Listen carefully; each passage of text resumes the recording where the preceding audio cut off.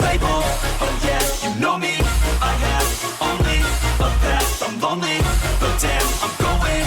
I don't want no fake love, I want the real stuff. Everybody listen up, cause I'll only say it once. I'm gonna show you all the path. If you want it bad, I'm gonna show you where it's at. Yeah, how you can get it back. Yeah, cause I ain't never done, I'll be number one.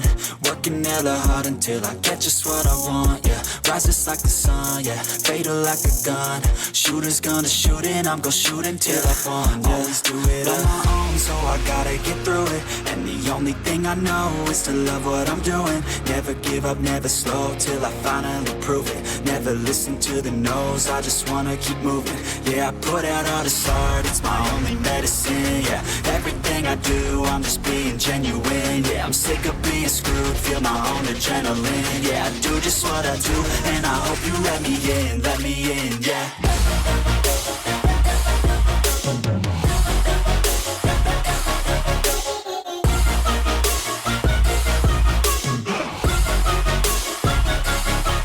Grateful, oh yeah, able, oh yeah, I'm stable, oh yeah, no label, oh yeah, you know me, I have only a path. I'm lonely, but damn, I'm going to win, yeah.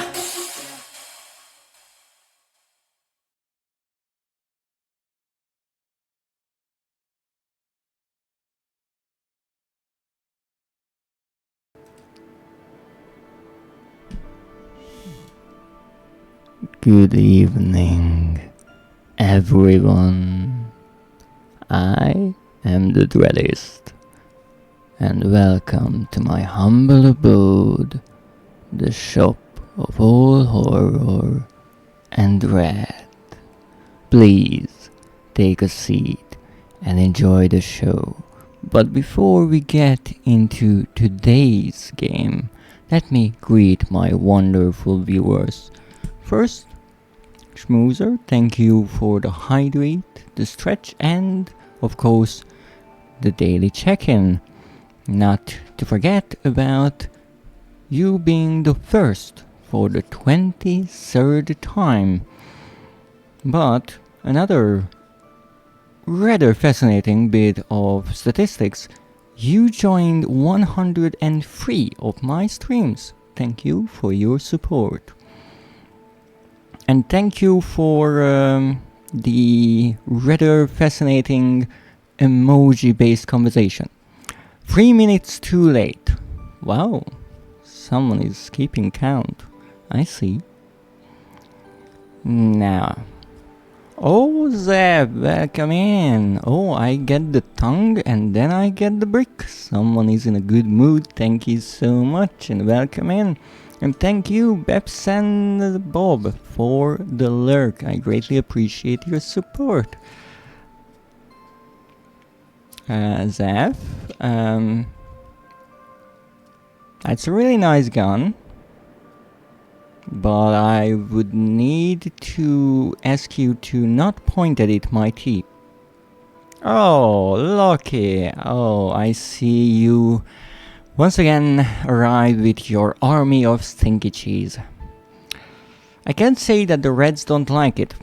I'm not a big fan of it. But welcome in and thank you for joining. I am sleep deprived. Aww. I'm sorry to hear that. You couldn't sleep for some reason? Was something on your mind keeping you from resting, or maybe the weather? The weather right here is rather... how could I say it? Terrible. It's really rather foggy. I tried to go out and after taking 2 steps away from my door, I already felt lost. The fog is so thick I couldn't see my own arms. So I decided it's better to stay indoors. Sav, don't aim at he enjoying people. Yes, thank you. Oh, That's better. Yes, the knife is much better. You see, the knife is much better than the gun. It feels more personal. Oh.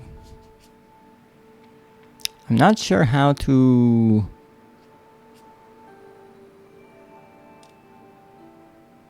to transcribe that message, Loki, but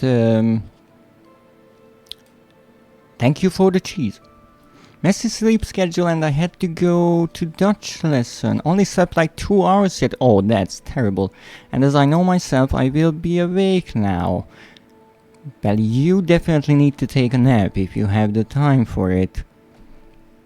Though I do hope your Dutch lessons are going wonderfully. I know you had a few streams where you used Duolingo, learning Dutch, and you seem to be rather good at it.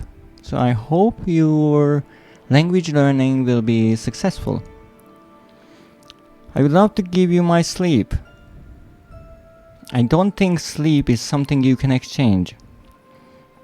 I'm lacking of hydration and sugar. Well, schmoozer, that's really easy to fix. Drink something. Now.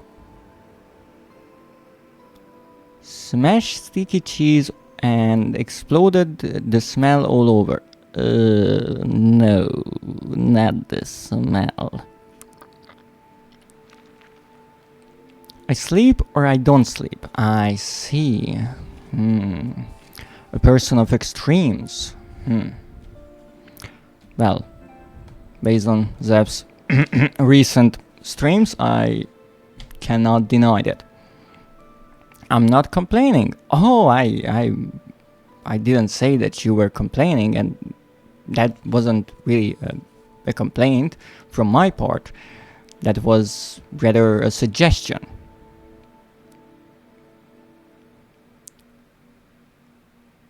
I can trade some of that. Oh my goodness. And I already had almost 2 liters already today. And you still feel dehydrated.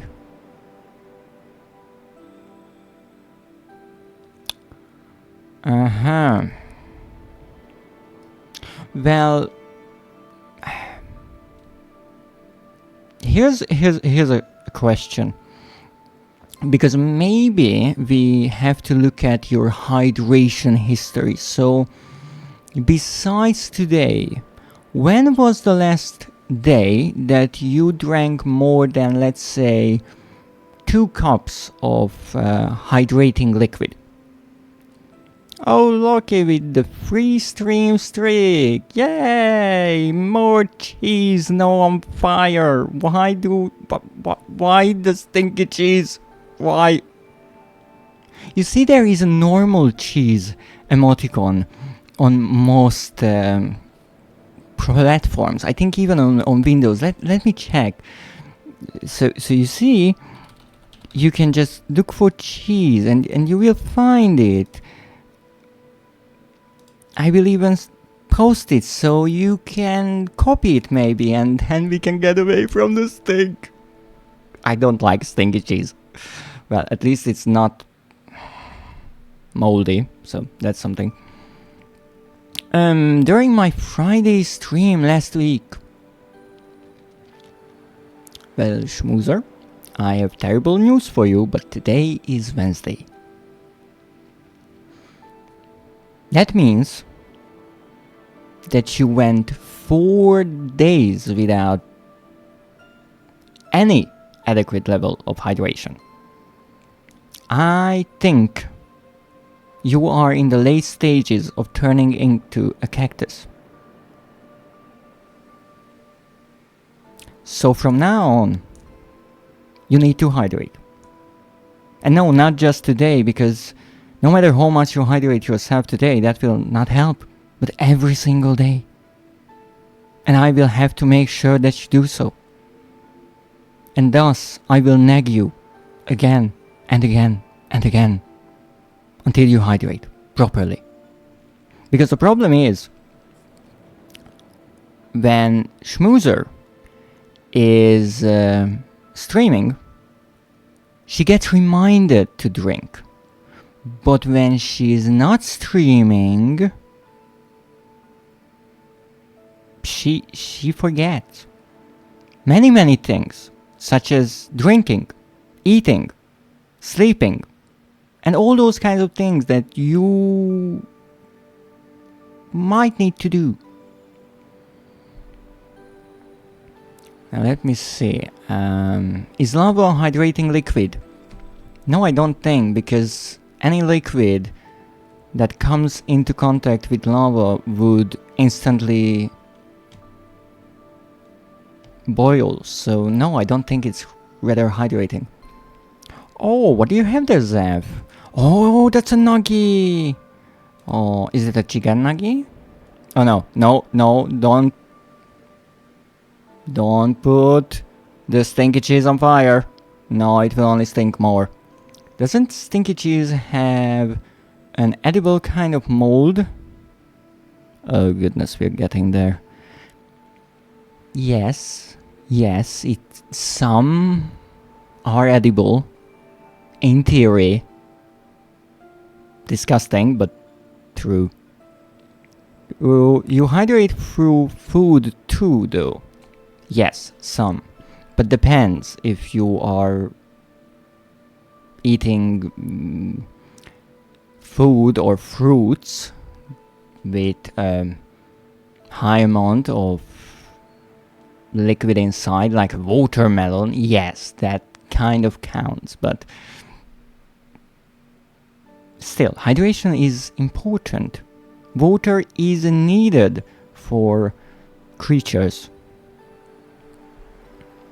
Let me see. Not stream days counted. October 13th. What can I say? Schmoozer is rather good at digging her grave just a tad bit deeper with every sentence uttered. October 13th. That was almost 2 months ago, my dear Schmoozer. You really need to take care of yourself. You do know that. Dreadist, remember sticky cheese for all the no, not the sticky cheese. No. Hyperfixation is a curse, dude. That's true. I can understand that. But still, it's really important that even when you forget about these kind of things, taking care of yourself, namely,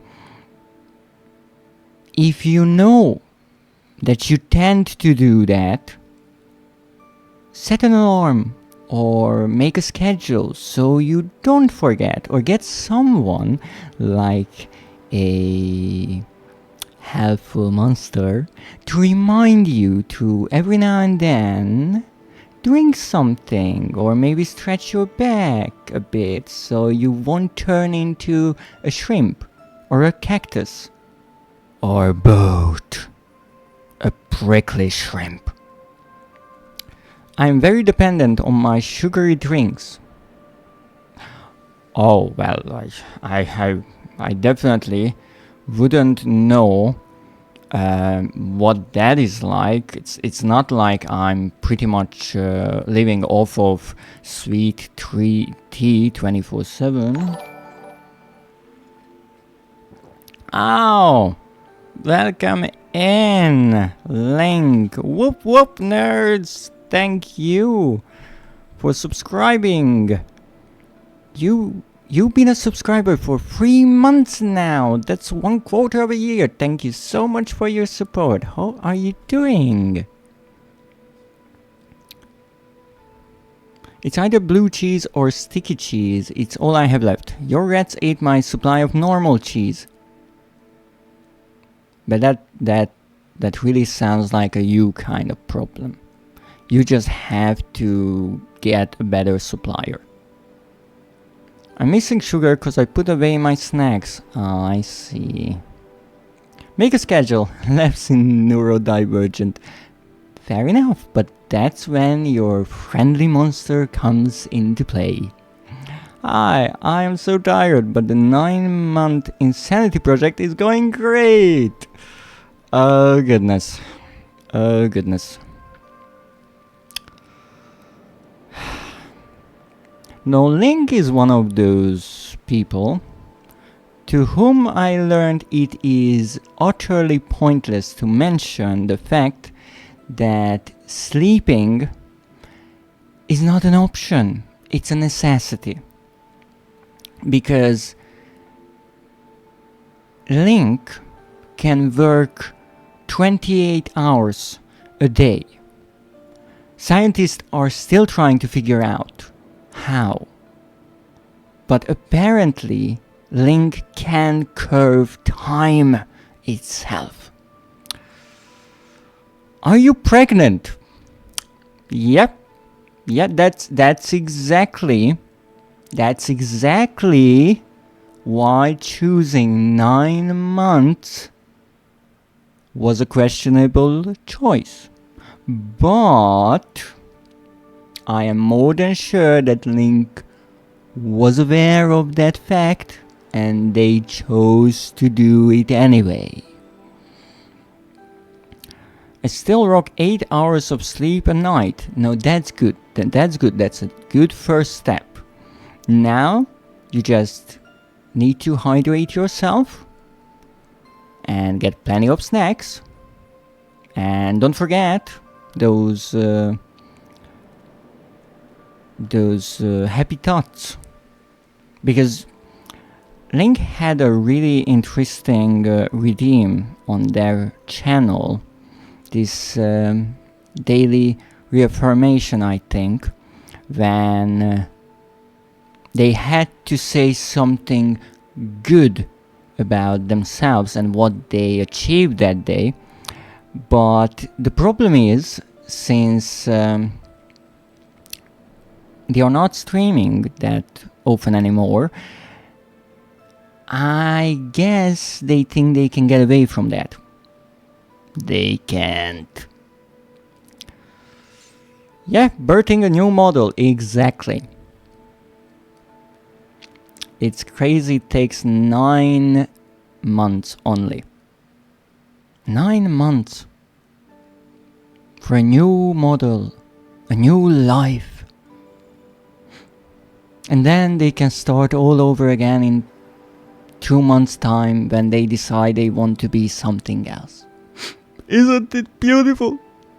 They grow up so fast.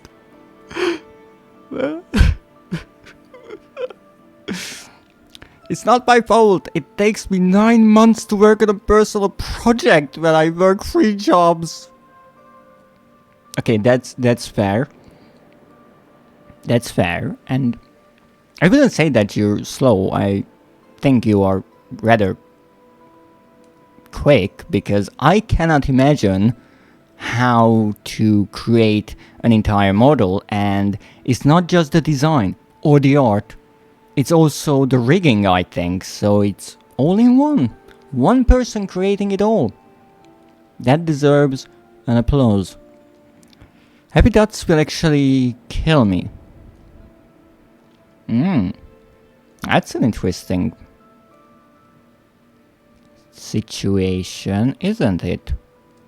That could be turned into a really interesting horror game in which you are desperately fleeing from happy thoughts.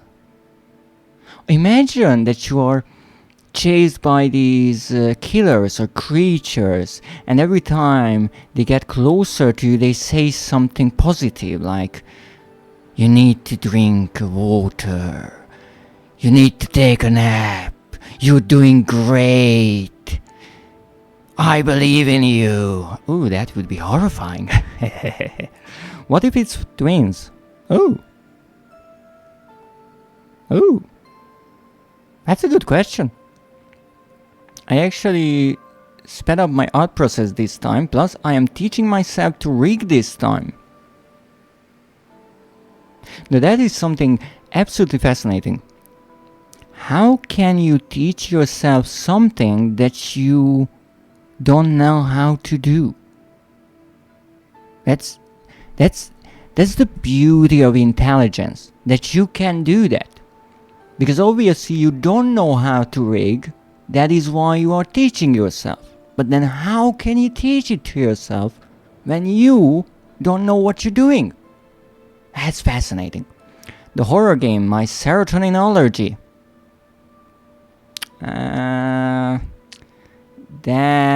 That's a long title. I mean, it kind of worked with some horror games like Slender, the 8 pages, but I think we need to shorten it. Let's drop the horror game. That's in the genre anyways. So let's call it Link. And the Curse of Serotonin Allergy. That's interesting. That's good. It sounds more like a book or a movie. Ooh, that's a lot of salt. Salt with cheese? No, thank you. I taught myself to do basic rigging, and it is fascinating.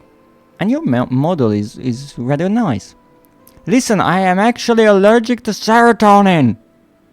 Alright, you don't have to yell. Anyway, gotta go back to work. But thank you for dropping in, and thank you for subscribing. I hope your work goes wonderfully, and when you get home you can work on your baby project.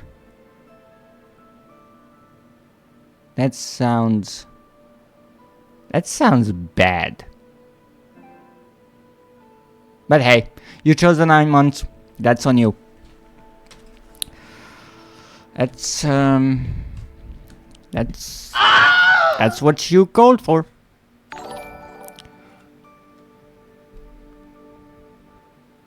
I don't know who that was in the background, but they are rather a big screamer. But thank you for gifting a subscription. You've gifted 6 subscriptions in total. Thank you for spreading the joy of the Dreadist.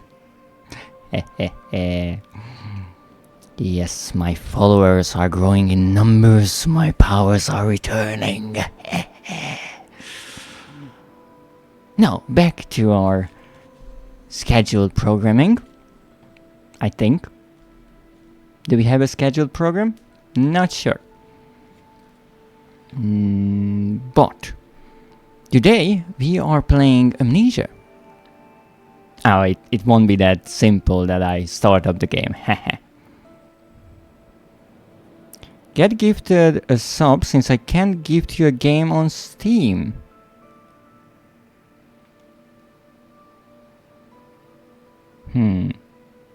But it is true that I don't play on Steam that much, but I think you could give.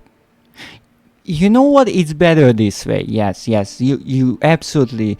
There's no way that you could give me something on Steam. That's a good point. But hey, let's not forget that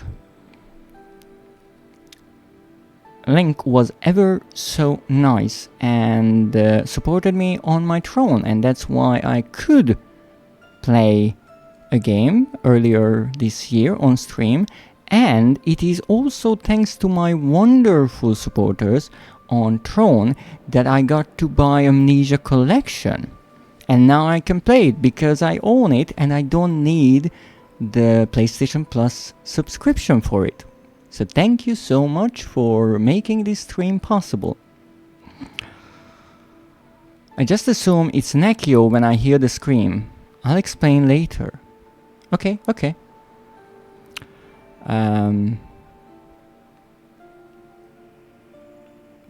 Zev,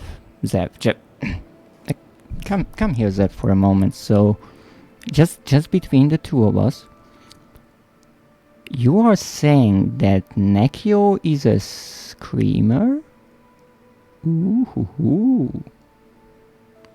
I mean, you did have an owl, the two of you, so you might know. What have you done to Nekio? Ho ho ho. Yes, give me the saucy details. Sorry, I ate a rat. No! Spit it out. Spit it out. Bad Loki. No.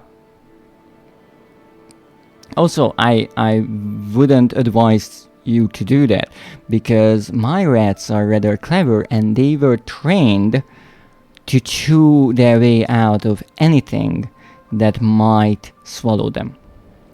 So, yeah. That's a bad idea. No eating the rats. Exactly. Exactly. No eating the rats.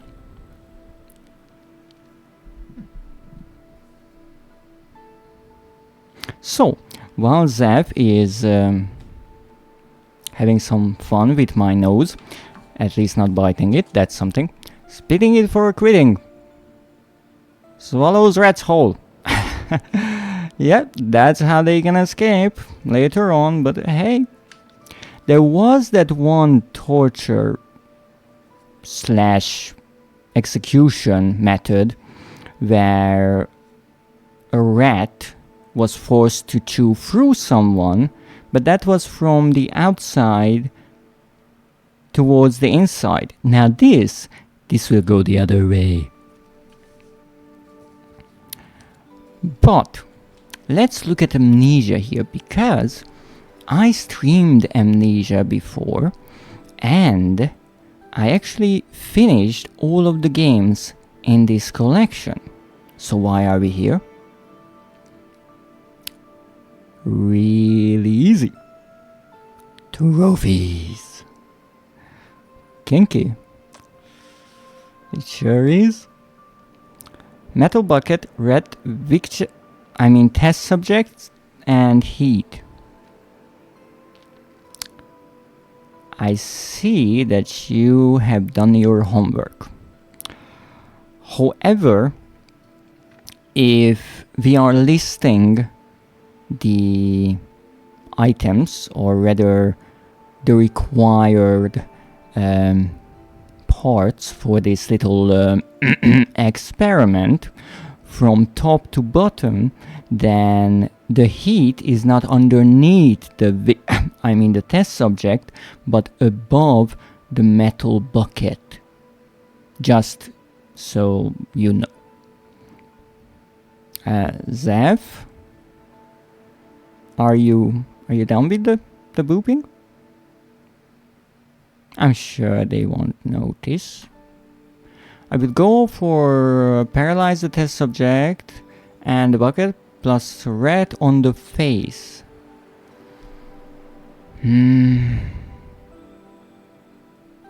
Could that work? I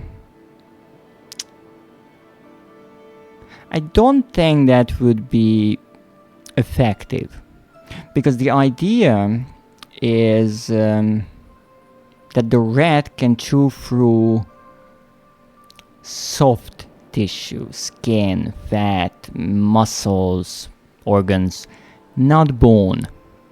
And the face and the head, at least on the outside, is mostly bone. So the rat couldn't really go many ways. They could chew off a nose and no. Rats can eat through bone and steel. Perhaps if they have enough time. Rat can eat their way through the face, eyes, nose, mouth. Yes, but it would take a long time. I don't think they would fit through the nose. The eyes... no, because the eyes are mostly closed again with bone behind them. The mouth, maybe the teeth would be in the way, and it would take a long time. Also, because you need to heat up the metal container on the victim's face, the air inside of it would also heat up, possibly burning the lungs of both the poor rat and the victim.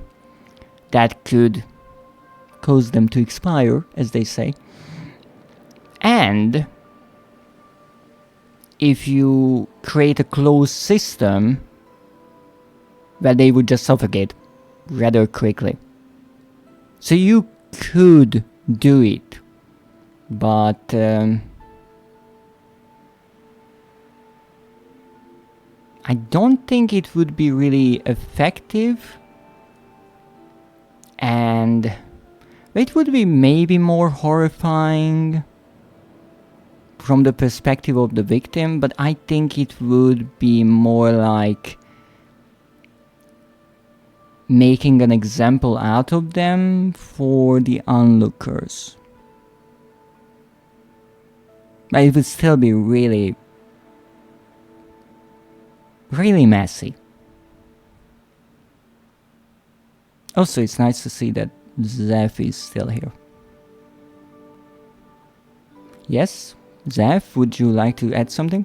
Are we torturing people with rats?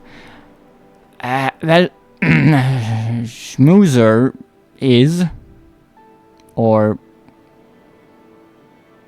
wants to. I'm not sure. Also, I wouldn't want to hurt the poor rat with the heat. That's just cruel. I arrived home, yay, that's wonderful. And now you could take a nap, which you won't, but you could. Nah, okay. Ow, that was my mouth. Oh, stop it. You taste nice. I could take a digit or two. Now stop it. Small flames should be enough to make the rats work. What? You are talking about rats like they are some slaves making them work with flames. Come on. Be a bit more humane. It's terrible. People thinking that rats will just work for free, eating their way through some dirty peasant. No, Chase. No, that's torture. Guillotine then, the most humane way. Oh yes, the good old French way of doing things. But it's too true, and guillotines are deadly effective. You really are.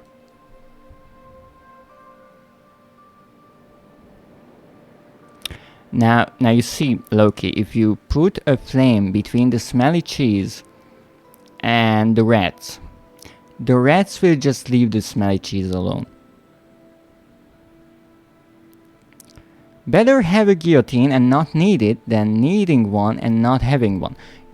You see that is wisdom right there, Zev. That is something I can 100% agree with. It's so nicely said. So nicely said. Absolutely.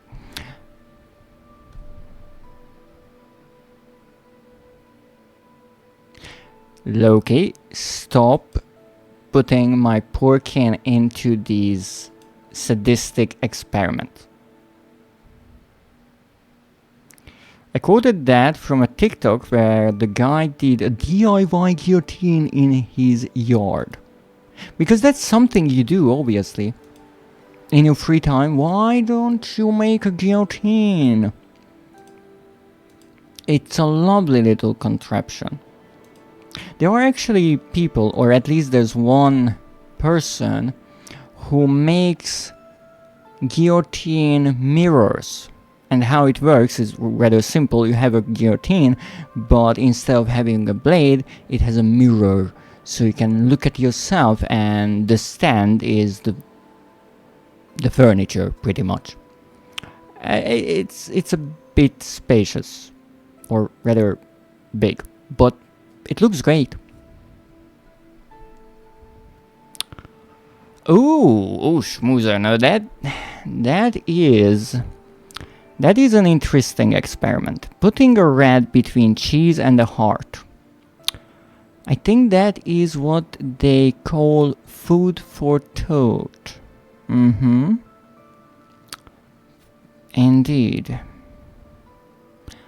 Which one would the kin prefer? I think it depends on their personality. But I wouldn't be surprised if some of them chose the heart.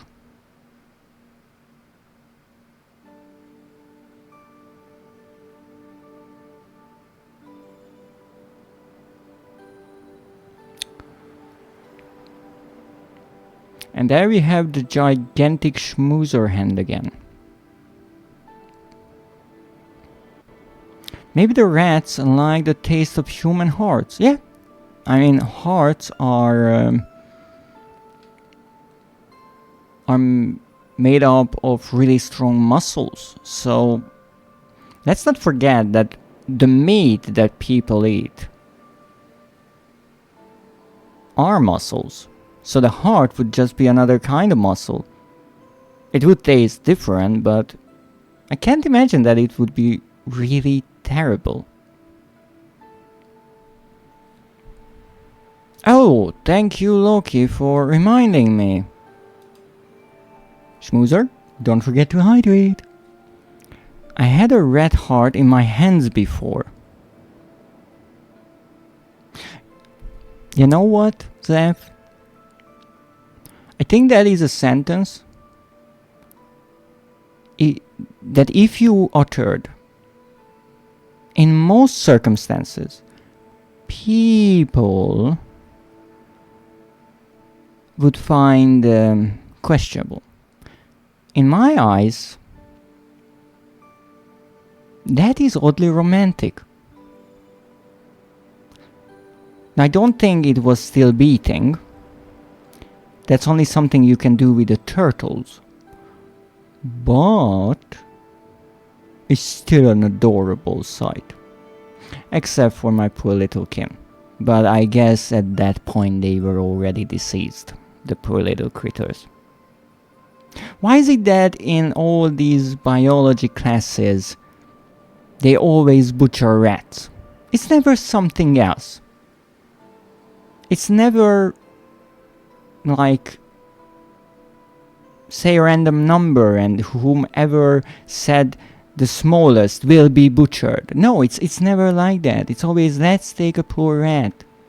Because they are easy to breed. But humans are easy to breed too. There are like 10 billion of them.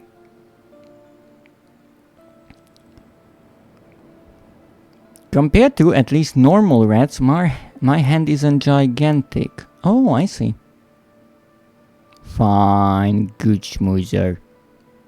You have to drink. We have to turn you back from a cactus. Because they are easy to buy. There's plenty of things easy to buy. Like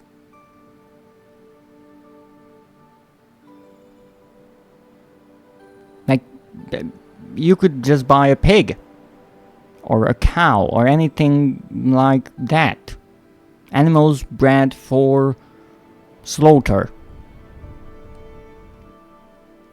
Oh, I have to check my tea advent calendar. You have a tea advent calendar?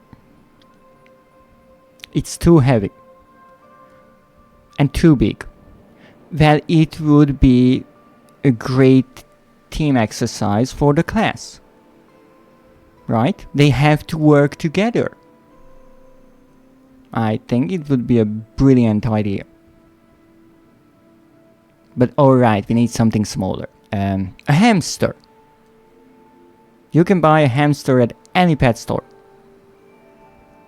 Yes, I have one. It's tiny. Ooh. And it's very bloody. You are teaching biology, yes. Animals are bloody, but only if you cut them. If you insist on cutting them open, there will be blood. That's how it is. It's terrible. People are complaining about all kinds of things. It's like jumping into the tiger enclosure and saying, "Oh, they are trying to eat me." Well, what did you think would happen? They cuddle up to you. Well, maybe if it's really cold and they are already fed, maybe then. Vanilla today. Ooh, that sounds delicious. I think I forgot about something. Oh yes, the game. Yes. I knew I was supposed to do something today. But it's so nice to have my wonderful viewers here. So, let me quickly explain what we are going to do today. And then, while I'm trying to look for this trophy, you can continue on talking about slaughtering my kin, because that is apparently a hip thing to do. Rude. Red could do a just chatting stream. It's funny enough, whenever I do a just chatting stream, no one shows up. Maybe there is a connection. I have to figure it out. So, you see, the first Amnesia game, a bit of a history lesson here, if you will. The first Amnesia game was The Dark Descent, developed by Frictional Games and released in 2010. Now, it was originally released only on PC. And as far as I know, it didn't even get a physical release. There was like one rather cheap looking one, but that's about it. It was a small game, but then it became a horror classic, an icon, if you will. Now, after some time, it was ported to consoles, including the PlayStation 4. However, it wasn't released separately, but in this pack called Amnesia Collection.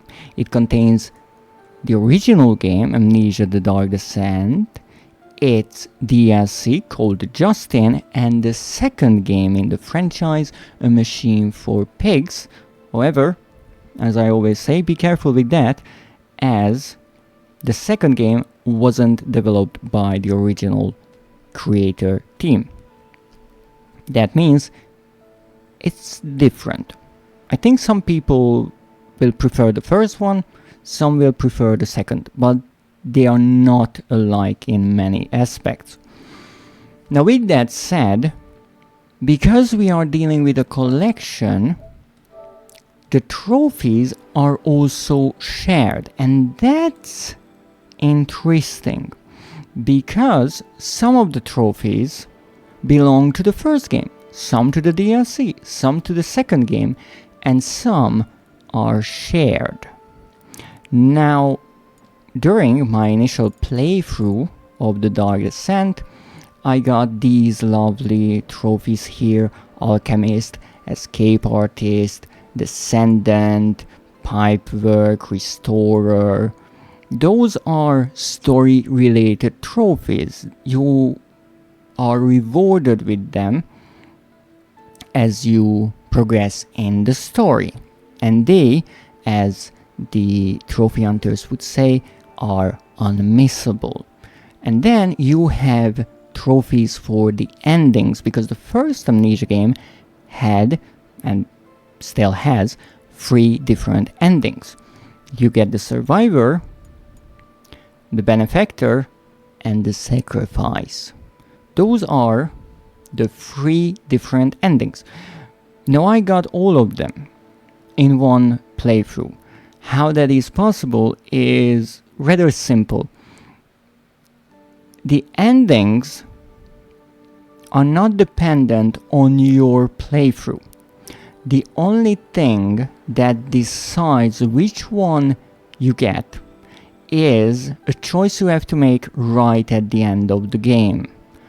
So, if you play through the game and get one of the trophies, I don't know which one I got first actually, but you get one, and then you reload the last checkpoint, which just happens to be right before you enter the room in which you have to make this aforementioned choice. Then you can make a different choice and get the second trophy, and then the third, and you got all the endings of the game. Wonderful. Bunker. Good point. Bunker is the fourth installment in the Amnesia franchise, the only one I haven't played yet. I played Amnesia: The Dark Descent, A Machine for Pigs, and Rebirth, the third one as well. However, I don't have the Bunker. It is, however, on my Throne wishlist.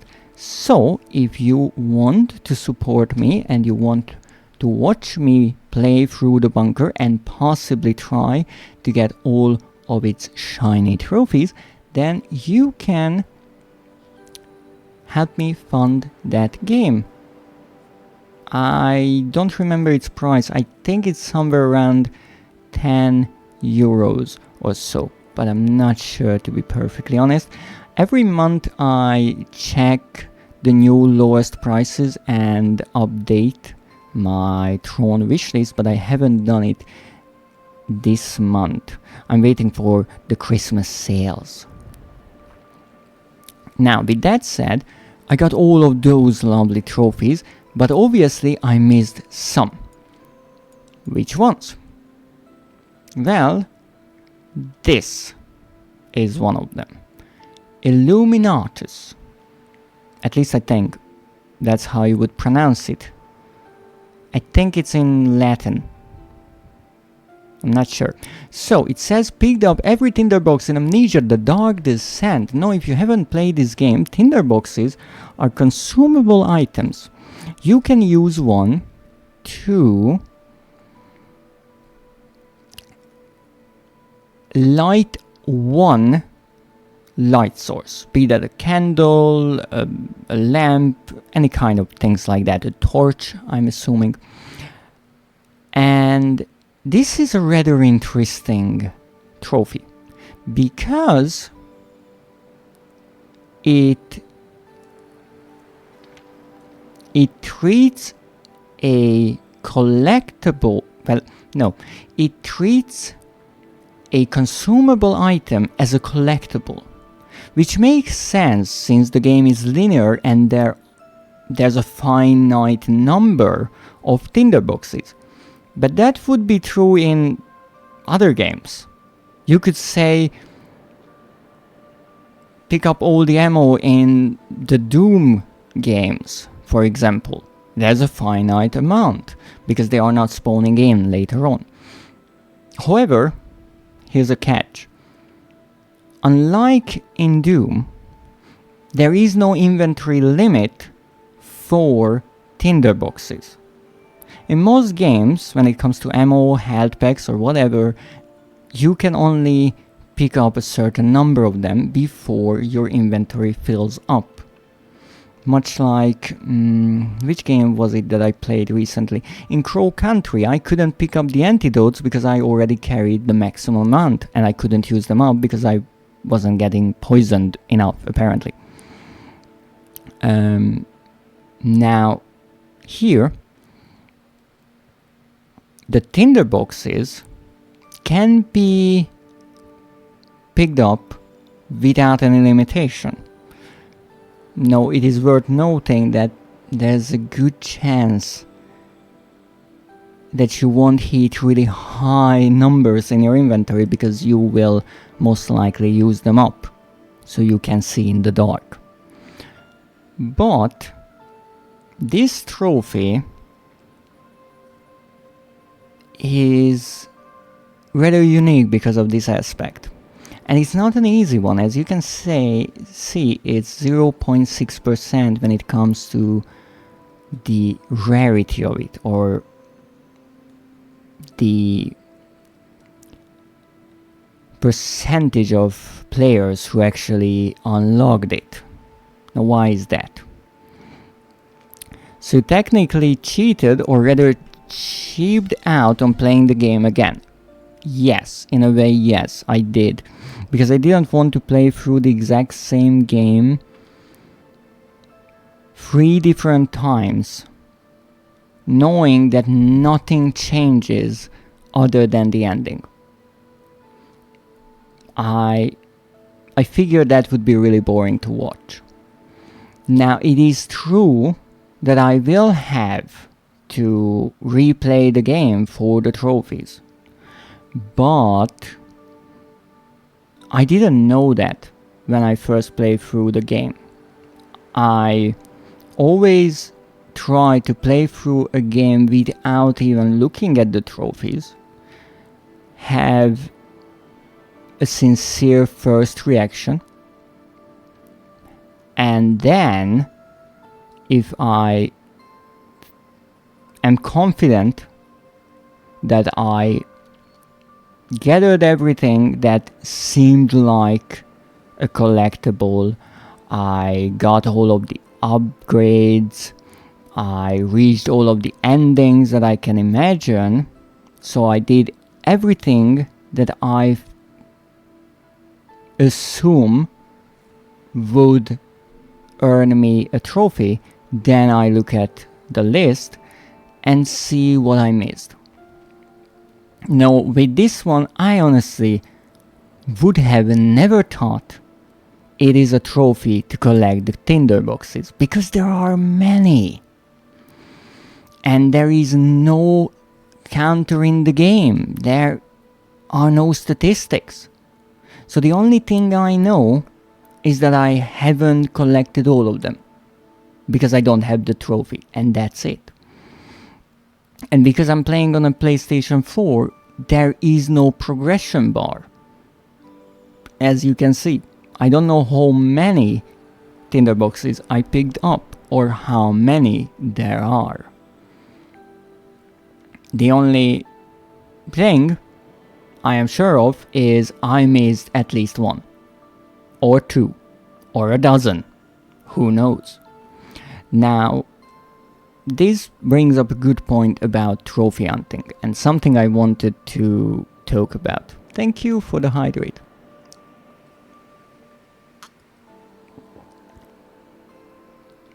And this is something I feel like is worth mentioning in today's era of gaming.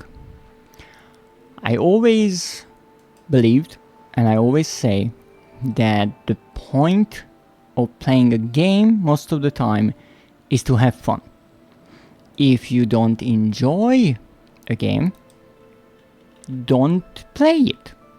Because why would you want to waste your time doing something in your free time that you're not even having fun with?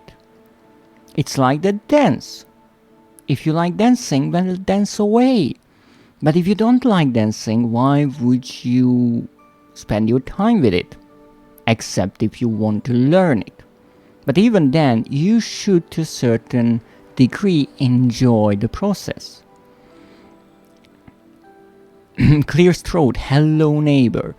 Good point, but with hello neighbor, my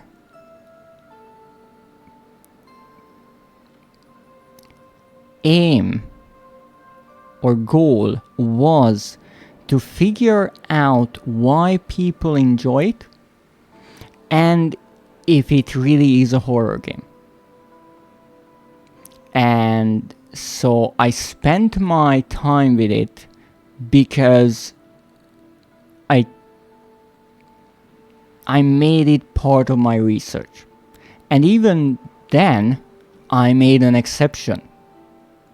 I looked at a guide just to finish it. And if I ever return to it for the remaining trophies, so I can have them, I will look at a guide and I will decide if they are worth even trying. If it's something, go there and find a random Easter egg, okay, I can do that in a few minutes. If it's speedrun the entire game without ever getting caught by the neighbor, I'm not doing that.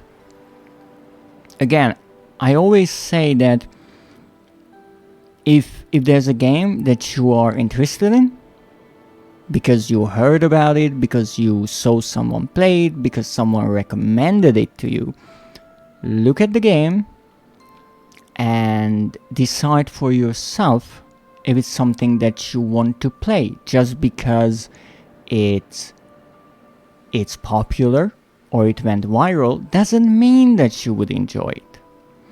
And I know people love to be perfectionists in many ways.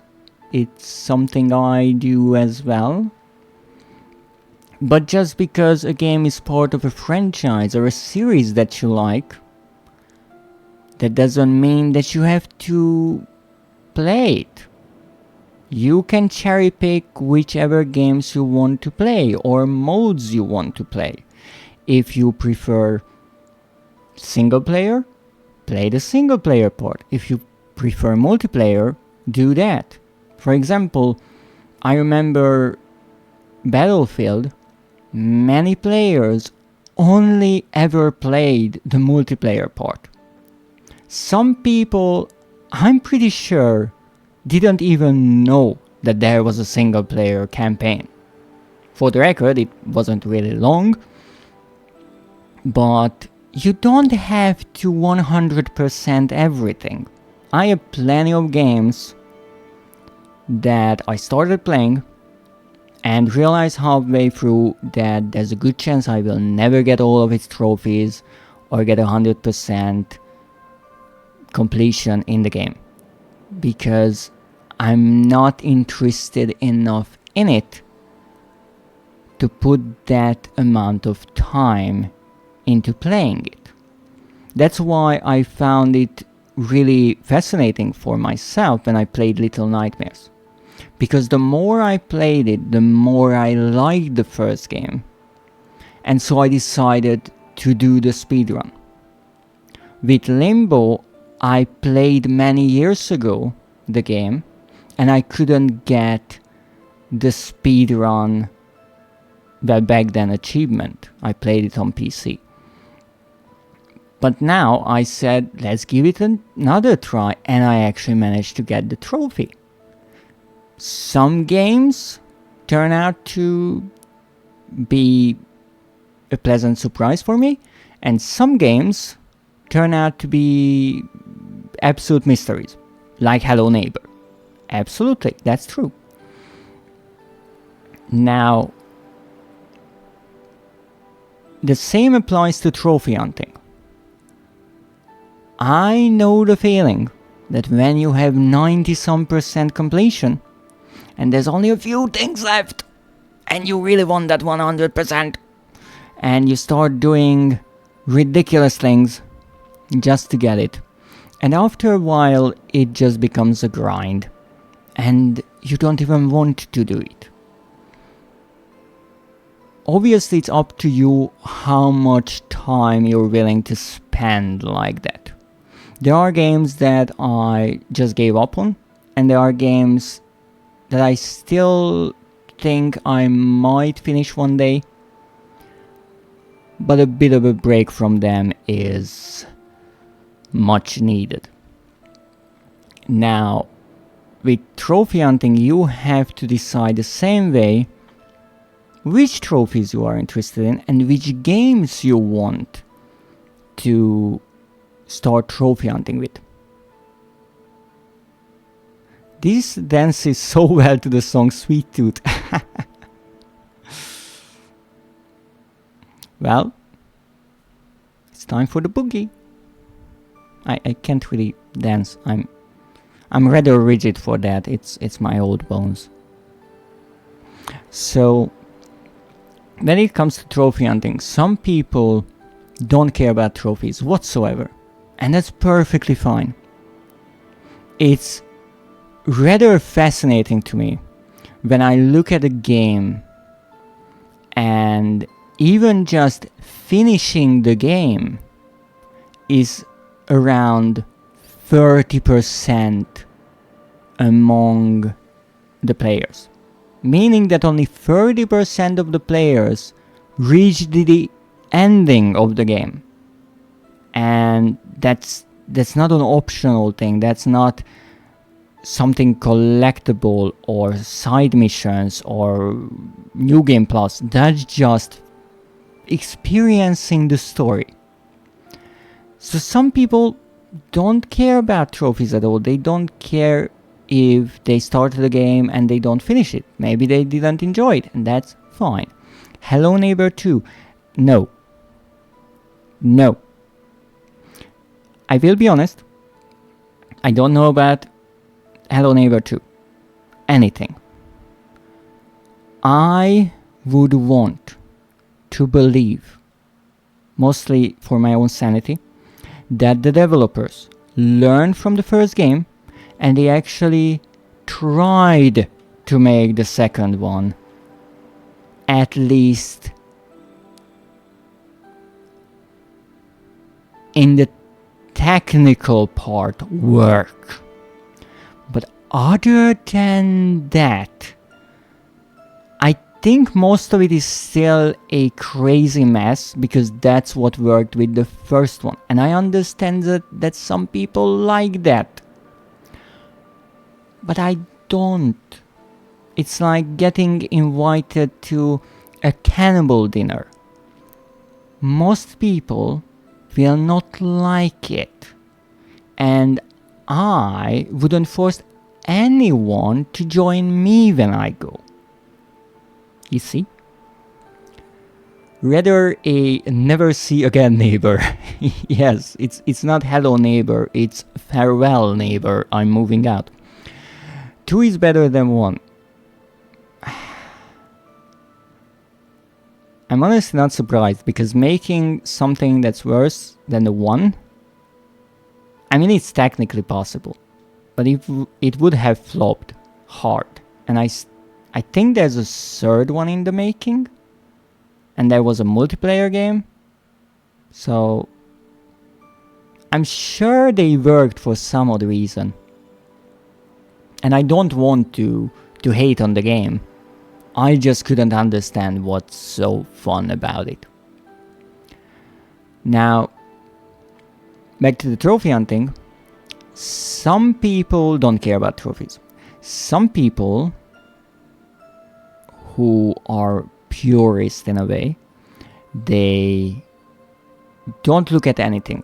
No guides, no trophy lists like here. They just start the game and only using the information given in the game, they try to get all of the trophies.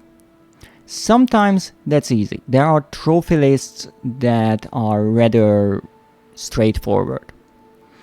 Sometimes that's near impossible, because let's say you have to do something really specific and you would spend hours on hours just trying random things, hoping that something will happen, that something will give you the last few missing trophies. Now I am somewhere in between. As I said, I like to play through the game myself without looking at anything, have a genuine first reaction, then clean up the trophies based on my knowledge of how trophies are mostly made and what challenges they usually have. So let's say I try to collect everything that seems like a collectible. I try to explore the entire game, read every note, and do all the side quests. Now after that, when I feel confident that I have done everything that I reasonably can believe is a trophy, Because sometimes I have crazy ideas. Like when I'm pretty sure during the time I played Little Nightmares 2, I had some crazy ideas. And I even tried out some and they didn't work. And then I had some crazy ideas where I said, look, I will try to do it if it's really what the trophy asks for. But I'm not trying to, let's say, do a speedrun of the game without dying even once. Like in the first game, because in the second that would be terribly difficult. So I'm not trying it based on me guessing that it could be a trophy. I want verification.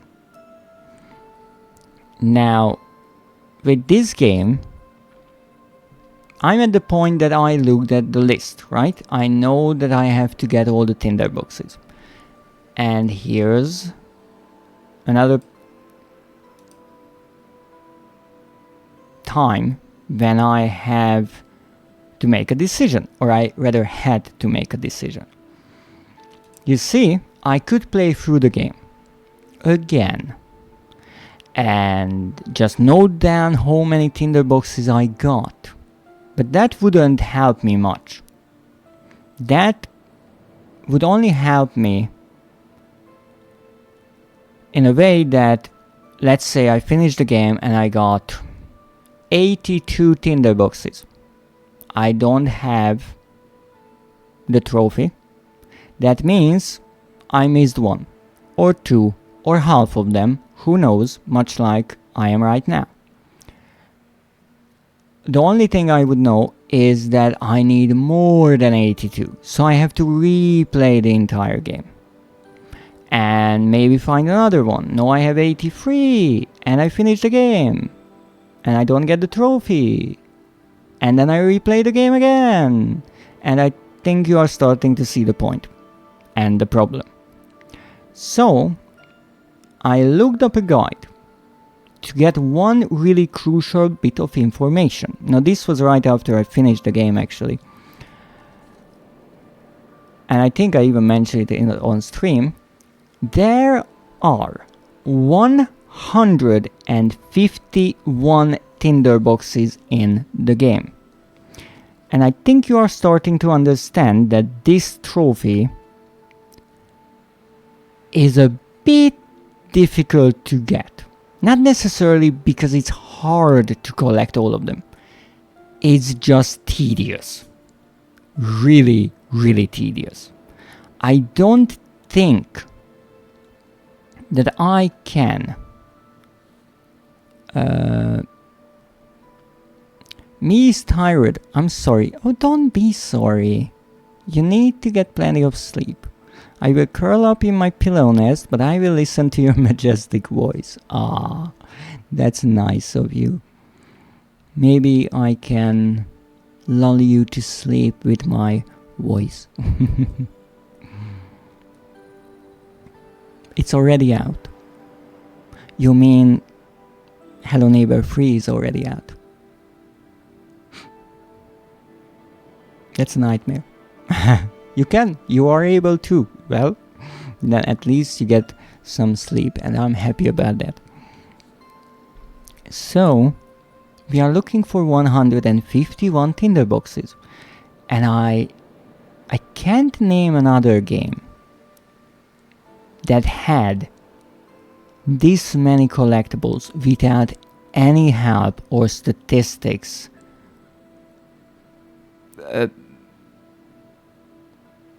at all. By the way, after saying goodnight yesterday, I instantly passed out. Oh, I see. So maybe that's the magic word. I just have to tell you Gute Nacht and you go to sleep. Ooh. I have superpowers. I used to. Maybe I will get them back one day. Good night, schmoozer. You wish. Kinda. Imagine if I could just tell you to go to sleep and you would. And I could tell you to hydrate and you would. That would be magic.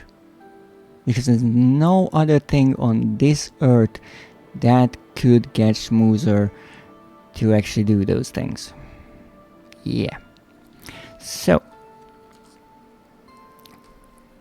after seeing this wondrous number, I decided that I would go a step further. Because you see, the problem is, in Amnesia, the game is one long continuous story. There are no chapters, there are no acts, and you cannot replay parts. To make a quick comparison, in New and Tasty, I tried to save all of the Mudokons, and there are 299 of them, right? That's a big number. Almost twice as the tinderboxes. But here, I can replay the chapters, and they even tell me if I missed any Mudokons in said chapter. So I have some feedback to work off of. In Amnesia, I don't. So even though I know how many I would need to find when it comes to the tinderboxes, I'm not really any closer to making this a manageable run. So I wanted to find a way to cut the game up into segments and know what I'm exactly looking for. Because you see, the problem is that you traverse the castle in Amnesia: The Dark Descent, and to get from one area to the next, you open doors and you go through loading scenes. That's not a problem. The problem is that many times you can't go back. Meaning that, let's say that you start up in the castle, you go down to maybe the cellar. If you can't go back and you missed any tinderboxes, you are screwed. So I looked at the same guide and I was rather lucky. They had a lovely table that I copied to my handy notebook. And so I know how many tinderboxes there are in every single area, and also how many diaries there are. And that's important not only for this playthrough but overall, because there's another trophy that we need to find, or rather get, and that's this: read all notes in all games. And that's tricky, because even if I find all of the notes in The Dark Descent, I won't get a trophy. I have to do the same in Justine and the Machine for Pigs. No, I have my old notes from the time when I finished the Machine for Pigs, and it turns out that there are 97 notes in total in the 3 games. In Justine, I found all 9 of them. In The Dark Descent, however, I missed 2. I found 42 out of the 44. So I will also try to get 44, and that will only leave a Machine for Pigs, and that will be a future playthrough. There we will need to find 9 notes. But enough of the statistics, let's start up the game. So what I will do now, I will obviously completely disregard the creatures and enemies in the game, like you should. And I will stay in one area as long as it takes me to find all the tinderboxes. And that's important. Yes, I looked at the guide to know how many tinderboxes there are and how they are distributed across the game. But I made sure that I do not know where they are exactly. So I will be looking around in the dark trying to find 151 little tinderboxes. So let's start it up. No, we are not playing the hard mode because that's another playthrough. And I don't think playing on hard mode while you are looking around for collectibles is a good idea. So let's start a new game and let's see how far we get. And get ready, because now that I know the game, at least somewhat. Don't forget, some things mustn't be forgotten. The shadow hunting me. I must hurry. My name is Daniel. I live in London at Mayfair. What have I done? This is crazy. Don't forget. Don't forget. I must stop him. Focus. My name is... I am Daniel.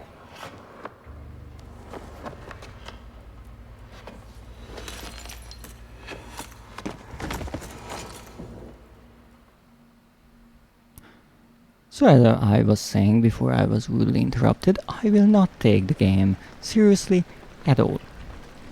So let's start with a nasty case of the hangovers, with the really important information that we are Daniel.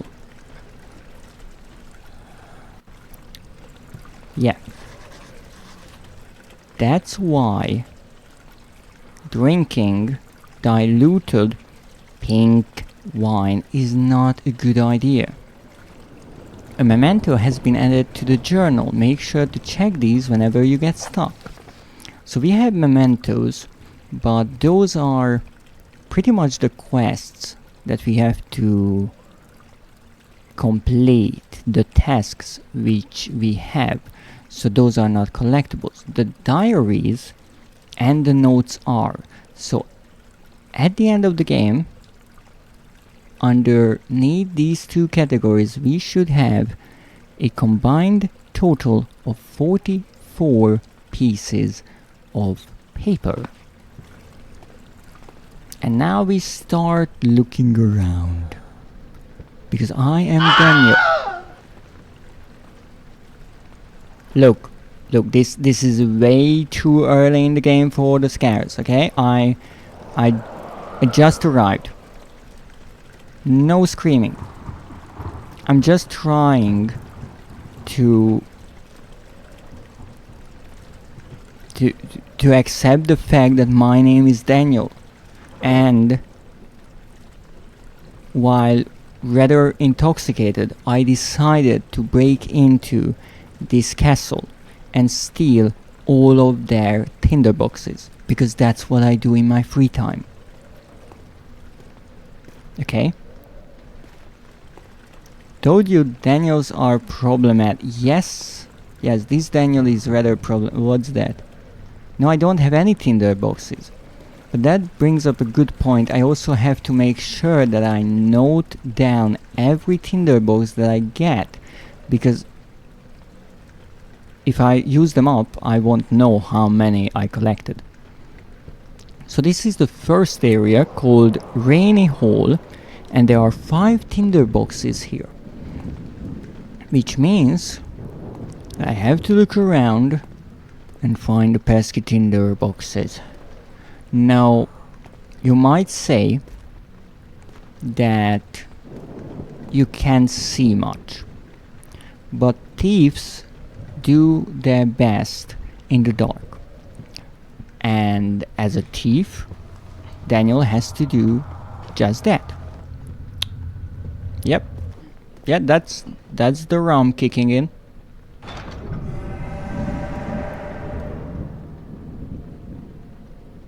Alright, not going that way. It's really dark in here. That's fine. What? Oh, that's just some wind, don't worry about that. I will just close this, yeah. Now let's see. Oh, I knew it. There's the tinderbox. I love tinderboxes. Now, some people back in London, they told me that I have an addiction of tinderboxes. I don't agree with that. Daniel from London, I do not agree with that. And they stopped saying that once I set them on fire with my tinderboxes. So, before you say anything, just know I always have a few tinderboxes in my back pocket. Yes, it's rather uncomfortable sitting on them. You are right about that. I'm still trying to figure out a way to fix that problem. Okay, so we have one tinderbox. Alright. Let's add a 1 right before the name. Okay, let's look for more tinderboxes. Oh, no, that's wine. I don't need any more of that. How can I crouch? Oh, that wasn't crouching. No, never mind. I know I can crouch. I can. No. Oh, this is how I crouch. Oh, look at the fire burning. It's so soothing. The fire crackling as the wood turns to charcoal. The warm hugging me next to the fireplace. Okay, that's enough comfort. Back to stealing stuff. Okay. Yep. Ah, that's 2. We are already at 2 tinderboxes. Only 149 to go. We'll be done in no time. I can see shit. Don't worry. Get used to it. What's this? I don't know. I don't see any more tinderboxes, so I will just go back. It's really important to check the corners. Some homeowners think they can hide their tinderboxes there. The silly gooses. Haha, that's a free little tinderboxes. Come on. Oh, it opens like this. Let me check the gamma, because I know I changed the gamma before. It's actually on 1.3. It's still so dark in here. Oh, more wine. You know what that means? That means I've been here. Disgusting, isn't it? Nah. I hope they didn't put any tinderboxes on the corridor. What the heck is going? Oh my goodness! And that's why you don't go robbing in the middle of the night out of a drunk idea. That's a very bad thing to do. You have to plan first. Now that's a chair. I don't deal with furnitures, only tinderboxes. Oh goodness, this is so dark in here. Tinderbox. Oh, now that's the ceiling. Tinderbox. Look, this place is here for a reason. There's a tinderbox. Ha ha ha ha. One little tinderbox. Two little tinderboxes. Ha ha ha. Three little tinderboxes. Ha ha ha. Four little tinderboxes. We only need one more and we're done with this area. This is going positively well. Come on, what is going on? Everything is perfectly fine. Now. What's here? That's a shirt. I don't deal with clothing either. It's smelly, it's dirty, I don't like it. Nah, let's see. This is a nice place. Plenty of light, makes it easy for me to check up. Son of a bitch! Okay. Now you might be asking, what's that sound? That's my sanity cracking. Like an eggshell. That's fine. That's fine. That's the life of a thief. Breaking into Brennenburg Castle. Look, I had worse ideas, so this is not that high on the list. Haha!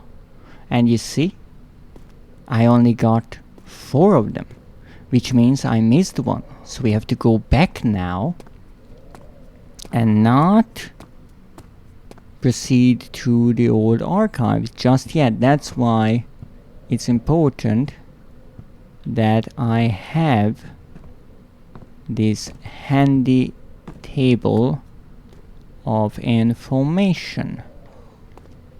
So let's go back and look for the last tinderbox. I will also try to save after each area. What was that? That was a cobblestone. Now this is when you have to think like the object of your search. If you were a tinderbox, where would you hide? That's the question we have to ask of ourselves. For example, here I didn't find a tinderbox. Not that I can see much, but this would be a prime spot for a tinderbox now, wouldn't it be? Daniel, stop going mad. We are trying to achieve something here. No, not an achievement, a trophy. It's almost the same. Wait, if you achieve an achievement, then you throw a trophy? That doesn't sound correct. Nah. We're back here. Where did those pesky developers... Ooh, what was that? I found a rock. That's not much help, but I found it and I'm happy about it. You know, you have to appreciate the small things in life. The small victories. We found a pebble. We can call it a rock if that makes us feel better. What's that? Oh, there's a room here that I completely missed. And I actually wouldn't be surprised if I missed it the first time around when I played this game as well. Would you look at that? It's the last tinderbox. That's 5 tinderboxes. And 0 diaries. Which means we are done in the rainy hole. Now let's go. There are plenty more places awaiting our arrival.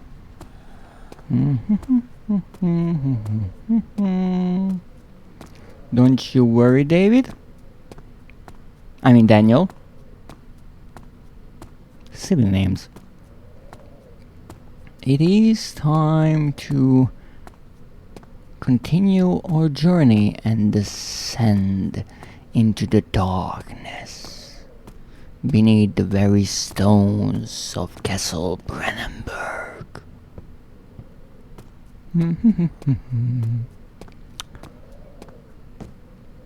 You know, I think for most of the first part of the game, you actually don't even have to worry about enemies, and that's a relief. So let's just go on our merry way, pilfering in the old archives. Traveling to Dover meant going through Canterbury. He made sure to pay a visit to avoid the sense of guilt connected with neglect of family. Now, the next thing is, because I know most of the story of the game, I will hopefully understand the little tidbits written on the loading scenes. So here we have 5 tinderboxes and 1 diary. Witnessing unsettling events will reduce your sanity. It can be increased by completing puzzles and making progress. Don't you worry, Daniel. Everything is fine. I mean, no, it's not, but you don't need to know that. Alright, what's this?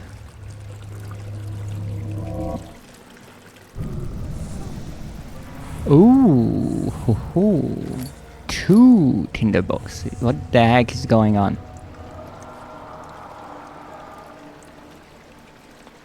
Sorry, I was noting down the tinderboxes. Did something happen?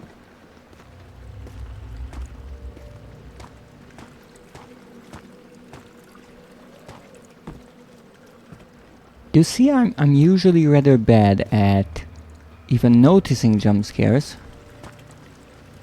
let alone reacting to them, so there's a good chance that I will walk through this place in blissful ignorance.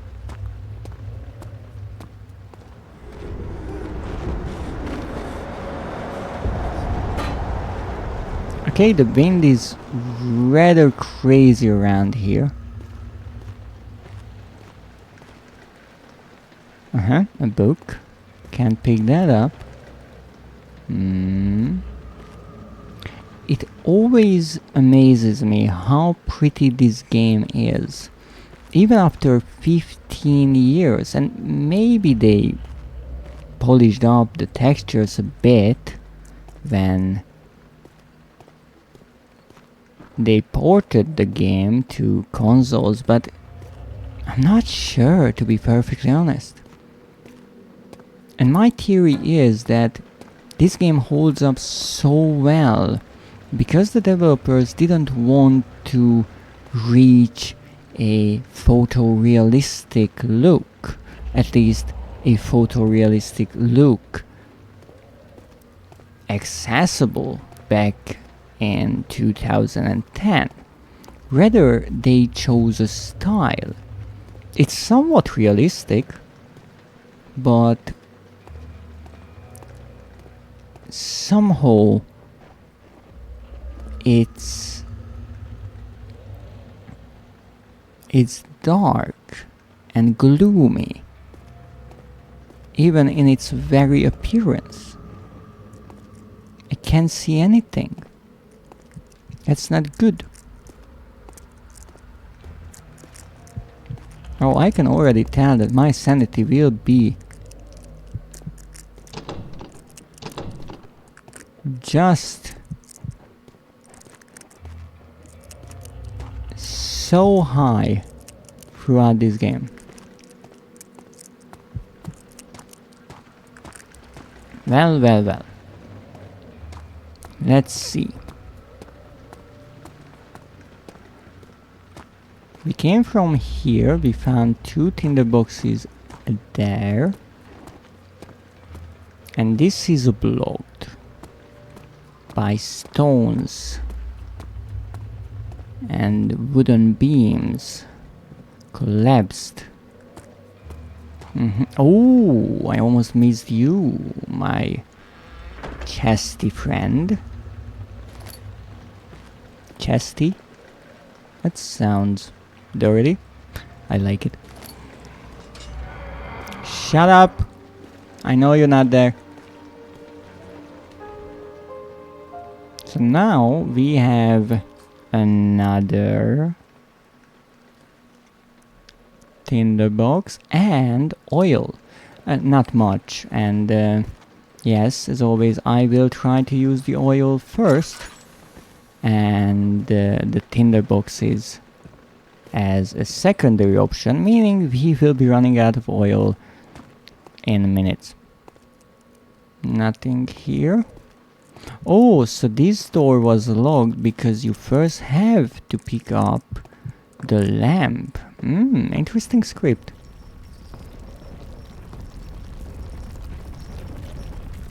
Is that an earthquake? Should I be worried? Nah, it's probably fine. This is an ancient castle. Imagine all the people, the stonemasons, placing these stones perfectly on top of each other in such a way that this structure stands for centuries, way past their lifetimes. It's rather fascinating. And another thing that the developers love to do, hiding tinderboxes amongst boxes. I mean, they are all boxes, so I'm assuming they are related. Nah, do we have anything here? Oh, another tinderbox. Would you look at that? Oh, that's lovely. And that's 5, meaning we have all of the tinderboxes, but we are still missing a diary or a note. So let's go and find that. I'm pretty sure it will be the one that explains just what the heck is happening. Oh yes, the oil is not a collectible, interestingly, so we don't have to worry about that. But again, that might be because oil is limited in a way that you can't refill your lamp above its maximum capacity, but you can carry as many of these little oil containers as you want. 19th of August, 1839. I wish I could ask how much you remember. I don't know if there will be anything left after I consume this drink. Don't be afraid, Daniel. I can't tell you why, but know this. I choose to forget. Try to find comfort and strength in that fact. There is a purpose. You are my final effort to put things right. God willing, the name Alexander of Brandenburg still invokes bitter anger in you. If not, this will sound horrible. Go to the inner sanctum, find Alexander, and kill him. His body is old and weak, and yours, young and strong. He will be no match for you. One last thing. A shadow is following you. It's a living nightmare, breaking down reality. I have tried everything, and there is no way to fight back. You need to escape it as long as you can. Redeem us both, Daniel. Descend into the darkness where Alexander waits and murder him. Your former self, Daniel. Now you see that's something, isn't it? When you put yourself in such a situation, not only you made yourself forget about everything, but then you tell your naive new self that you are not only followed by a shadow that wants to murder you and you can't do anything against it, but also that you have to murder someone else. Because you said so. Wow. Okay, that's the wall. Now where do I go next?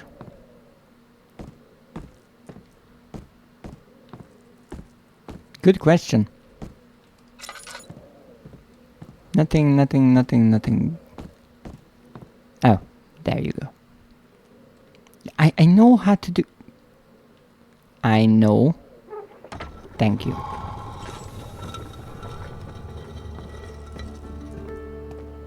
So we have... Oh, the little bugs. Entrance hall, wonderful. So we got the door slammed shut behind him, and he knew he would never again see the old tailor at Berkeley Square. Okay. So we got the diary. Where should I mark that? Good question. I think I will mark it right here. Okay, so we have one. Lovely. Next one, the entrance hall. We are looking for 4 tinderboxes. Don't worry, birdies, I'm just here to steal tinderboxes. Nothing else. Oh, and murder a man. Yes, and find some notes. I'm a busy person. What? Alexander, is it inside the castle? In a manner of speaking. Come, bring the lamp. You've been to the refinery, have you not? I don't believe I have. Is it connected to the... what did you call it? The inner sanctum. My most precious chamber, Daniel. And it lies well beyond the refinery. In fact, it lies beneath the very stone of Brennenburg. I have to say that Alexander's voice actor is doing a brilliant job. And I have to say that this is terribly built. I mean, this is not safe at all. You are supposed to have a railing so you don't fall down the stairs. Nah. Let's look around, Let's leave. Obviously we can't do that because the shadow's here, and I'm almost certain I found a tinderbox here previously. Almost. Some oil. Not terrible, but I prefer tinderboxes. That's one more to the entrance hall. I mean, if I can continue my search like this, just knowing when I need to look around again in order to not miss a tinderbox, this might take less time than I anticipated. Lovely! Let's see. Who would put a tinderbox underneath the staircase? That would be silly. And we are not silly here. We are Daniel.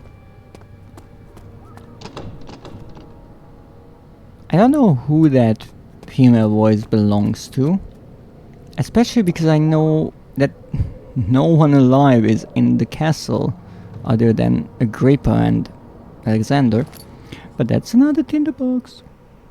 Now this is actually an area to which you can return to because this is one of the hub areas.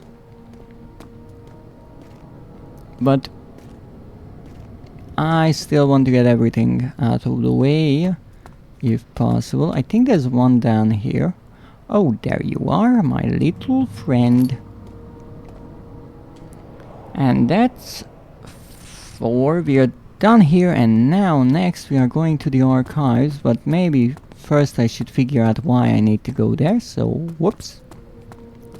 So we are here because the shadow is not letting us out, and we have to go to the refinery. Now these petals show us the way we should follow, and that sign right there saying refinery will guide us just where we need to go. Except we can't, because where's my notebook?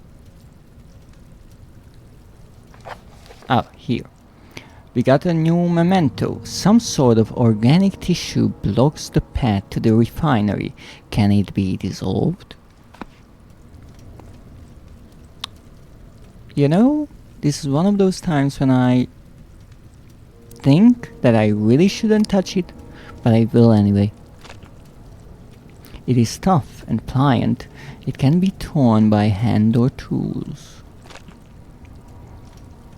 It sounds rather slimy though.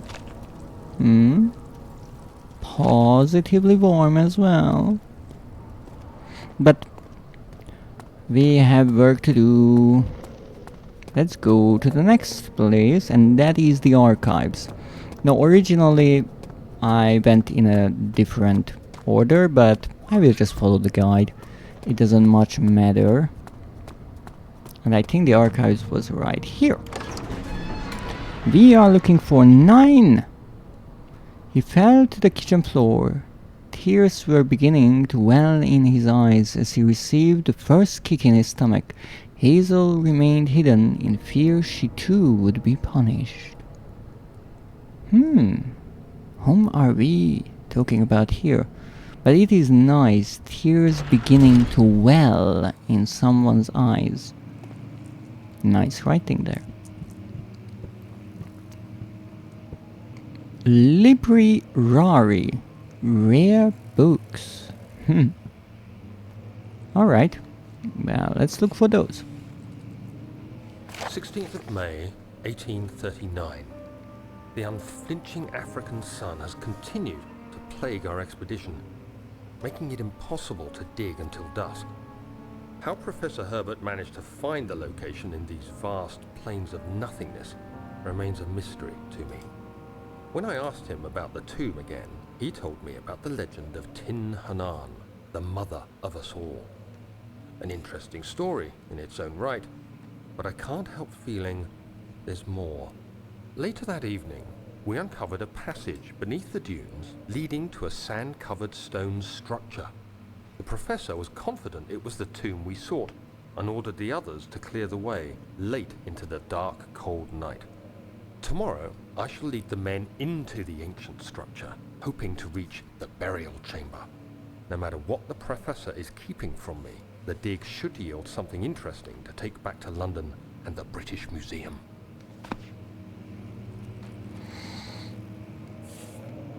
Now, this is the part where things get interesting. Because you see, when I first played this game, I didn't really know the backstory. But since then, I not only finished this game, but I played through Amnesia Rebirth, so I understand this backstory much better. Now I do not know if the developers and the writers at Frictional Game at the time of developing this game had any ideas how they would create a bigger franchise, but they really nicely connected this game to Rebirth, and in that expanded upon the lore. Is that a flying stinky piece of cheese? 16th of May, 1839. The unflinching African sun has continued to plague our expedition, making it impossible to dig until dusk. How Professor Herbert managed to find the location in these vast plains of nothingness remains a mystery to me. When I asked him about the tomb again, he told me about the legend of Tin Hanan, the mother of us all. An interesting story in its own right, but I can't help feeling there's more. Later that evening, we uncovered a passage beneath the dunes leading to a sand-covered structure. The professor was confident it was the tomb we sought and ordered the others to clear the way late into the dark, cold night. Tomorrow, I shall lead the men into the ancient structure, hoping to reach the burial chamber. and a magician who is also a stinky piece of cheese. This feels like a really messed up D&D campaign already. Yes. I see. So we already have a spellcaster and a fairy or an angel. No, we just need... Yes, we need someone who's strong. Good call, good call. A frog. With big muscles. I see. Alright.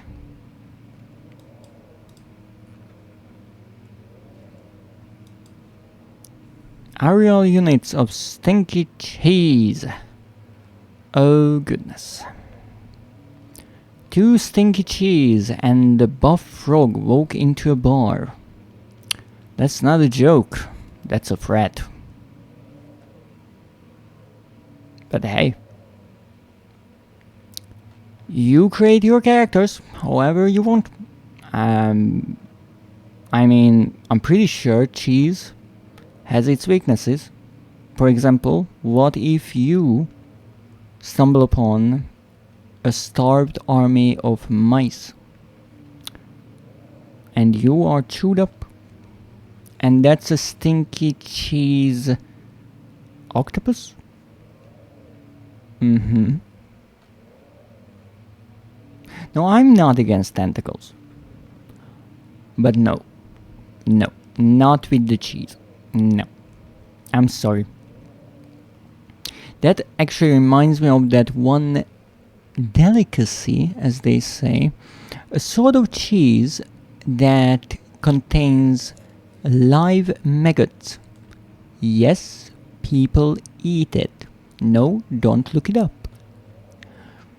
Cheese tentacles. No, if we drop the stinky part, cheese tentacles don't sound so bad. It's like cheese strings.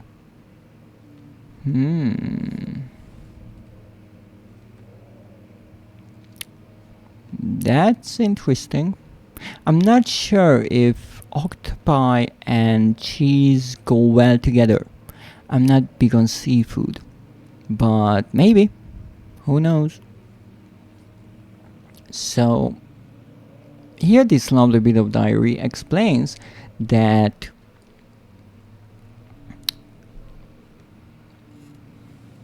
Daniel went on an expedition in Algeria with a person called Professor Herbert. No, in Rebirth, we visit the same place. And we not only do that, we find Professor Herbert. Well, he is dead, so we find his remains. But we learn a lot about this. And if I'm not mistaken, we learn that Herbert knew of this place from myths and tales. And indeed, Tin Hanan, I think, the mother of us all, is the queen whom we meet in Rebirth. So it's really fascinating how, now that I played that game, I understand the entire story much better. It's fascinating how they expanded on this rather, I wouldn't say simple, but short story that is this first game. And it really makes me wonder if they had a much grander idea and they just didn't have the budget to create it. So in this game they made a a more contained story, and then because they had the manpower, the resources, the knowledge, and the money, they were able to not only create the desert landscape of Algeria, but show the players the dark world. Wow, that's new. So that's an octopus, but it's half metal, so that's an octopus android magician with wings. Whew. There were some crazy parties near the ocean. I can already see that. A fairy, a human, and an octopus threesome. And somehow they created one kid. Fascinating. Oh, Mr. Caleb. Thank you for the save. Good idea, but unfortunately I can only save and exit, so there's no way for me to really make manual saves, unfortunately. But that's why I have my handy guide, so I don't miss anything. Not that saving would help in Amnesia anyway. Good evening. Good evening to you as well. Well, it might not help us much, but it's a good reminder that I should always think twice before I leave an area, even though I think we can return to here. Now, I found one note in the archives already, but we are still missing plenty of them, and we are at 14 tinderboxes.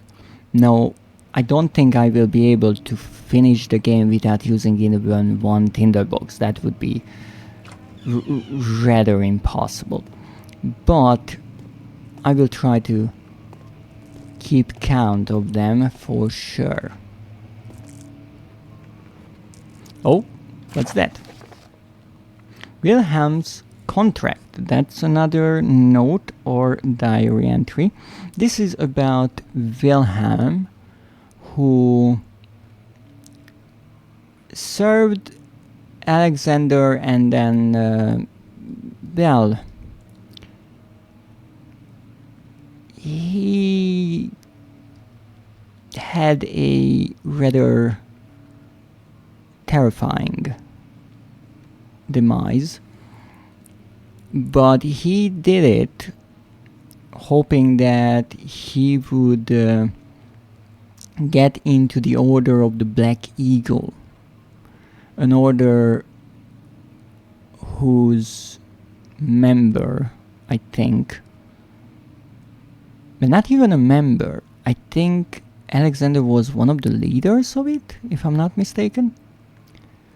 It's a warlock taken over by its pact holder. Ooh, interesting. What an idea. Nah, get out of the way. I'm looking for tinderboxes. Nope. Haha, there's one. Nothing. Why is it so darn dark in here? Wait, this place has 2 entrances? For what purpose do you need 2 entrances? It's a waste of space. Okay, well, that's 1. Let's not forget to note down the tinderboxes, because I feel like when we will be in the dozens of tinderboxes, it will get rather confusing. Alright. More shirts. And nothing. Come on, Alexander, where are you hiding your tinderboxes? I know you have plenty. Haha, that's another one. And another note. 17th of May, 1839. My hands tremble as I write. I feel a need to document my tribulation, for I fear that my memory will fail me if I linger. Today, I took some men and ventured into the dark, ancient passage we uncovered. Our torches burned faintly in the murky air as we slowly made our way underground. The men were superstitious and fearful. They argued loudly, and I felt their strange language getting to me. I mustered my strength and yelled at them to continue down the slopes and broken steps. The crudely carved passage confused me. It looked much older than the 4th century structure we had expected. The twisting path emerged into a great antechamber. The walls were lined with statues unlike any I'd ever seen. Despite their unearthly quality, I felt a strange familiarity toward them, which haunts me still. At the far end of the chamber, a great slab of stone sealed off whatever lay ahead. I gave the order to raise it, and as I pushed through the narrow space, the heavy stone suddenly dropped, sealing me inside. I was trapped. Really nice way how it's cut off right there. But indeed, this is telling, or the telling of the tale when Daniel ventured inside of the tomb and he ultimately found an orb which he managed to shatter somehow. I'm still not sure about how that happened, but as we learn from Rebirth, that wasn't the only orb there. Because later on, after the professor sends Daniel home, he finds another one. Yeah?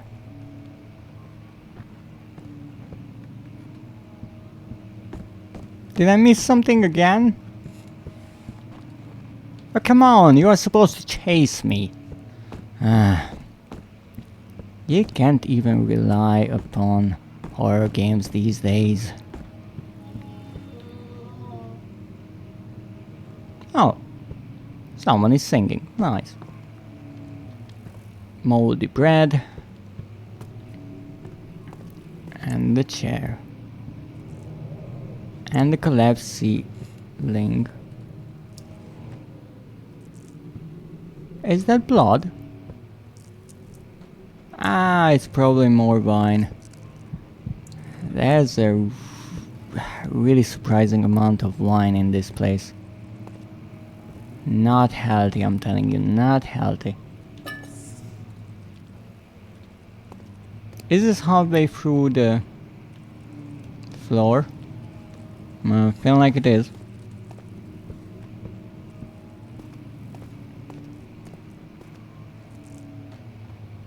Naps. Son of a...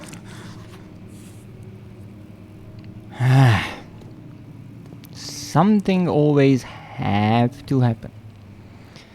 Okay, let's see.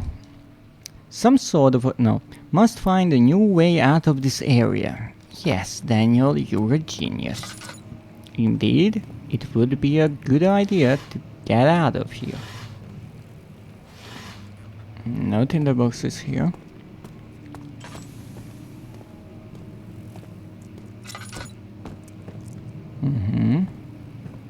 Maps.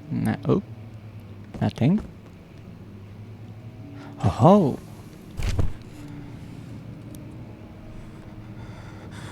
What was that?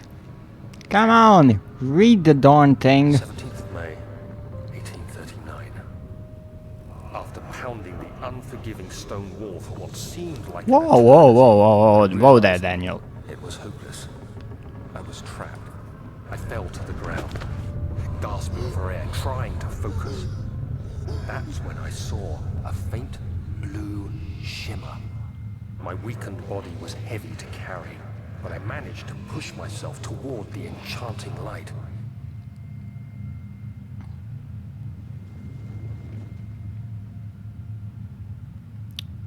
Okay, so here's the thing, Daniel. If you didn't spend all of your energy pounding the stone that you obviously couldn't move, you wouldn't be so weak, right? It was waiting for me. Enclosed in dark nothingness, I felt myself drawn to the mystic light. Yes, it is an orb. A true relic, an artifact that you managed to break. I reached out, closing it in my hands. The faint glow escaped my fingers and began to spark brightly and spirit me away, unlocking alien memories of spiraling towers, endless deserts, and impossible geometry. The next thing I can remember is the grating sound of stone being lifted, the voices of the Arabs pulling me to safety, and grasped firmly in my hands was the broken pieces of a most peculiar relic. Indeed. So, if you're going on any sort of expedition, hoping that you will bring something back to a museum, the number one thing that you shouldn't do is break the thing that you are trying to bring back to the museum. But the other thing, which is rather fun about this part, is fragile but not breakable by hand. Alright. Something that is really fun is how Daniel here describes his experiences rather sincerely, almost with a childlike innocence. Everything he experienced is magical, right? And he is in awe about this orb. But we find some notes from the professor in Rebirth, and he is not at all impressed by Daniel. He is most upset about him breaking the orb. And in this game, Daniel writes later on that he was sent home, and he thinks that he was sent home because the professor wanted him to be safe. It was to protect him, right? And I mean, that's what the professor said. But in his own notes, he says that he just sent him away to get rid of him because he's so close to actually getting to one of the orbs, getting inside one of the tombs, and he doesn't want Daniel to mess things up anymore, which is rather fun. And it's one of those things again that I wonder if the two sides of this interaction between Much of the castle is old and hasn't been tended to for centuries. When the shadow arrives, it won't take long until things start falling apart. We're just buying time anyway. Let's do what we can. There isn't much to be done about the wars. We should reinforce weak structures. The ground will tremble and there's a risk everything will cave in on us, especially downstairs. Here, and there. Let's get the servants working on it.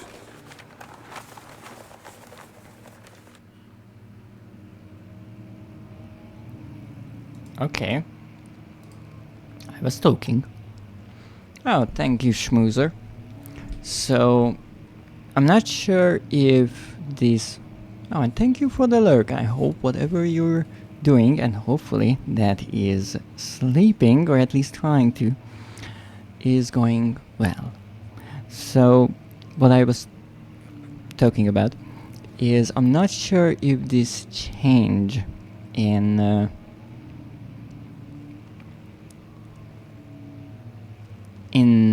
how the exploration, or the expedition rather, is talked about by the two sides, Daniel and the professor, are so different, because originally the developers had a different idea and then they changed it some 10 years later, because let's not forget, Rebirth was released in 2020, 10 years after the initial game, or just because the two characters had such a different experience. But it's nonetheless a funny little detail. Ooh, what do you have there? Oh my, two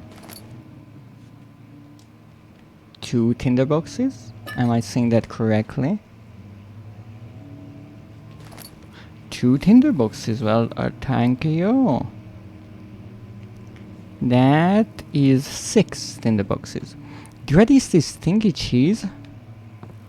And certainly not stinky, and no, my rats would not eat me. I'm pretty much skin and bones at this point. They wouldn't have much to munch on. They prefer mortals. Yep, come on. Ow! Zap! Okay. Apparently, even if my rats wouldn't want to eat me, Zeph would. That's nice to know. Not one stinky cheese, but 4 of them. Well, I take that as a compliment. You have to be swift when you activate the first one. You hear that? If it stops, you'll have to start over. Isn't all this a bit excessive? You can never be too careful, Daniel. Yes. Zev hunger, yes. Actually, good point. Zev, you mentioned that you got home. Did you have anything to eat?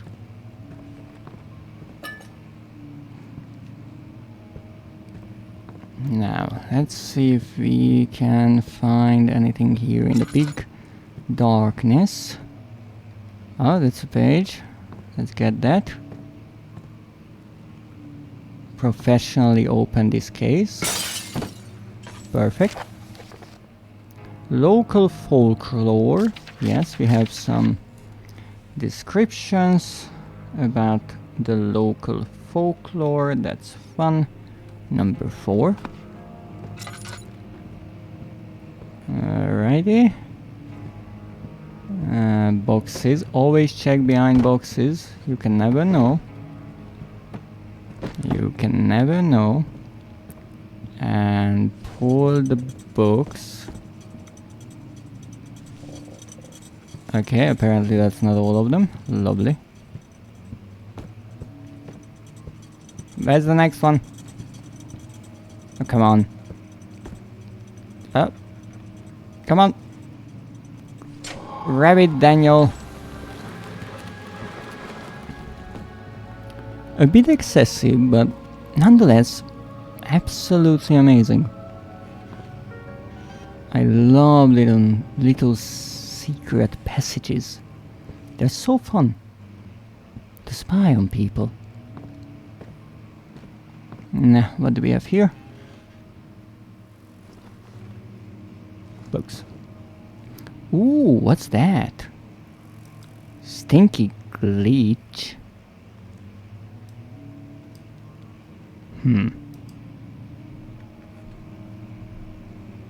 Stinky glitch, what is that? Peculiar emoticons you have, I have to say. Oh, come on. Give me another note. That's 5. Regarding closing of the wine cellar. Oh yes, this was about Wilhelm. You might remember him. He was the person serving Alexander for 3 years and his fools. You see, they were tasked to kidnap local folks, but they were a bit sloppy, and Alexander didn't like that, since their mistakes could slowly lead the police to the castle, so he had to get rid of them. And how he did that was closing them in the wine cellar.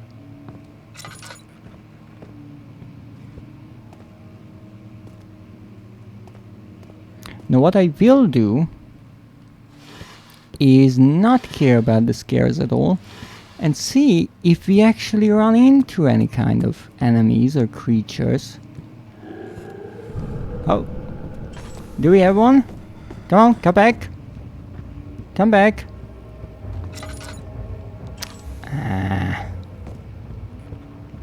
All grown, no chase. And that was all of my oil. Now, we have a slight problem now. Not so slight. You see, we have 6 tinderboxes and 5 notes.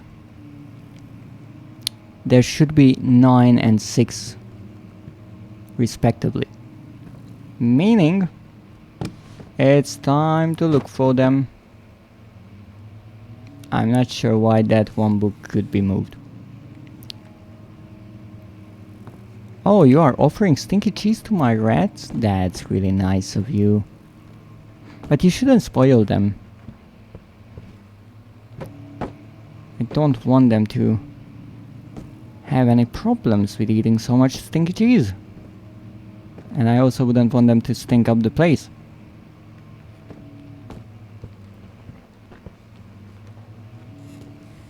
Alright, I guess we are going to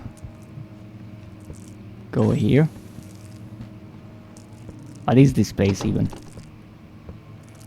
Study. Okay. Good to know. We found something. Nah, let's... Excuse me? What was that?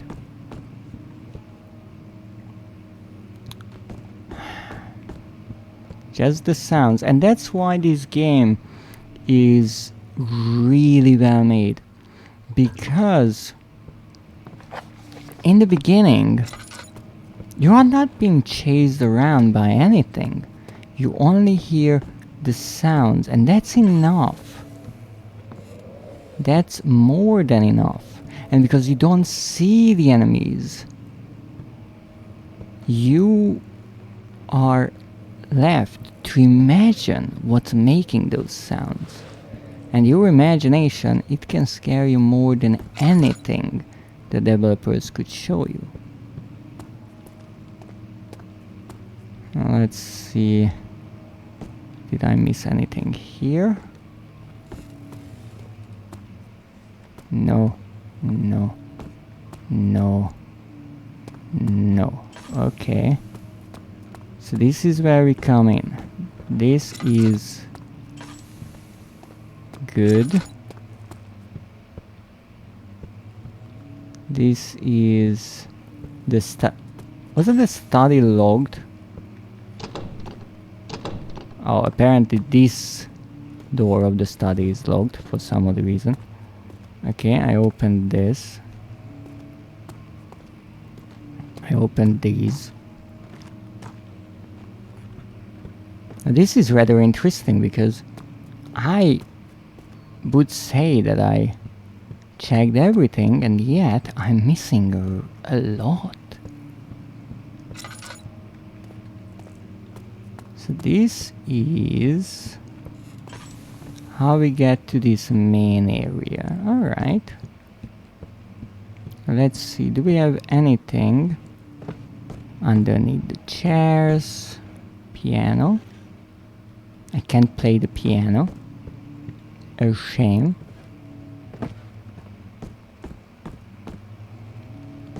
Chair, painting, window. Not much use. Moldy bread. I mean, that's a weapon at this state. Or stage.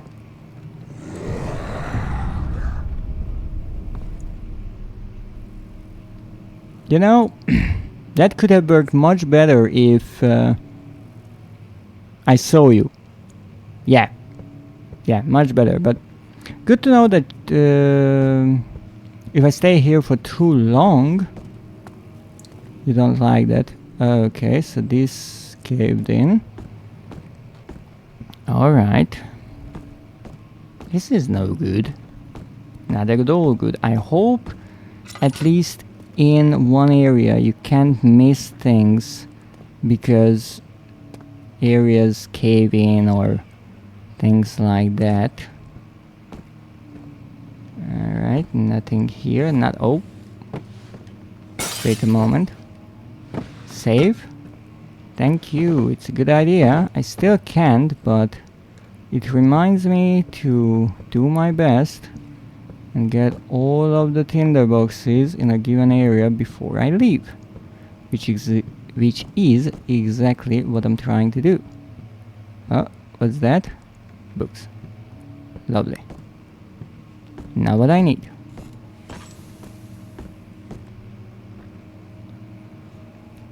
Random lyrics. Oh, it's been a while since someone redeemed that.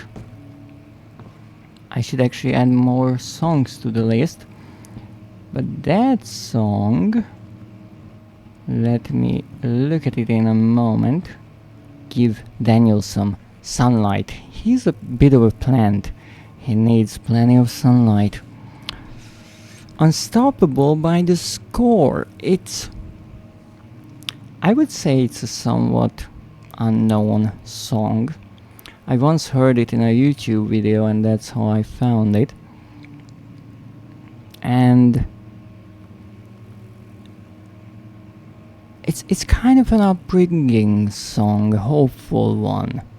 And even this little part, these two lines that I included here show that we can be heroes everywhere we go. We can have all that we ever want. And I think that's an interesting message in two ways. One, if you really put your mind to something, you can achieve it. And the second one, being heroes, is it's important to help others, because that way, and it's also true in streaming, that way you build a community, you learn and get to know so much, and you create connections. And in the world there are many useful things, but one of the maybe most helpful of them all is having people around you whom you can rely on. if you need to. And it's nice,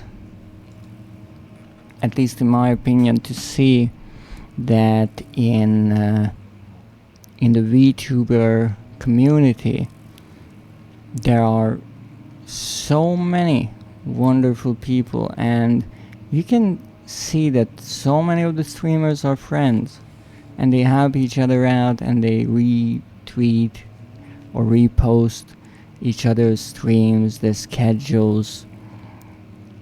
They join when they can, and even collaborations. It's fascinating because I guess at least most people realize that in this industry it's really, really difficult to get somewhere alone. And if you find the right people, you can not only motivate but elevate each other to heights that would be near impossible to reach without the help and the inspiration that comes from others. I know that all too well.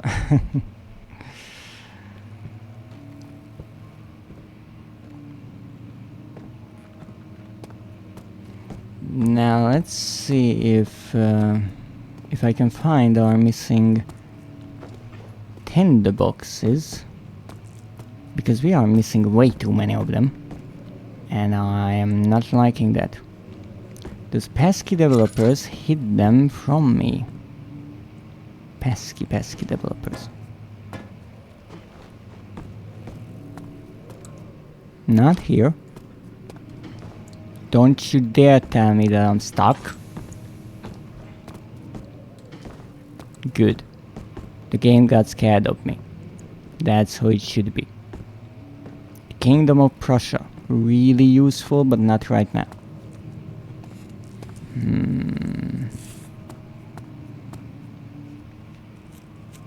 9 and 6. I'm not confusing my numbers here with any of the other areas. So where the heck can I find so many tinderboxes? I guess this is one of those areas where you start to understand how you might miss tinderboxes along the way, because even if you know there are ones around, you start questioning it. Are they really around? Am I just imagining things?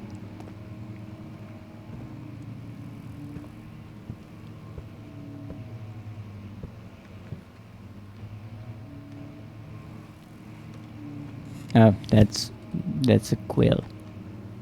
Not what I'm looking for. Alright.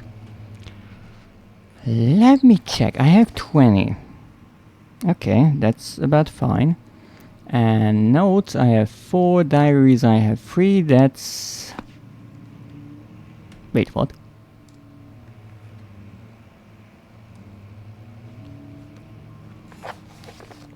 Notes, I have 4. Daniels.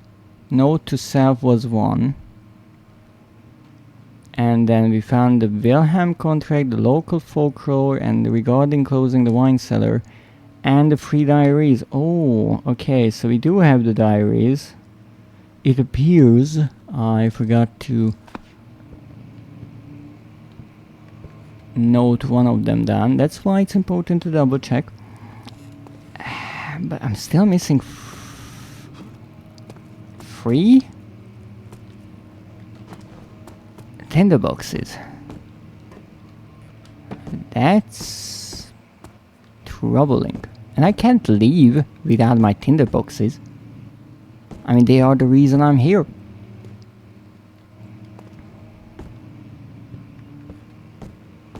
Maybe in the fireplace? No, not in the fireplace. No, the tinderboxes are tiny. True.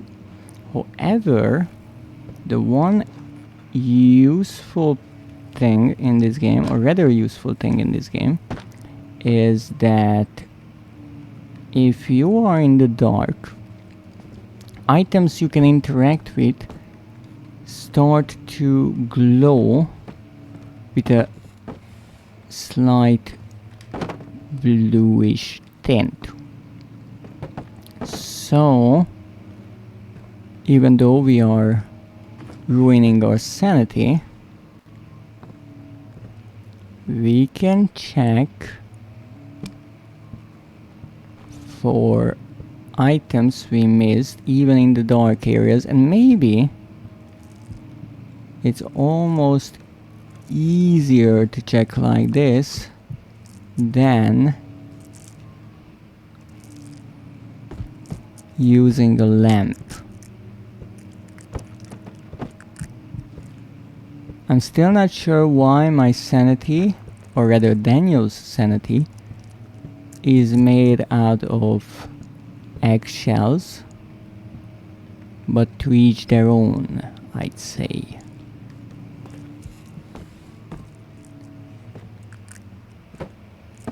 Come on, you're in the way. Don't worry, Daniel. We'll be out of here as soon as I found my tinderbox. That was the lamp. Nothing, nothing, nothing. Nothing underneath. I will say that there's nothing here.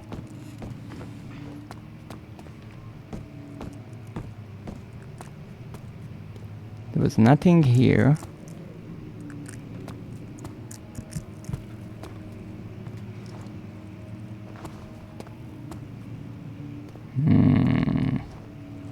Where would you hide tinderboxes? Ooh. The ceiling is higher here. Interesting design. I guess they needed the space for the chandelier. Nothing here. Not even sure what I'm looking at.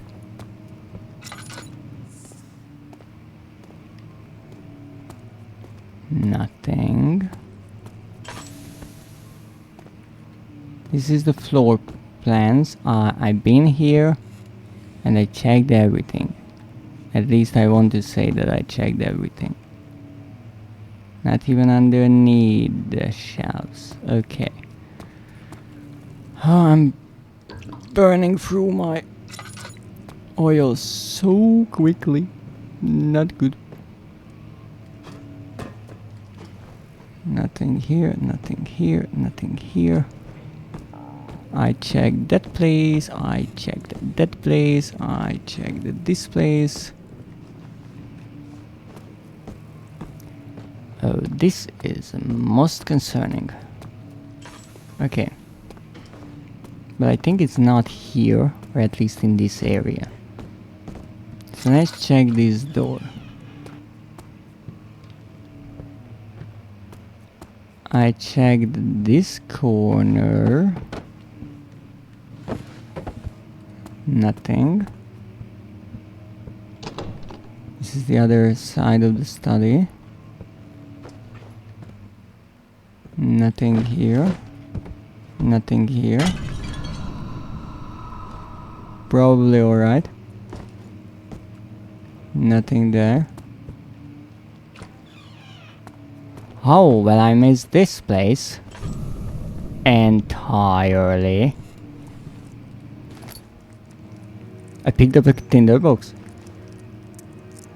Oh, there was a tinderbox in there. Huh. Calm down. It's alright. No, it's not. Oh, there's another tinderbox. That's 2.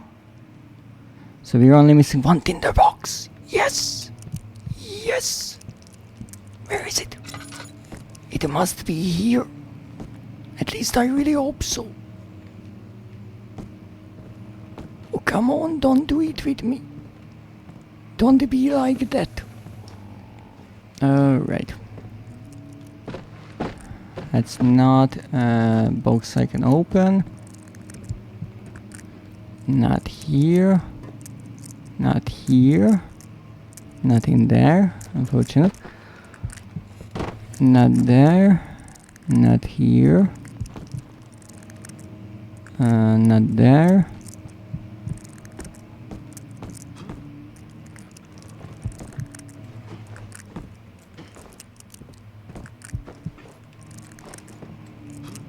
Don't get stuck now. Okay, so doesn't seem to be in there, but we are at 1422. 22 in total, and we should be at 23. That is most concerning. But I have to come out of the dark every now and then. So while Daniel decides to regain the remnants of his sanity, I will have to look for items here. Not in the fireplace. Not in the door. That is closed. But you see, I entirely missed a room. And it's not the first room I missed. This darn place is so dark.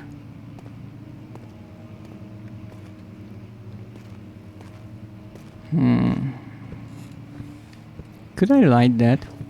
No, too high up. Okay, so it's not here. Not behind you. Not underneath you. Catalogs.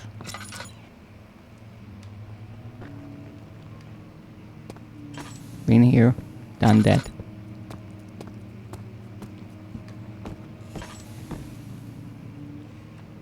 I know that I'm returning to places I already searched,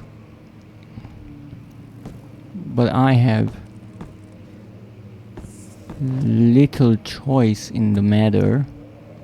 I have to find the darn tinderbox somewhere.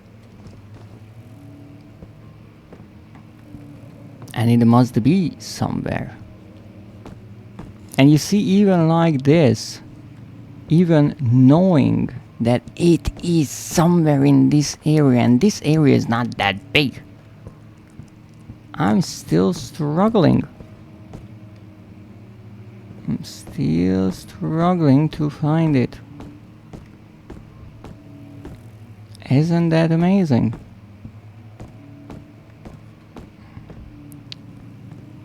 Game design at its best. Or worse, depending on how much you appreciate walking around a bunch looking for one single thing. Oh! How dare you all!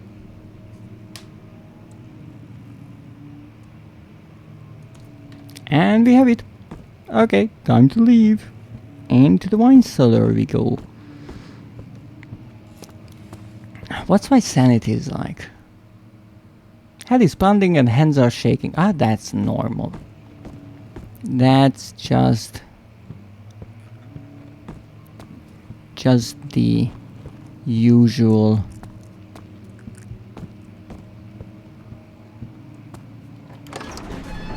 And as you can see, we return to the previous area. The sand gave way to his tired body as he fell from the camel's back.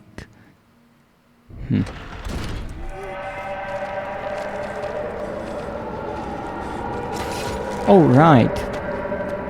So this is the tricky part, because the shadow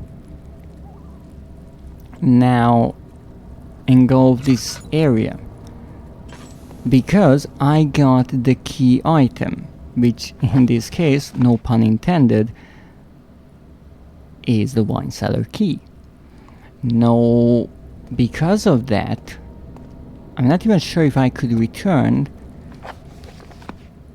and definitely it would be difficult to go down this staircase to pick up that one tinderbox. So that's why I always clear out one area before I progress. Now normally this wouldn't be a problem if you missed a few tinderboxes. Well, that's not a terrible thing, but obviously it is if you're hunting trophies. So we are going to the wine cellar. I think that's to the left. Yep. Oh, use the key. Right. Here's your key. Wrong button. Right button. It was done, the man said. The tomb had been revealed. Tin Henan awaits, grinned the toothless foreman.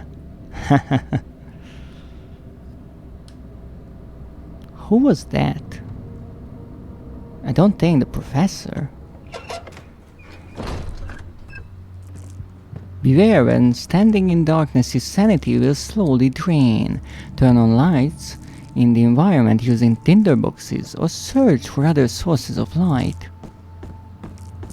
Oh yes, I am already aware of that. So this is the wine cellar, the first place where the game really wants to make you think there's something hunting you. Oh, welcome in. You're right. Now, homie, I never had sanity to begin with. Oh yes, I lost much of mine a long time ago. Isn't that a nice little emoticon? Oh, and you have so many of them. I never checked, silly me. But welcome in, how are you doing? I read on Blue Sky that you are struggling with some health issues, so I hope you are getting better and you'll get well soon. It's raining, I had to walk the dog. That's what having a dog is like. Interestingly, they don't much mind the rain. Maybe it's the fur. But hey, at least they make you go out and breathe in some fresh air. Except if you live in a big city. Then you can breathe in some grade A smog. Yay! Oh no, that's a dead emo. Wait, is that like a flask? I don't remember what its name is. I know it's used in chemistry. Yeah, it's lovely. It's such an interesting idea. It's a round flask, yeah. Oh my goodness. I didn't even know that I knew that. I'm good.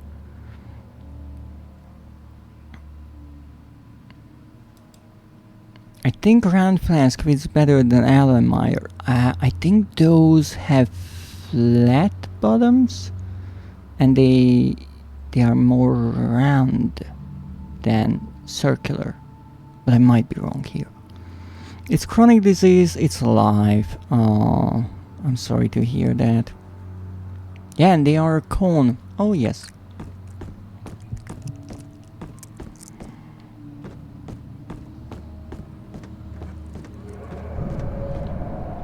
Oh, come on, Daniel.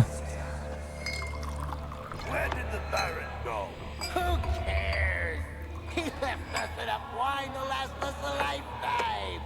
Or at least until tomorrow.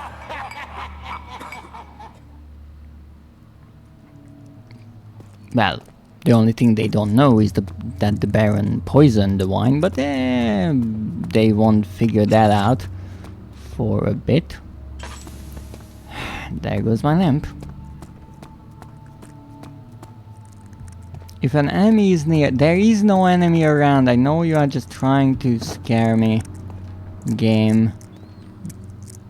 Come on. I have to find tinderboxes. Many tinderboxes. It works. I'm scared already. I see.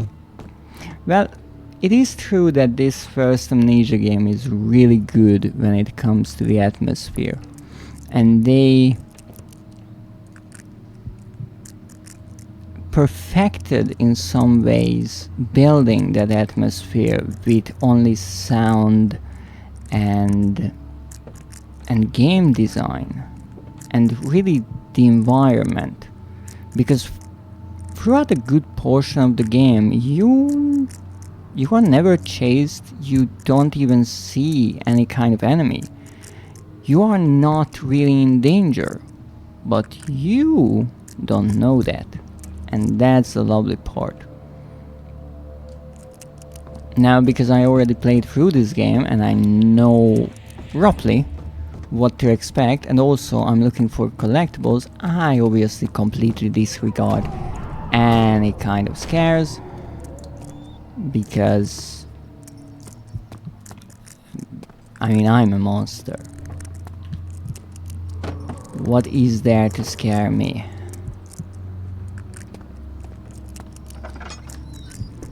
Alright, this is properly dark.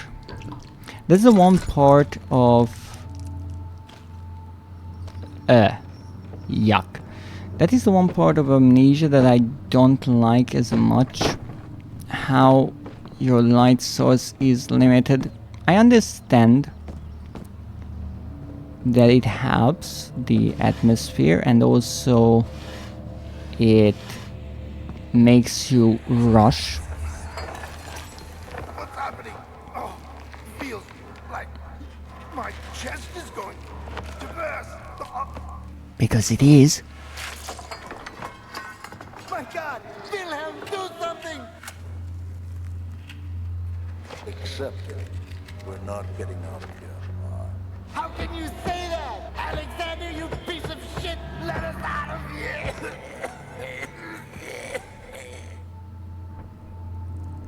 How calm in the face of their demise. Haha. One tinderbox, many to go. What's that? Fingers? Odd. Nah, I'm looking for tinderboxes and I should find plenty of them in this area, so where are they? Where did you hide them, Alexander? I do need that. And here we have the last words of Wilhelm.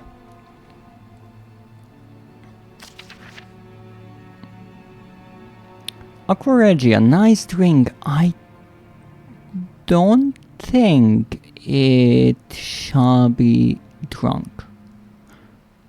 I might be misremembering, but if I'm not mistaken, it is the mixture of two rather strong acids.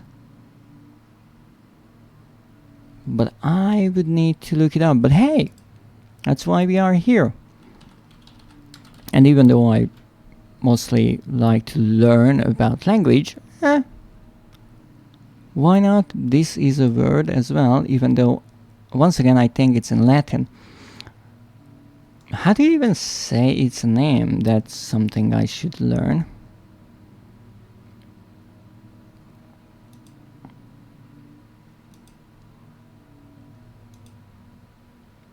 Okay, so it's Aqua Regia, not Regia. Good point. And indeed it is a mixture of nitric and hydrochloric acids. And the point was that this is strong enough to dissolve gold. And also platinum, it seems. But I don't think back in the day they much cared about platinum. Nah, we have that, but we only found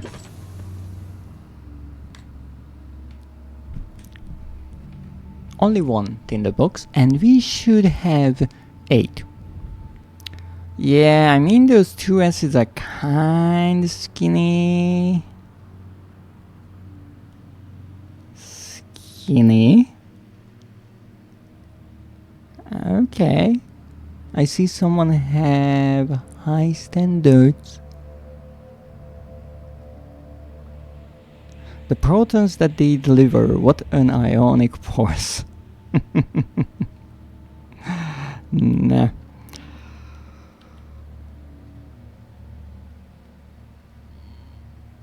Okay. Okay, Zeph. I still have to go on. I'm sorry. There's no stopping here. Oh, being booped. Oh yes, yes. That's a frequent thing that happens around here. I don't know. People really like my nose for some odd reason, but hey, I can't be complaining too much. Oh, oil. That's 1 tinderbox. 2 tinderboxes. Huh?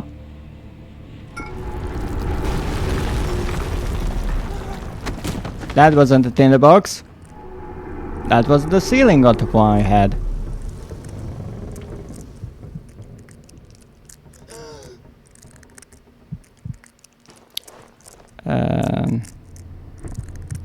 Zeph.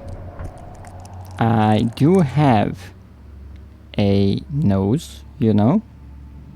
Maybe you should find an emoticon that is also showing a nose. Also, how the finger kind of presses into their face is rather unnerving. Ugh. Stop it. I like it. Or random word, loam. Oh. Now this is one of those times when why I even created the random words redeem comes into play.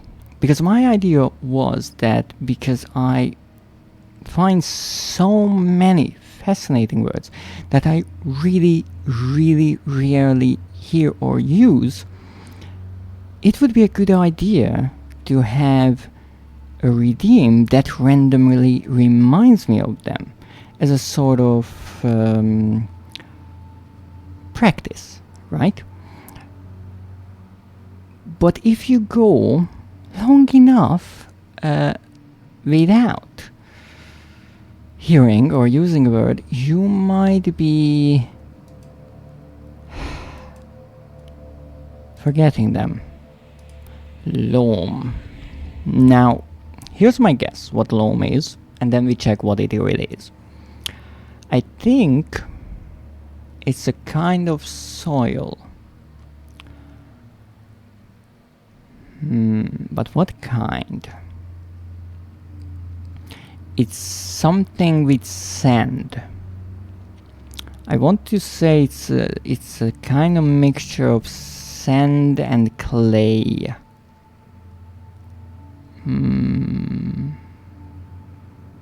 Is it the funny kind?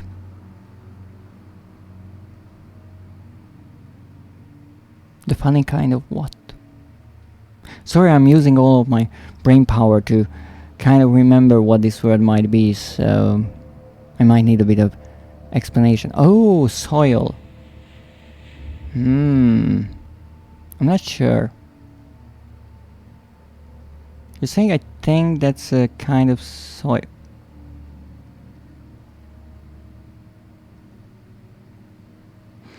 I don't think it's the funny kind of soil. No. But there is the funny kind of sand, called quicksand. It is rather funny.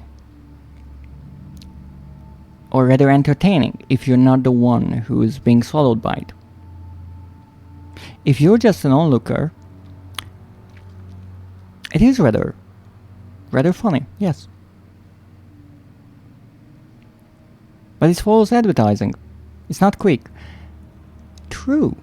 It is true. It's not quick. And actually, if you're not wiggling about too much, your descent into it isn't quick either. Zep, why are you pointing a gun at me again? I should get used to that. Maybe.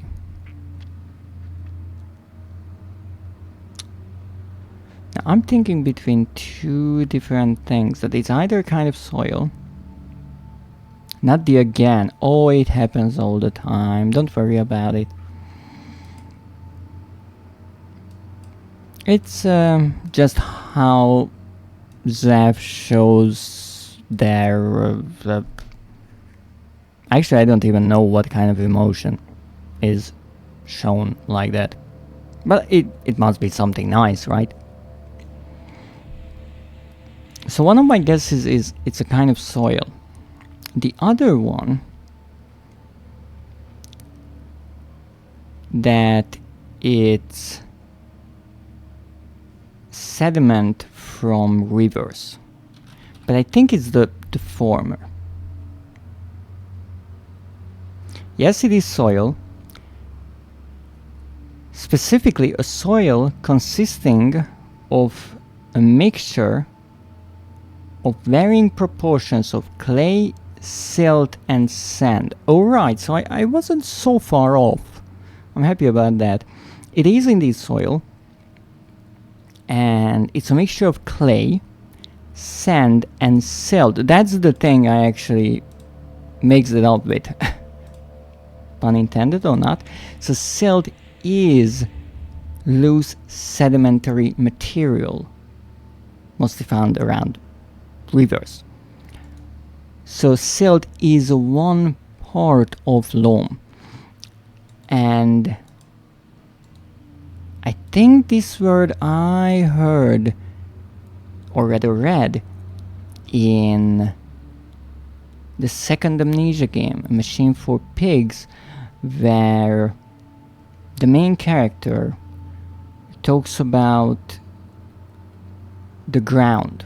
I'm still not sure why they used the word loam.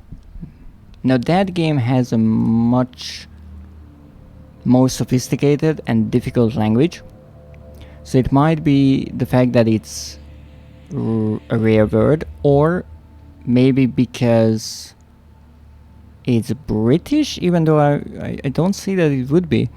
But that game takes place in Britain, I think in London, if I'm not mistaken. Or maybe because it's near a river. I'm not sure about that. Oh, look at that. Zeph with the little boxing gloves. Oh. But why are you blushing? I never saw someone in boxing gloves blushing.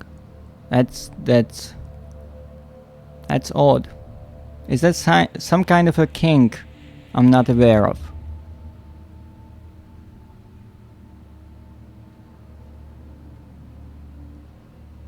I'm not judging. I'm just curious. But with that said, I figured out what that word was. Thank you so much for reminding of it. And now, let's look for things. So apparently my sanity is dangerously low. Again, the usual. And now I have to get all this junk out of the way. Don't worry about it. It's nothing crazy, just a few rocks. Easy enough. And apparently Daniel regains some sanity when he solves a puzzle. And apparently this was a puzzle, moving the rocks out of the doorway. I guess it's a feeling of success. whatever. Whatever floats your boat. I don't know why they are blushing. I didn't make the emote. Oh, I see. I thought that was your way of showing something. Oh, laudanum.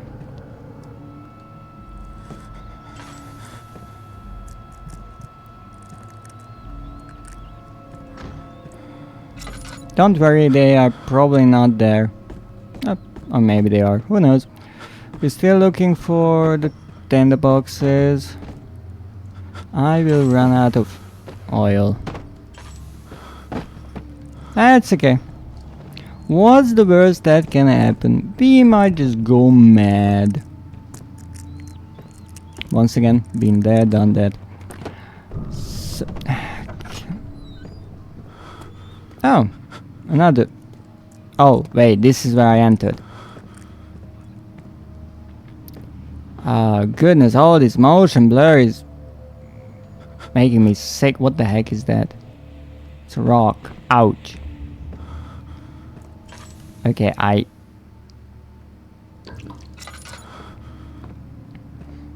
I'm getting motion sickness because of your bullshit, Daniel. Calm down. It's alright. Probably not, but who cares? Okay, nothing here. At least I think so.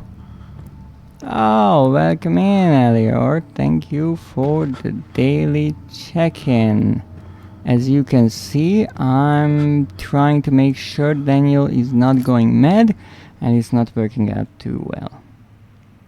Let's see, we have 2 here, so a quick math, that should be 27.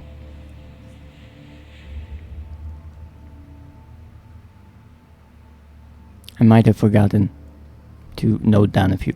Still playing Spider-Man, just thought I'd stop by while in the credits for the first DLC. Oh, that's wonderful. To those who might not know, Elior is a fellow VTuber, and recently they started playing Marvel's Spider-Man, the game that used to be a PlayStation exclusive, but now it is available on PC, on which Elior is playing. And I got to watch their stream yesterday finishing the main game, and now they are playing the 3 DLCs. Now these are all games that I played before, and even though it's not a horror game, I have to say it's a pretty fun little game. Fun fact, the platinum of Spider-Man was the first platinum I got on PSN. So, where was I? This is 23 plus 4 is 27. Okay, so we are missing 4 tinderboxes. But if you have a moment, Elior, how are you enjoying the DLCs? Or rather, the first DLC. Okay, that's a tinderbox. That's a tinderbox. Okay, so that's 5 tinderboxes.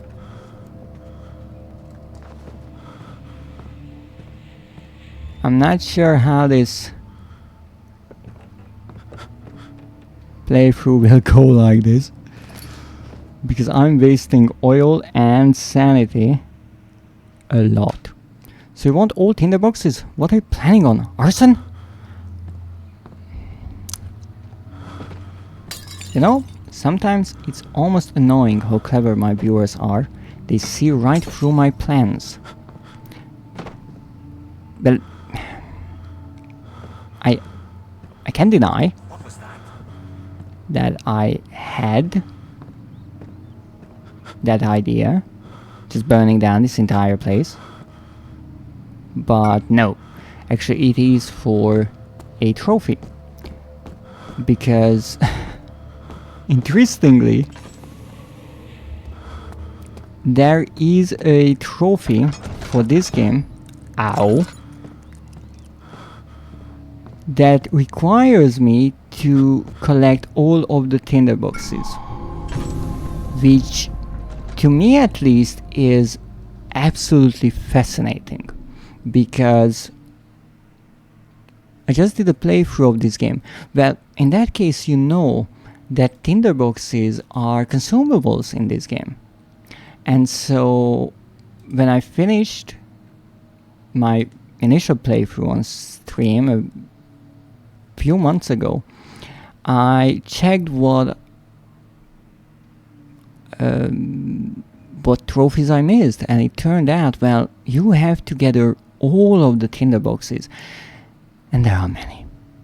So in order to keep the little sanity that I have left, I decided that it would be best for me to look up a guide so I know how many tinderboxes I'm looking for, and more importantly, how they are distributed throughout the game. So I have my little notebook here, and I have every area with the number of tinderboxes and diary entries, so I can make sure that I don't miss something.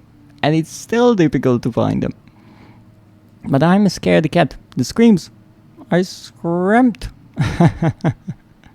That's alright. I guess everyone has a different reaction to horror games. For me, they don't work as much. I played way too many of them, and I have built up a tolerance, as some might say, but I enjoy them all the same. And as a researcher of horror, I like learning about them and seeing how different games try to scare the players. And in the case of this first Amnesia game, I have to say that the developers were really clever, because even though this is an indie game, and many times indie developers want to bring out the big guns right away, they want to scare you right away. In this game, they dared to go a somewhat riskier route and slowly build up the atmosphere, which is risky because some players might have just stopped playing up to the first hour because nothing happened. But because of that, first you only have a certain unease because of the surroundings. It's a dark castle, and you're alone, and then there are a few odd sounds, a few distant screams, and then there's a gust of wind and the door slams shut. And those little things, they build up. It makes you a bit jumpish or jumpy. And as you progress, things get more and more scary. But I think exactly because of this slow burn is why this game works really well. Because I think it's pretty much halfway through the game when you actually start to interact with the enemies in a way that they can hurt you, that they are not just figments of your imaginations or just a figure walking by in the edge of your screen, or something moving that you can see from the corner of your eye. And because of that, they don't get overused. Because in many horror games, the problem is that there is an enemy, you get to see them right away, so you already lost some of the mystery, and that's a big problem. Because as long as you haven't seen the creature that is chasing you, you only hear footsteps, you hear groans, your imagination fills in the blanks. And your imagination will customize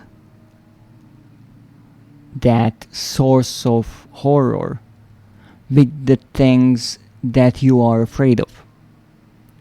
And that's really clever in Amnesia, because if you actually look at the creatures in Amnesia, they are not really scary.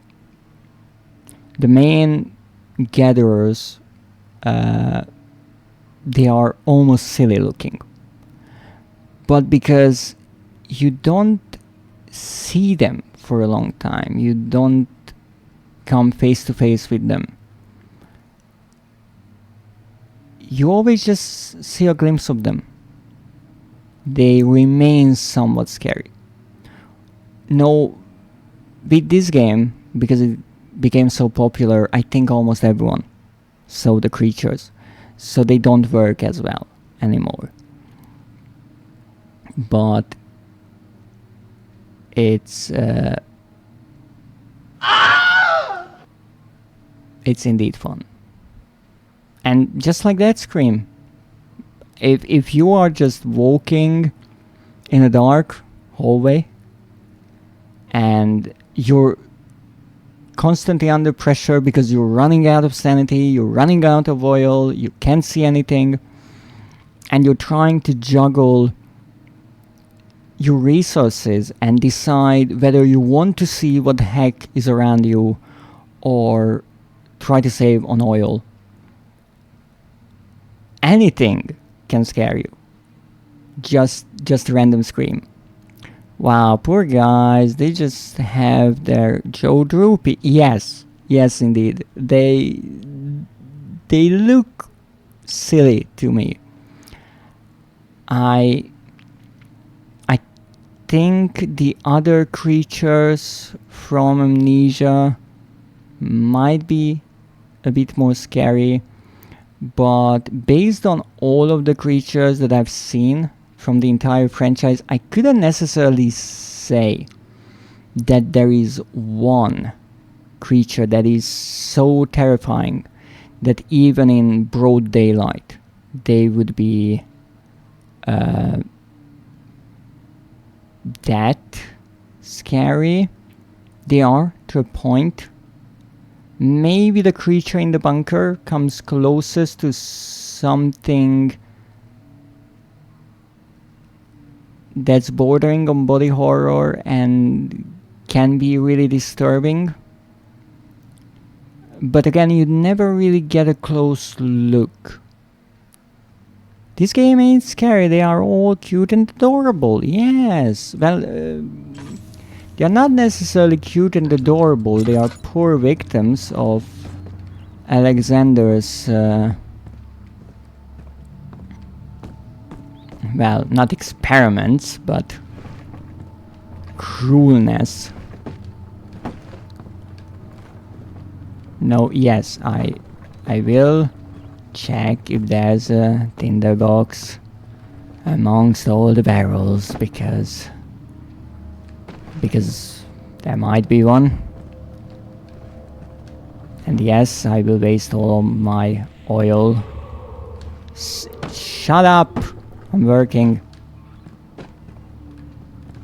The first playthrough, I kind of let you be scary, played along, all that. Now this is the second playthrough. We are hunting trophies. I do not care what you do. Okay, so good news. We found all of the notes. all one. Bad news. We're missing 2 tinderboxes. They just want huggies. Oh, yes. I would gladly hug them. It's actually a good question why they are aggressive. That's something I don't remember if it was ever explained. Why they behave like this. Because they kind of became servants of Alexander. And I wonder why. I mean, they worked for Alexander. And then they were poisoned. But they knew that Alexander poisoned them. So I wouldn't be surprised if they kind of resented him. Yet they followed his commands. So I'm not sure what that poison exactly was. It reminds me of the water from Rebirth that turns people into ghouls, but I'm not sure how Alexander could have gotten his hands on something like that, even though it is something that can be found in the human world. True. I don't think it was ever mentioned what poison Alexander used. Okay, this is getting tricky. What the heck am I stuck on?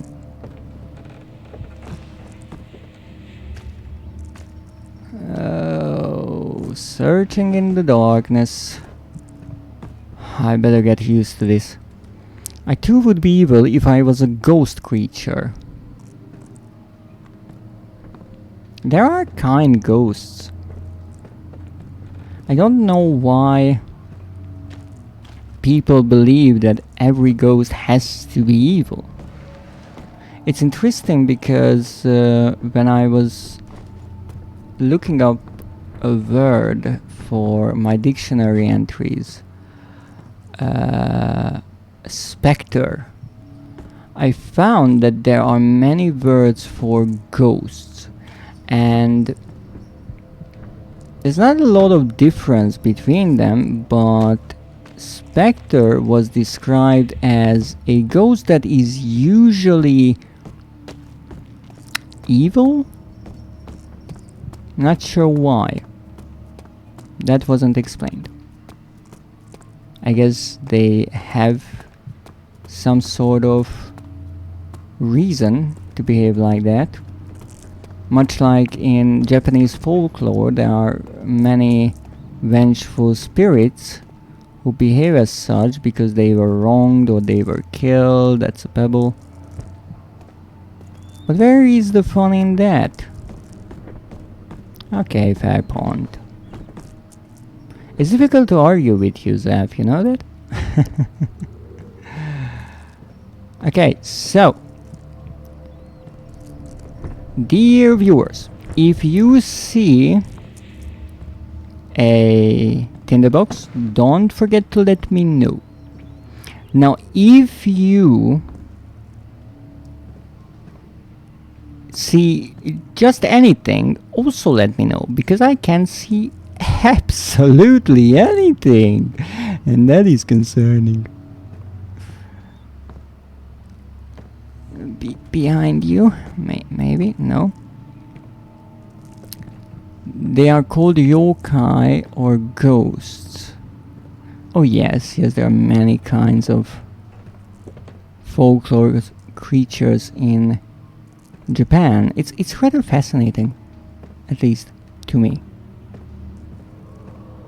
What do they look like? The tinderboxes, they are little cylindrical boxes like these ones.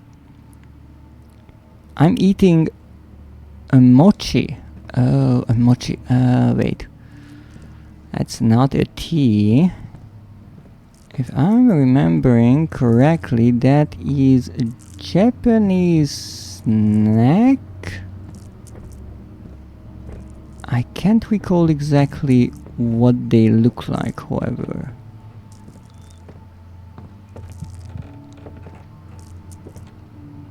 Nothing.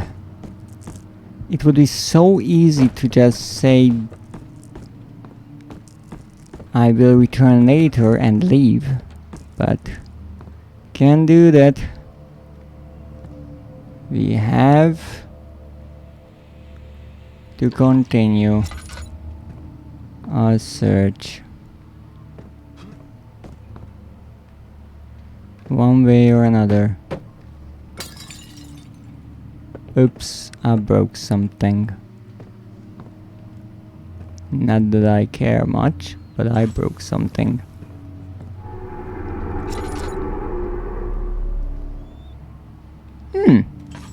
Nice, red light. Oh.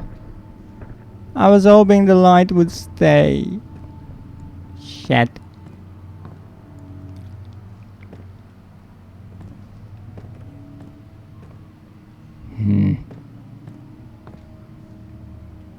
Nothing. Mochi Japanese rice snack or sticky rice? Oh yes. Right. Okay. Let me check this again. We are at 29. We should be at 10, 14, 23, 31. So indeed we are missing 2. Let's look for them. No, the bad news is they can be anywhere. The good news is that they are somewhere in this area.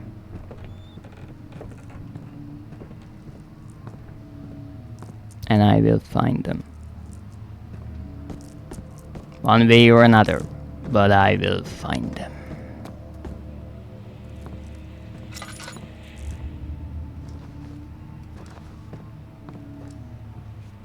Nothing. I checked amongst all of the barrels. At least I hope. Okay, I don't think they are here.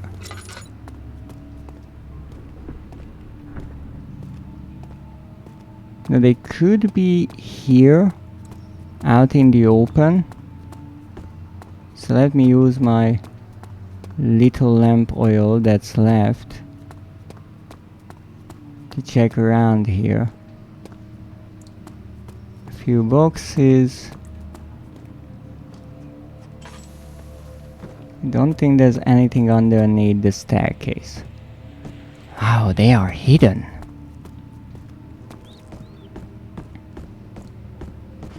But that's fine. We'll find them. Come on, Daniel. Look. They could be really easily be on one of the shelves or in one of these wine holding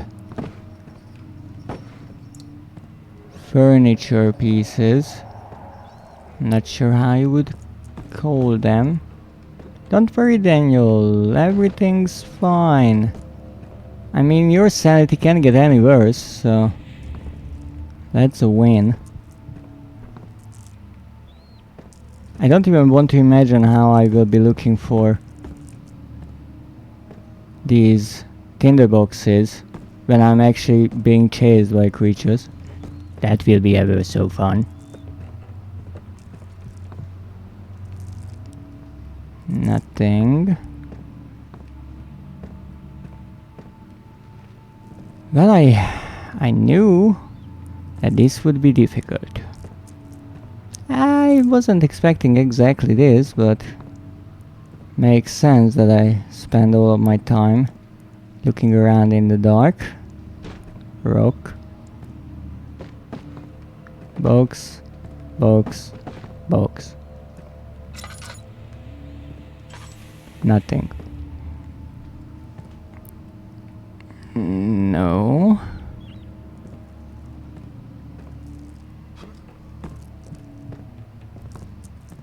I like how I can hear footsteps here, even though I am 100% sure there is no one out here. Once again, the game wants me to believe that I'm not alone. And I mean, isn't that a nice thing? I have some company.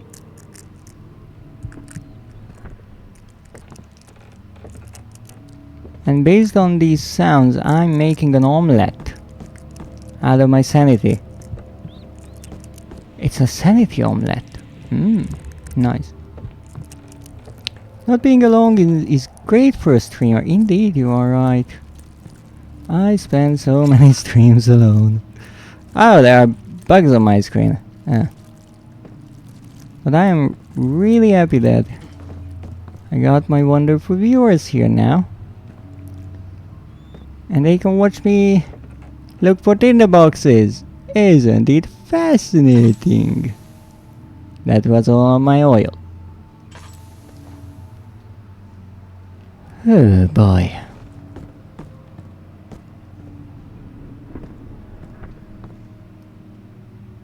Come on, Daniel. The problem is with Daniel, he cannot see anything if it's not in his face. And I mean, his nose is touching whatever you want him to see. Okay, so we found one tinderbox. That's good. That is rather good. We are at 30. So we're only missing one, you see? Persistence, that's all it takes. You just have to keep on trying. And then you'll find whatever you're looking for. Straying is much like it. At least people keep telling me. Come on, you barrel. Nah.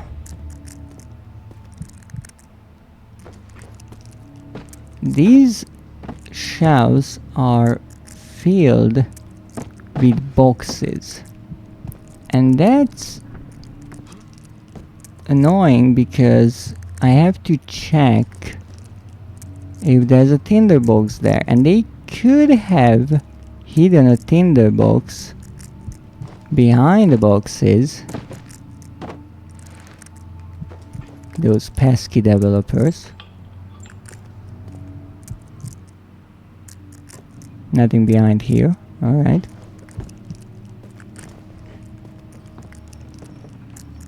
Okay, let's say it's not here.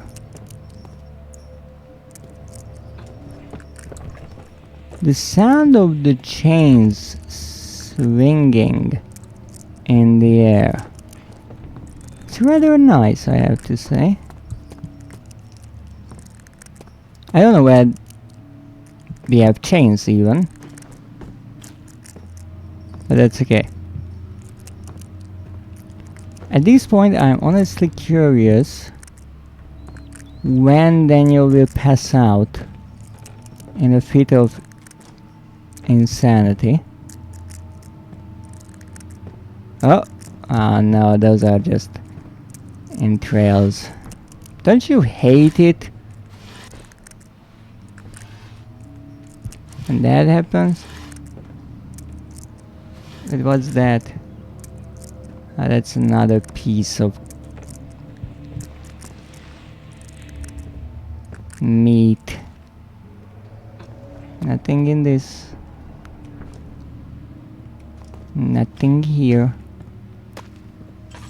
And I do have the free chemicals I was looking for. So if I leave this place, there's a good chance that something will happen and might not be able to return, so let's not do that. Come on, box. I almost thought something moved there, but it was just the edge of the book. I mean the box.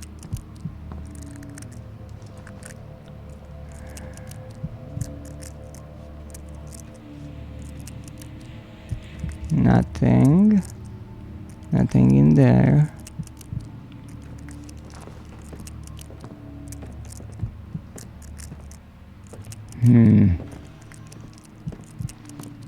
I looked through the entire place. I didn't find anything. I mean, I found one tinderbox. I'm still missing one. So I guess there's only one thing I can do. Look around again. Now here we have a map. Rather useful.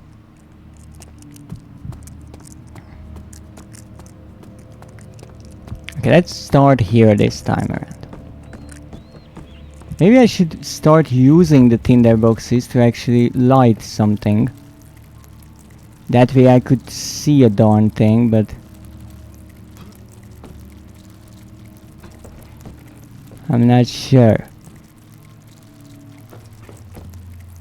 Then I would see all the bugs crawling all over me as well. That wouldn't be nice, now would it be? So maybe it's better to remain in the dark. Who knows?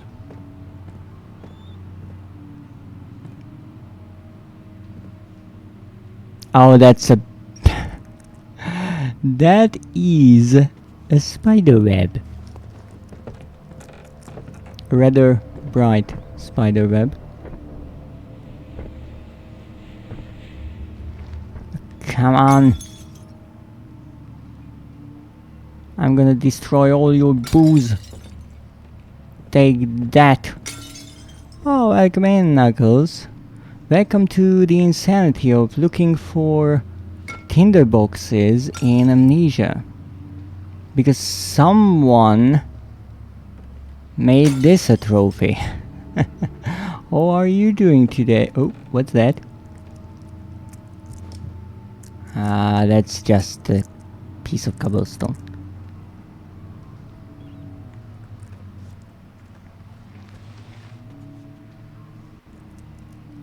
Just got home from work. Oh, that's wonderful. What are you planning to do now that you are free from work? Do you have any plans for the afternoon? Well, if it is afternoon for you, that is.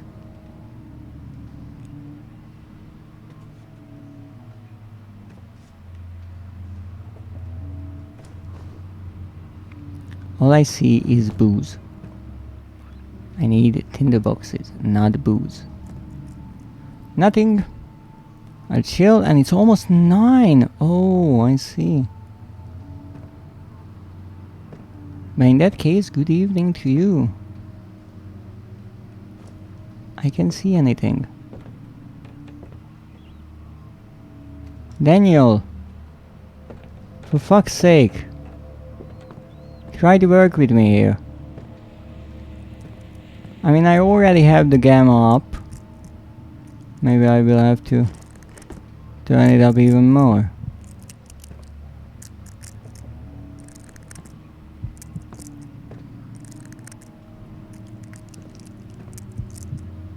Don't you like the sound of long fingernails scraping the insides of Daniel's skull? It's rather soothing, if you ask me.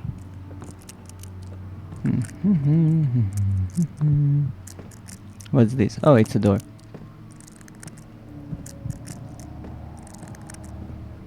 Okay, we can go back there, or we can go here. I know that I'm only checking the edges of the map, but I don't really think that they would put a tinderbox in the middle of the room. Would be a bit odd, but then again, it could happen. I can only hear my kins, which is soothing.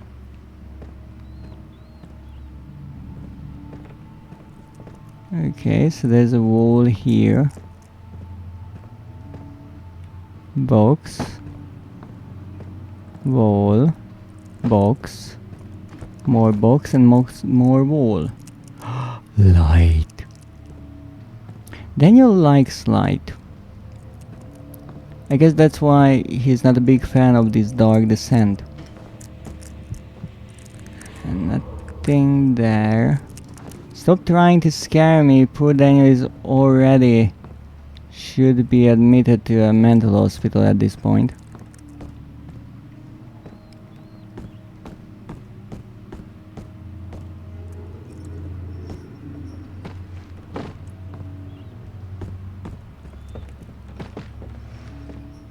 I know there's nothing there, stop trying to fool me. It would be absolutely brilliant if some kind of enemy actually appeared, I have to admit. I don't think it will happen, but it would be quite a surprise. Okay, nothing here. At least that I can find. Right now. Oh, I thought that was it. Who puts a wine bottle in the middle of the freaking floor? Yeah. Shucks. Checked here before, but don't really have another option to check again.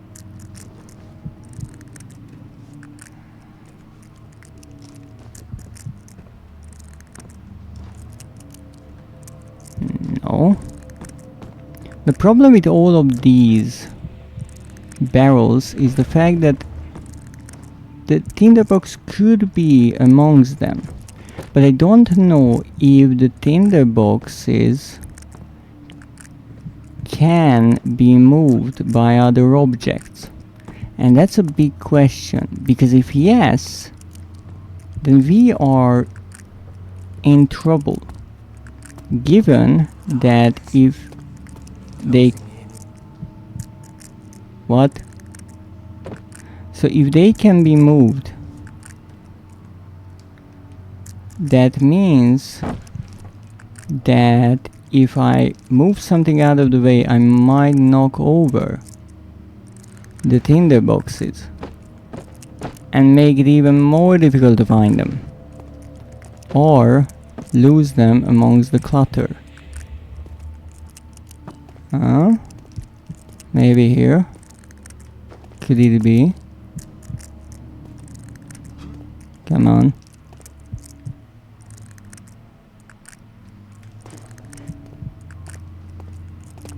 Nothing. Lovely. What's this? Yeah? Someone over there? I really can't see, so... You better state your name and your intentions.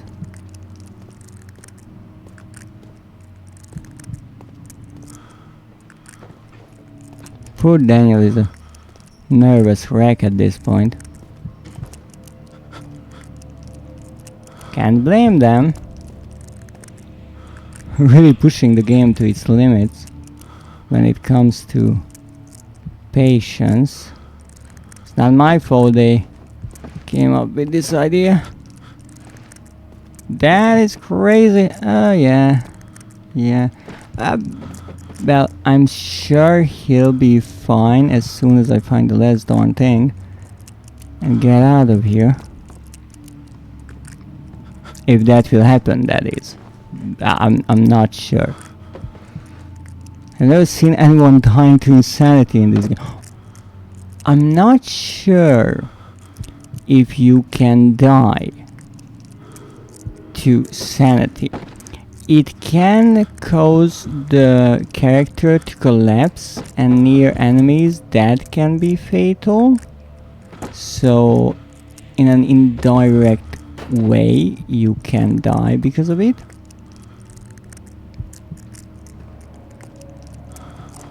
But I don't think sanity issues can cause physical harm. Maybe I'm wrong there. Okay, it seems like this will not work. Especially because we're at the point that the screen is getting all blurry and that's not helping. So let's look at the railing. Maybe it's on the railing. I didn't check that before. It's not here. It's either in a really odd place. It could be. Or I'm just missing things. So what I will do is I will actually use up some of my tinder boxes. I will count how many I use up. And I will look around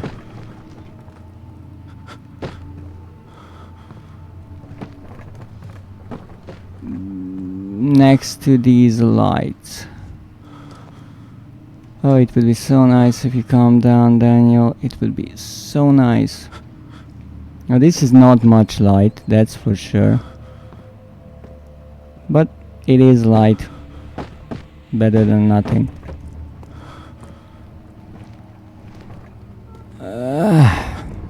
Yes, this will take a minute to make some space here, but oops, sorry, whatever that was.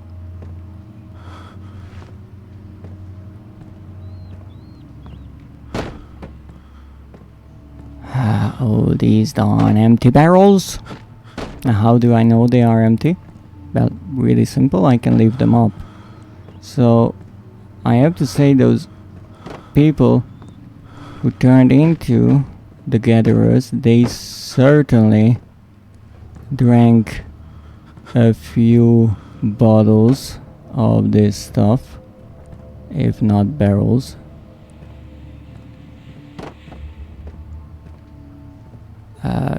Goodness. Now, my sanity is somewhat back. Now my idea here is, even if the tinder boxes can be moved by pushing them with items, if I pick up all of the barrels and throw them away, then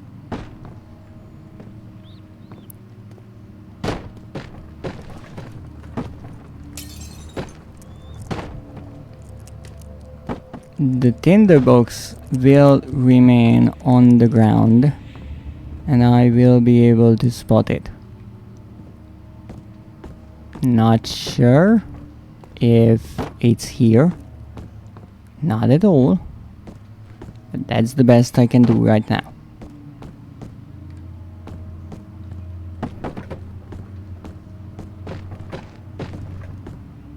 And that's a break for Knuckles.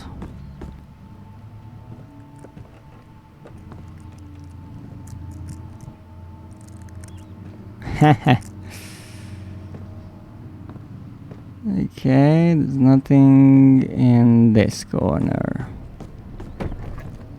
Now I should be happy about that, but I'm not. Because that means I might be doing all of this for nothing. The things I'm willing to do for a trophy. But this first game I enjoyed enough, and I think it is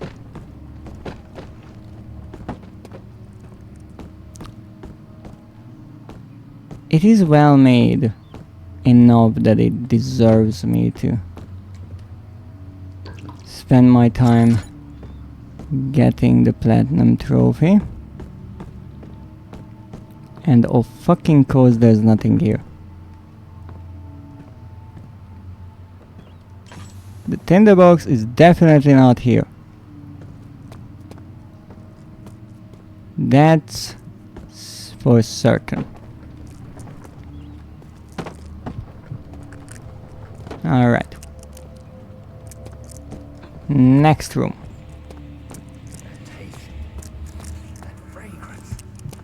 I don't care about your fragrance. I need light.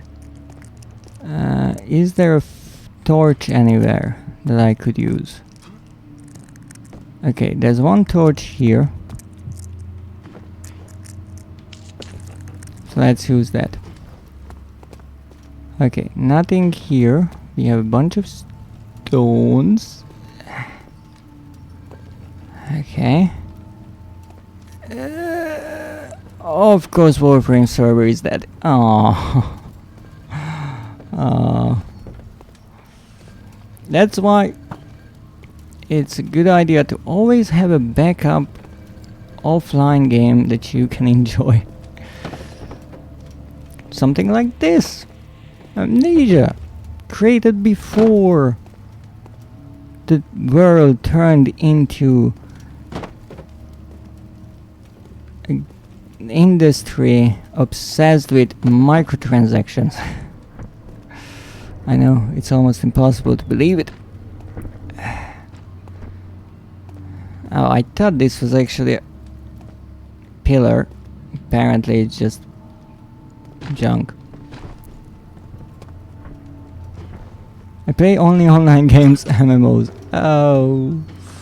Well, in that case, I guess your only option is either to wait or look for another game that you can play in the meantime. Even though lately with the Amazon servers struggling, more and more games using their services were having trouble at the same time, which is a shame.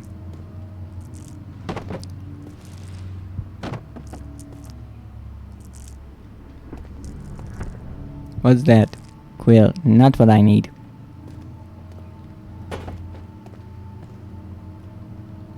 Okay, like this.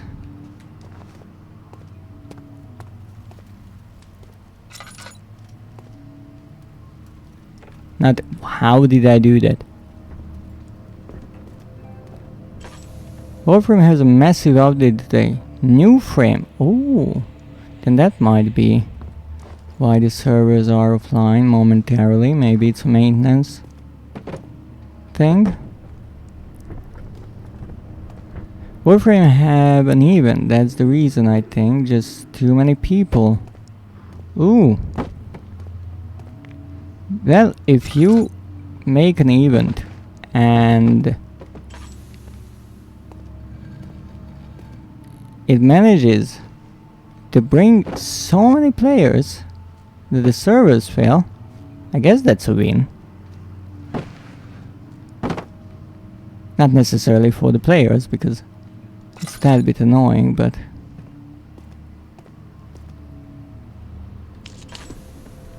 still, it's nice to see that such an old game is able to still get so much attention, or at least in my eyes, because Warframe has been around for years now, at least if I remember correctly. 12 years it's been around? Wow, that's impressive. And some people say that Fortnite is old. I think Fortnite is only 8 years old and it's already struggling Bad.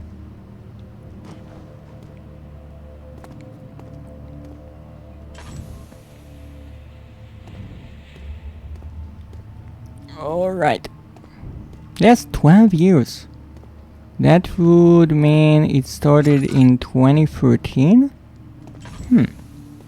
Fascinating. Well, there's nothing here. I wasted a bunch of my time. Typical.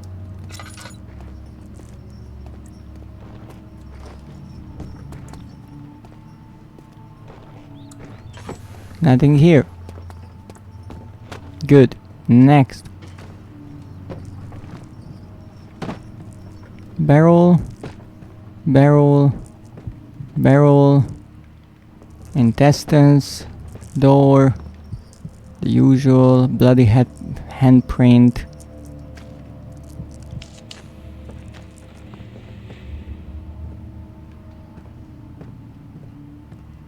I'm pretty much lighting everything at this point, just so I can see what the heck I'm doing.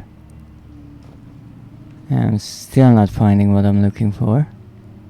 Nothing there. I don't have, unfortunately, the oil. I was way too careless with the oil because I thought I would find whatever I'm looking for much quicker, and no, that wasn't the case. Nothing here. Check that. Check this. That's a chair. Let's light this.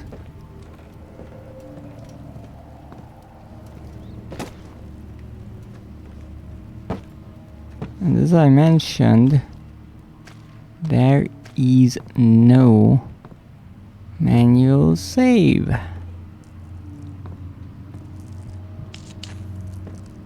Okay, I remember when I first played this game, I came in here, I read everything, and I actually forgot to take one of the chemicals.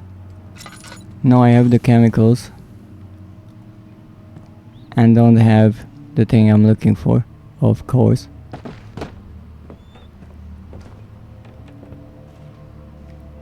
Nothing.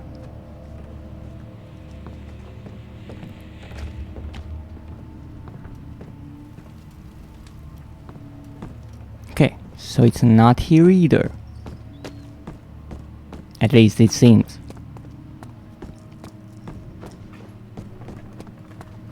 Then there's only one place left.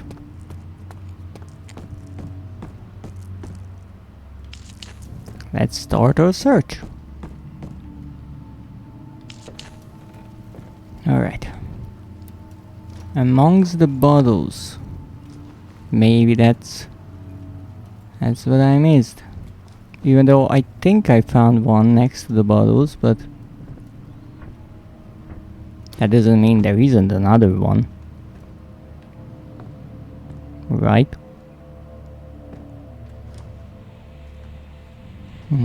Corner.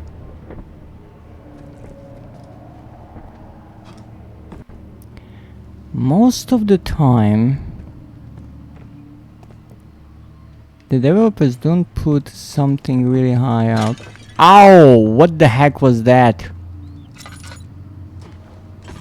Ow! I just broke a vase on my head. Ouch.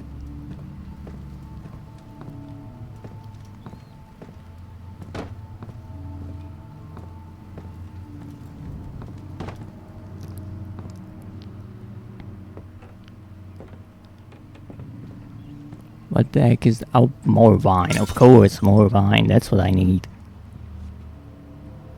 Wine. Wine everywhere. Freaking alcoholics.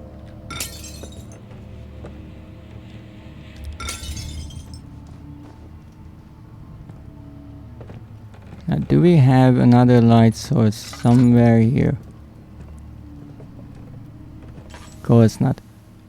There's a bunch of wine.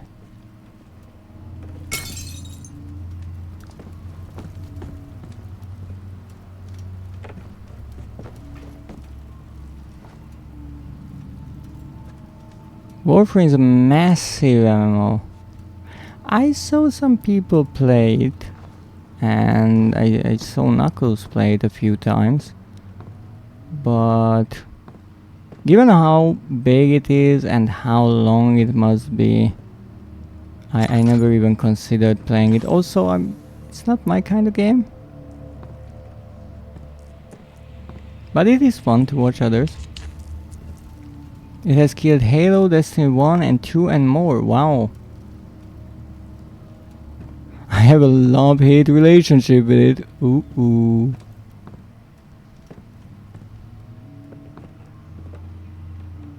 Well, what's to love and what's to hate?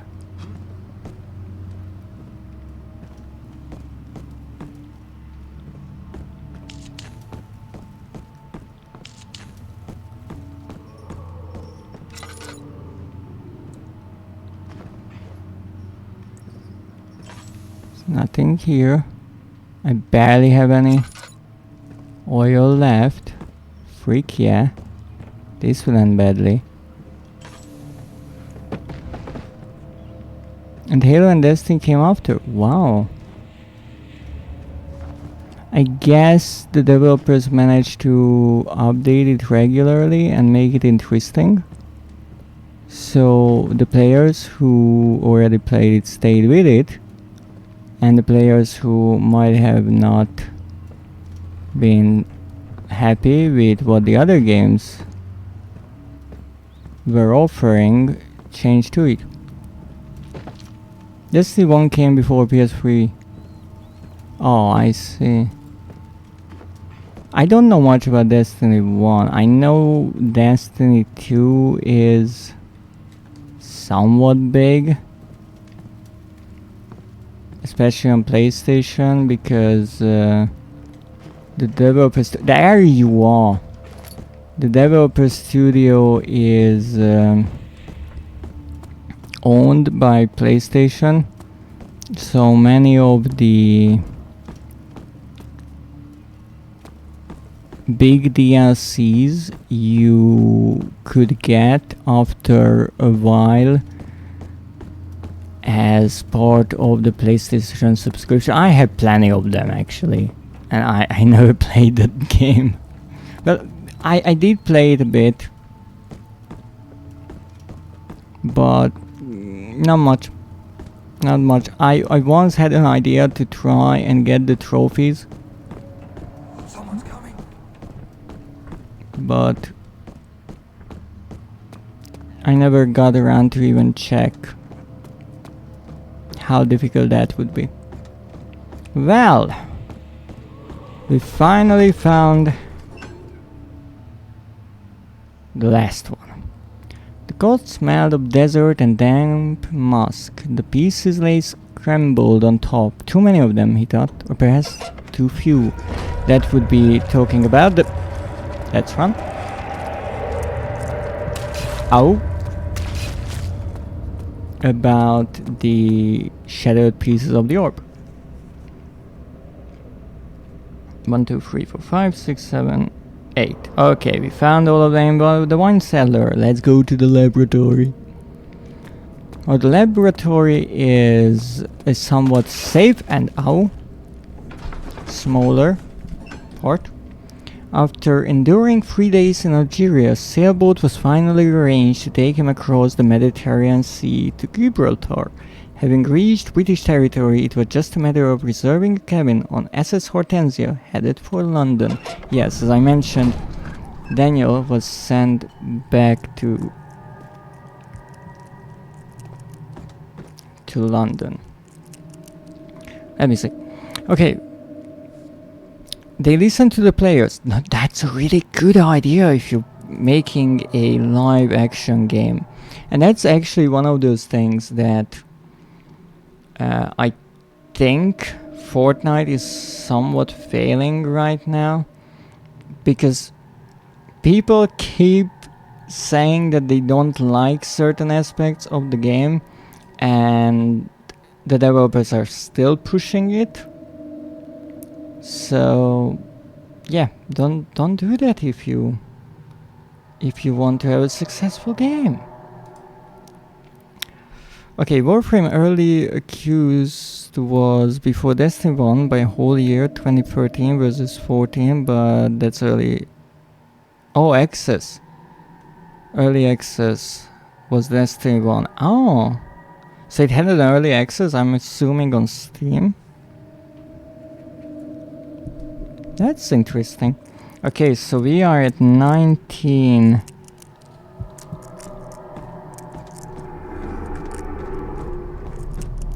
Tinderboxes right now. That's important. If I happen to miss noting down a tinderbox, I can always check again. Oil. This is the one game in which if I find oil, I'm right away much happier. I never had such a reaction to oil.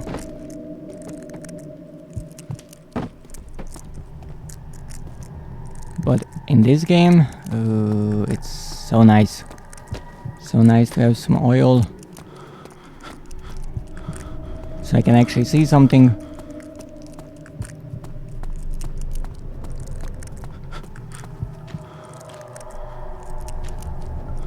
What's all this? Lot? Something I don't even want to know? Oh, more oil. Lovely. We're going insane. Again. Without early access, both came out fully the same year. 2014's Warframe is probably on a few months older than Destiny 1. Yeah, we are not going there just yet, don't you worry about it. Okay, so here we have a note. We have 2 notes in the laboratory. And this is the one that explains how, because there is no chimney here, the fumes have a bad effect on some of the ingredients here. So Alexander decided to move the chemicals into the wine cellar, and actually that's where we find them. And normally, well, at least how I played, I went to the laboratory first. There should be more coop rats. Let me see. And 1 part aquafortis.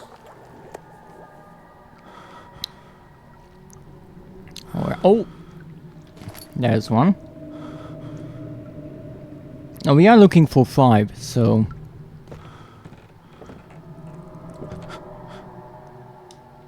we're still missing 4 in there. Oh, that's a little tinderbox there.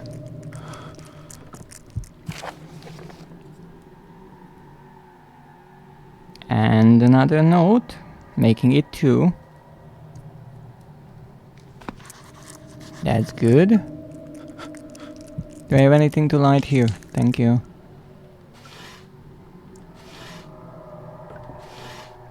Ah, that's free. Alright, we are on a roll here. It's always the last one that's so difficult to find. Not what I need, but why not? One day I will return. If it wasn't for the thought of you, my love, I wouldn't be able to go on. When I find myself doing terrible things, I take comfort in you. As long as I am able to think of you and long for a life together, I know I'm better than the others. I weep for them. They lust for power without restraint, where I only crave fair judgment and a safe return. So this talks about how Alexander wants to return to his world, the dark world. Though I am curious if he ended up in the human realm because of an accident or if he was banished. I faintly remember, and I want to say that he was banished, but I'm not sure. Oh, there will be something here. There's one. Come on.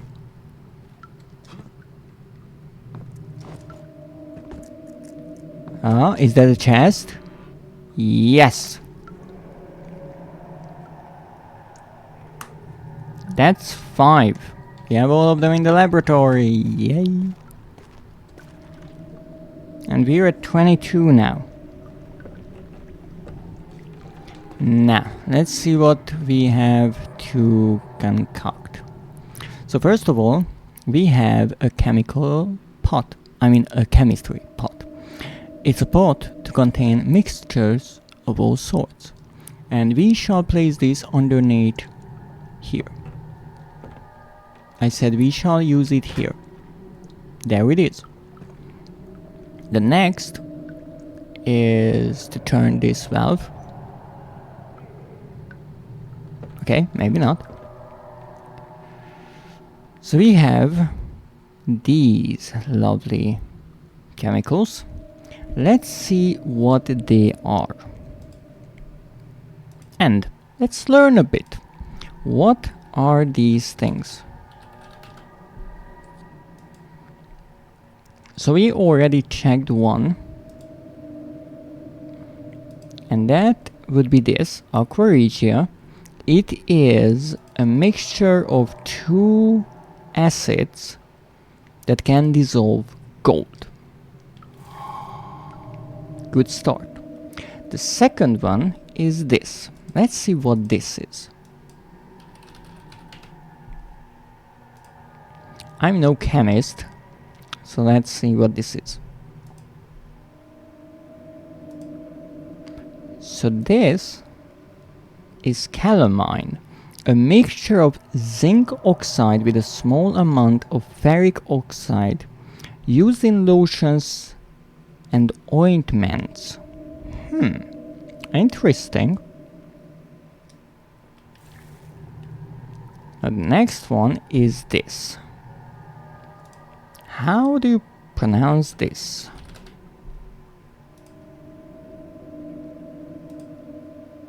Orpiment, a rare orange to lemon yellow mineral consisting of a native trisulfide of arsenic. Alright.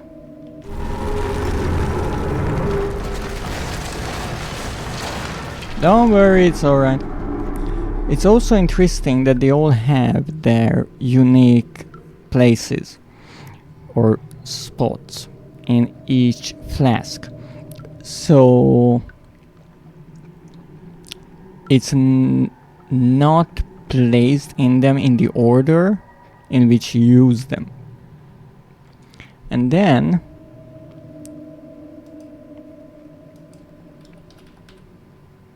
this is something that actually Alexander mentioned. Let's see. Cuprite, a red mineral consisting of copper oxide that is a minor ore of copper. Well, I guess we have 4 new words to add to my word list after the stream. Lovely.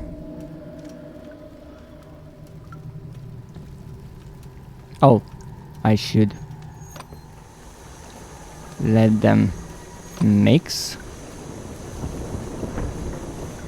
It's really difficult to work while everything is falling apart, just saying.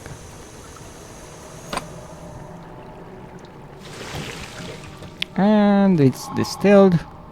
And we have a pot of acid. Now I'm no chemist, so I can't tell, but I would be rather interested in whether or not this is really a mixture that would create some sort of an acid. I mean, there are already 2 kinds of acid in it, but the rest I'm not sure how they are helping with making it stronger. Now, let's see what our dear Daniel wrote down. The stairs have collapsed. Find a way to climb back up. Ah, Daniel, you little genius. Now, to do that, we need something. Anything. Is there anything I can pick up? Ouch.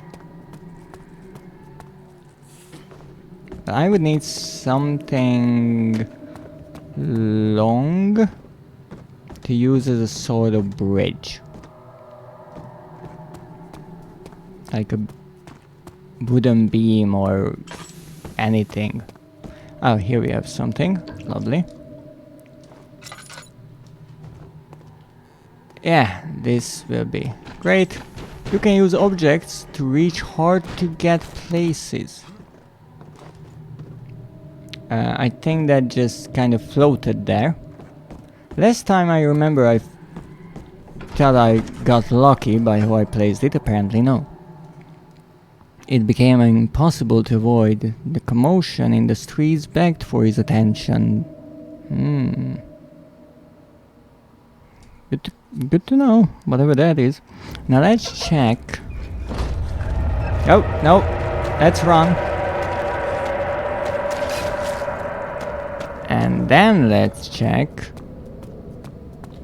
where we are. So we have 22 of the tinderboxes. So far, in theory, we have all that we need. And how many notes we have? 1, 2, 3, 4, 5, 6, 7 notes and 3 diaries. That is 10. That's 1, 2, 3, 4, 5, 6, 7, 8, 9, 10. That is exactly all we need. So far we didn't screw up. In theory. On to the next. Give it some acid. And we can move on. The next area is the refinery. Right here in the darkness. He sat down by the Kashba bowl, gasping for air. Sweat poured from his forehead and onto the sand-veiled ground. Ooh, that's so nice, sand-veiled ground. Wouldn't you need to write that with a hyphen though? I'm not sure. So here, in the refinery, we have to look for plenty of things. It sure is dark in here. Yes, and there's a good reason for it. But you can light the lamp now if you wish. What's the reason? For the darkness, that is. Yeah. Stay close. Be careful not to stray. What's the reason? Why is it so dark? Pay attention, Daniel. It's important that you keep going straight and make sure not to stray. Answer the question, darn it. Okay, so once again we are looking for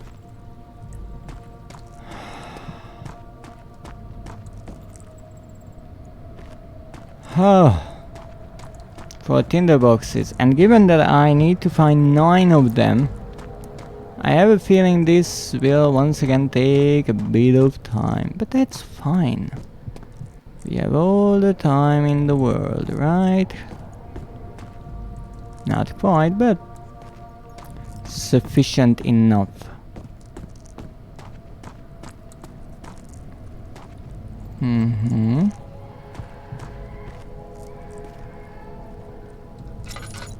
Stop screaming.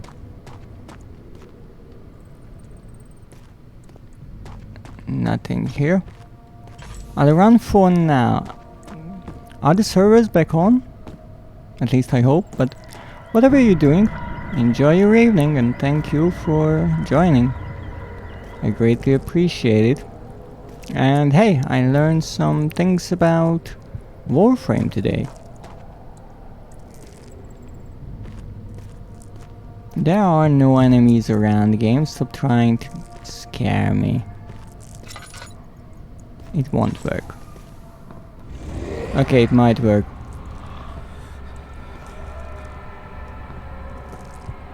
But not really, because I know this is somewhat of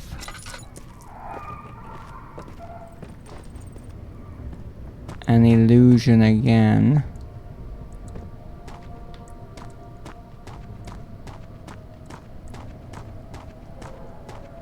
Okay, nothing in here.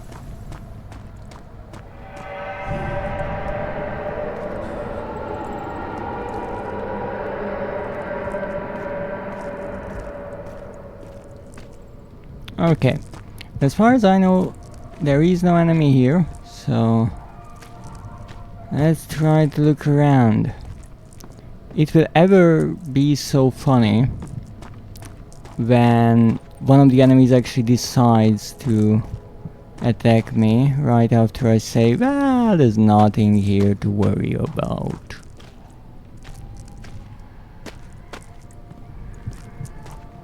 I thought there was an oil barrel somewhere here, apparently not. That's fine. Okay, let's look around. What do we have? What am I stuck on? Okay, oh, oil. Good, but not what I'm looking for. Oh my goodness, they love putting tinderboxes up in high places. It's like they didn't want the short people to get to them. Okay, and then they put one here. Now, let me actually try something. Can I push this tinderbox? Yes. So the tinderboxes are affected by physics, which is a bit concerning. Okay. So I guess the best way to check if there's a tinderbox between, let's say, barrels or boxes is to jump on top of them and look behind them, since they cannot be in the same place due to physics, and that way I don't make a huge mess.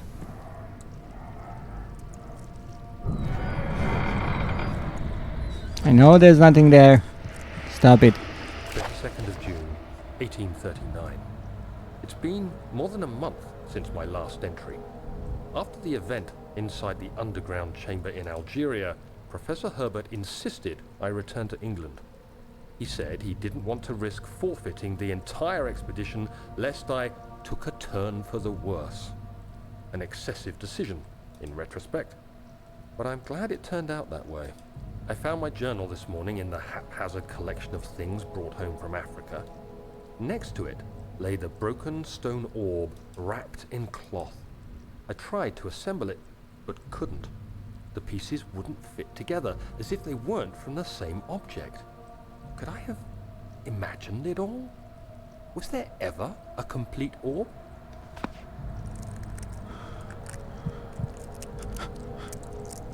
Okay. So that's a diary entry from the time when Daniel was sent back by the professor, as I mentioned earlier. Things are getting blurry again. Okay, let's light something so you calm down.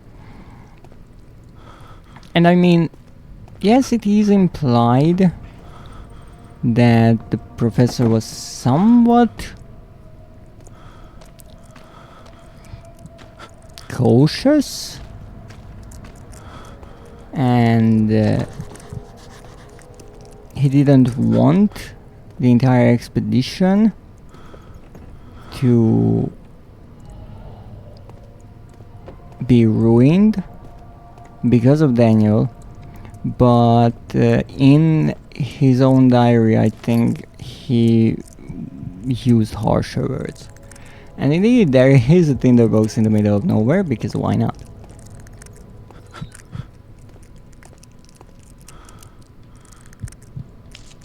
Alright. Bookshelves.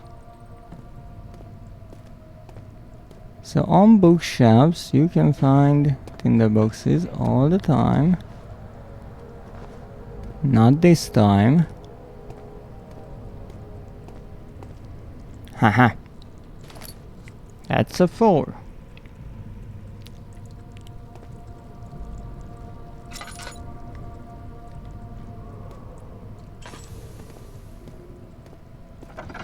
I'm looking for 9, so this will be tricky.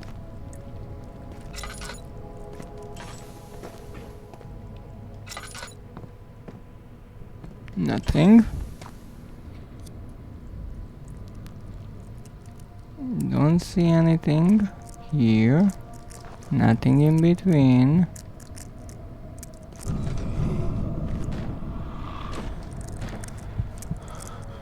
Of June, Sorry, I'm reading. 1839. I feel the need to continue this journal, even though it was intended for my journey to Africa. This must be something very important. I just know it. I've taken it upon myself to piece the orb back together, but it's been more difficult than one might think. The pieces are behaving strangely. They seem to change color, shape, and texture, but ever so slightly. Yesterday, I took careful measurements and notated any significant markings. Today, I confirmed my suspicions. They were changing. I was terrified and rushed off to see the finest geologist in London, Sir William Smith. I approached the subject with care and we discussed how rocks change form. He told me about the nature of glass, how it eventually collapses on itself, like ice slowly melting over the course of centuries. Smith eased my mind a bit, but I can't escape the feeling that these shards have otherworldly properties. Oops.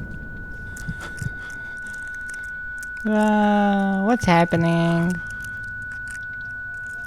Is that the tinderbox there, or just a wine bottle? I think it's just a wine bottle. Okay. So we have the 2 notes, that's the easier part. And we have 5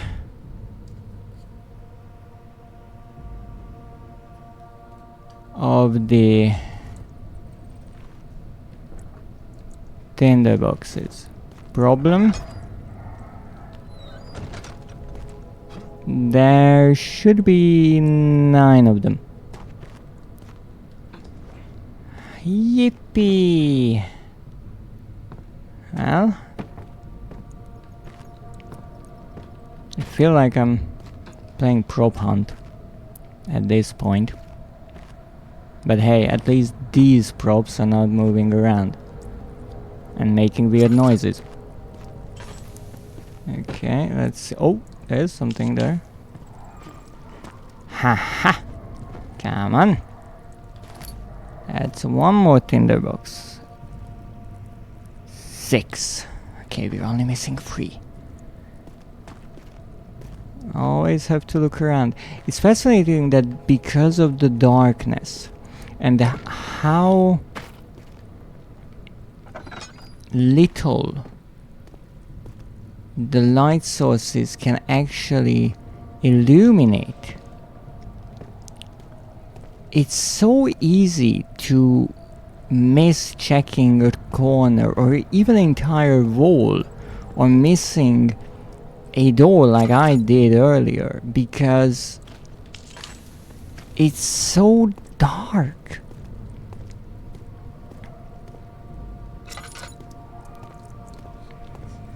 Okay. Nothing here.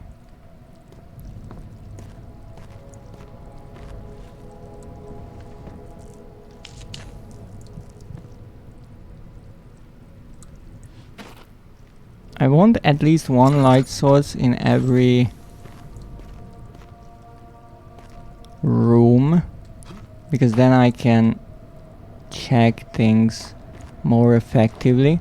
Now it's tricky with candles and torches around, because when you are in complete darkness, as I mentioned, Daniel's eyes kind of get used to the darkness, and you see the tinderboxes with a faint bluish outline.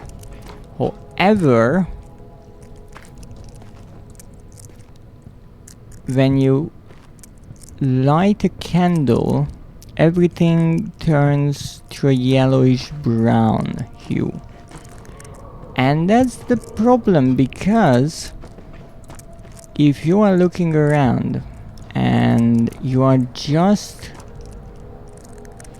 on the edge of the area that the light reaches, then you can't really see because of the glow of the candle, but you also can't really see because you're in the dark. You can also use glow-in-the-dark nail polish to have light in the darkness. Hope this helps. That's actually a wondrous idea. But that could have worked. But Daniel didn't come prepared. I think that's the problem. And now we are facing the consequences. But that would be a really interesting idea in a horror game. That one of the characters, especially in an FPS game, would have glow-in-the-dark nails. I mean, even enemies would be really interesting to have such properties. Okay. Now I know I have to come in here, and this will trigger something. Ow. Rude. The only thing is, I don't think that there are... Ow! Son of a...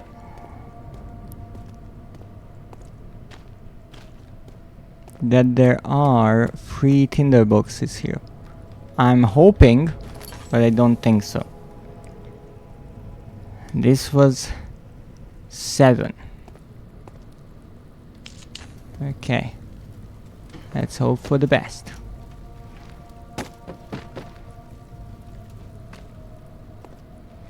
Boxes, boxes, but not tinder boxes. Just normal boxes. Oh. 2 tinder boxes? Yes! That's 9. I'm out of here. This seems to be my lucky day. You see, that's why you have to keep trying. Because look at me, I was trying to find some of the tinderboxes in the wine cellar. And it took me a long time, but I kept trying, and now it's also easy to find these ones.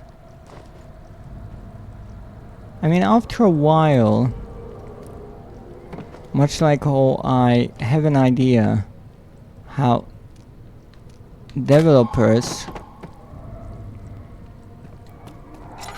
think to a certain degree and how they deal with trophies and collectibles and such, here I'm starting to have an idea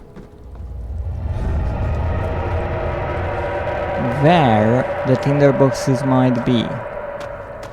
So for example, I know that they can be high up on shelves, and so I should always jump.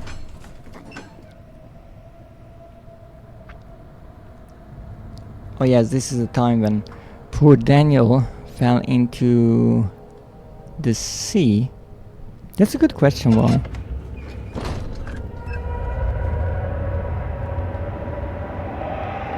So this... What is happening?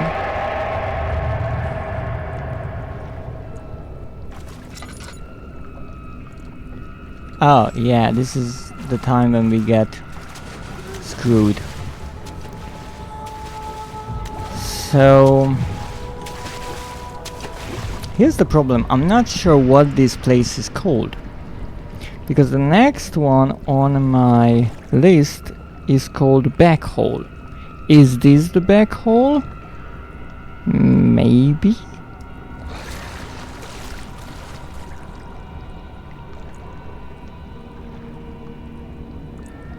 We'll have to check.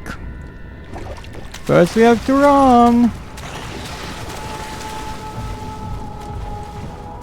Now, this is one of those places where you have a limited amount of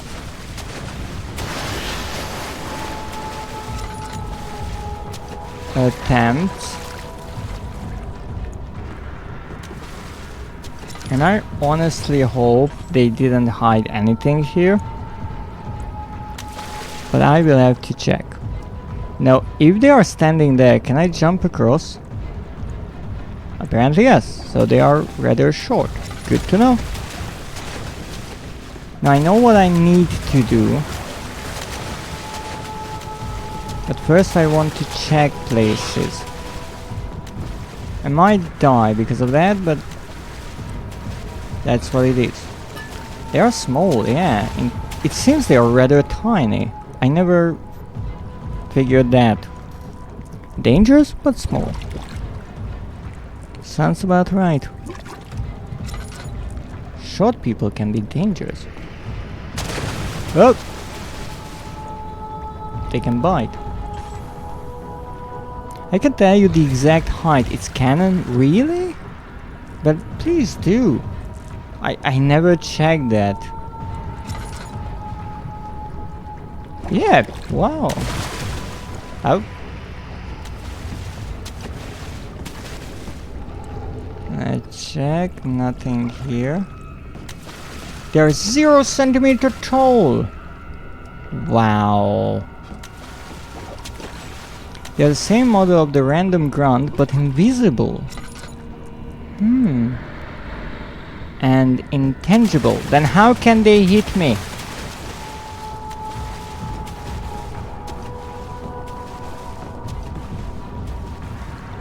How can they do that? That's not fair. Oh! They can hurt. You can hurt them. Really?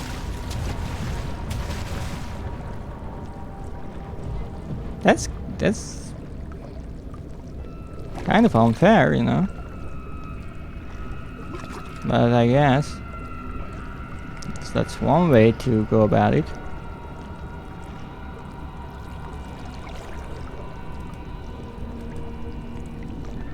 Now, let me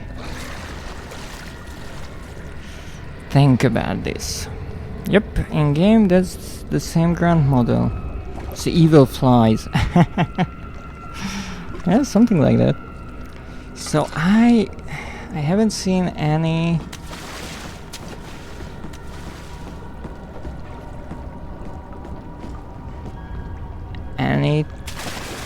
tinderboxes here. So I will hazard a guess that there aren't any around here. I only found that one laudanum And I mean, that makes sense because it's medicine to help with our physical health, and we can get hurt here, but it would be a bit rude from the developers to put collectibles in an area where you can't even freely move around.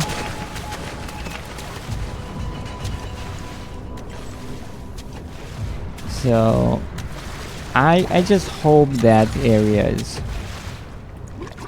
is okay like that, and I didn't miss anything. Okay, we have some oil here, again, not something we have to necessarily count. I'm building a little bridge here. Look at my little bridge.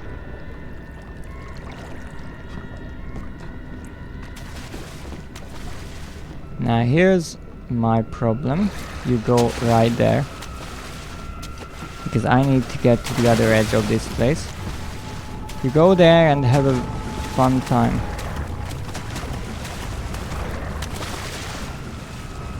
Okay, so here I have to move that. That's a bit tricky, but hey, a helping hand or leg or whatever that was can certainly be useful. So we take this,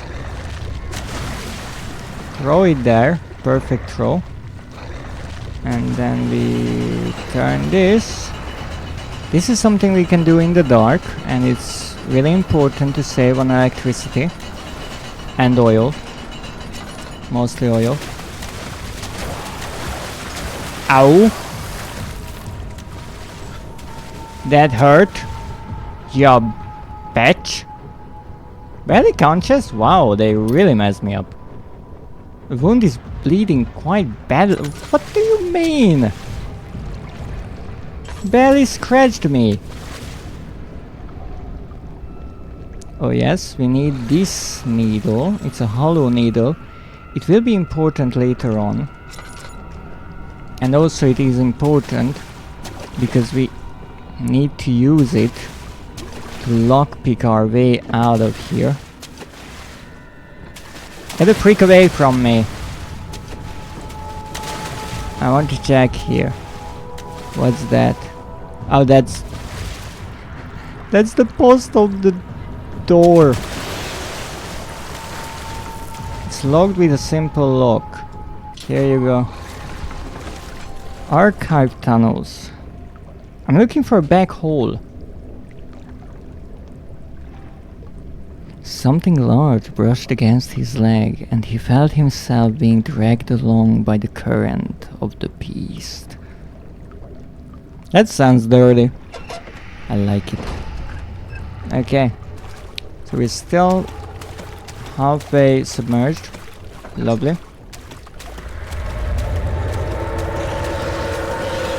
And I guess this is one of those times when we are running.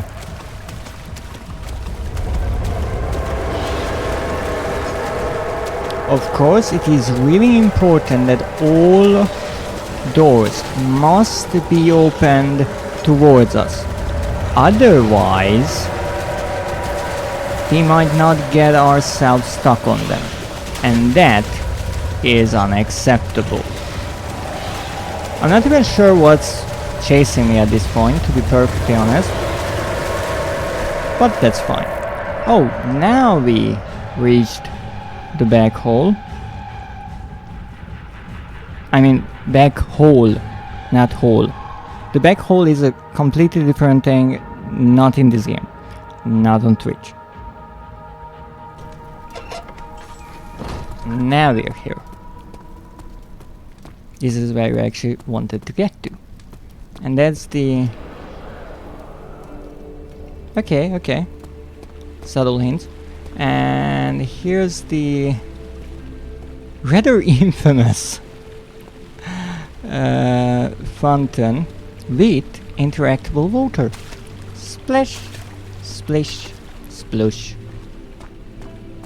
Now in this area, in theory, we need 2 tinderboxes, and indeed, once again, as much as finding some of the tinderboxes can be a bit frustrating, definitely, and Daniel will go slightly mad, probably. It's really nice that the developers did not place any tinderboxes in the area where you had to run or you've been chased by something. So in the previous 2 areas, no tinderboxes. You get laudanum because you might get hurt, and so you can heal yourself. You also get some lamp oil because you obviously use some so you can see where you are running, and there's no real way to look around and restock on oil, so it's nice that they put some right in the way on top of one of those boxes that you most likely end up on top of because you are trying to get away from the creatures, and at that point the game kind of slows down because you have to open the door with the wheel, so you have to start thinking about, okay, maybe I need to get a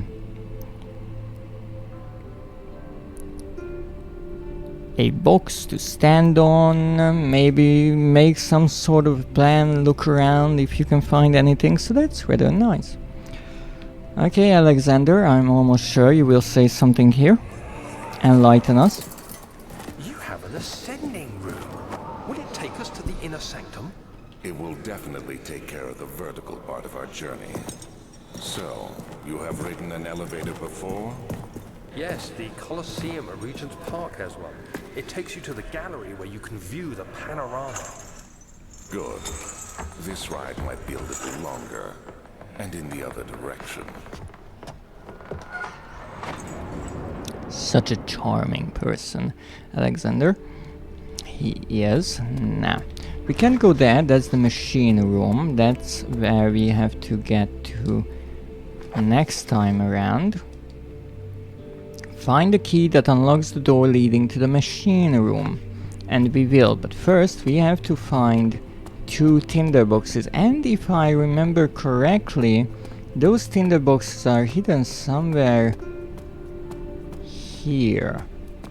I remember I even wondered if there's any point to lighting these candles.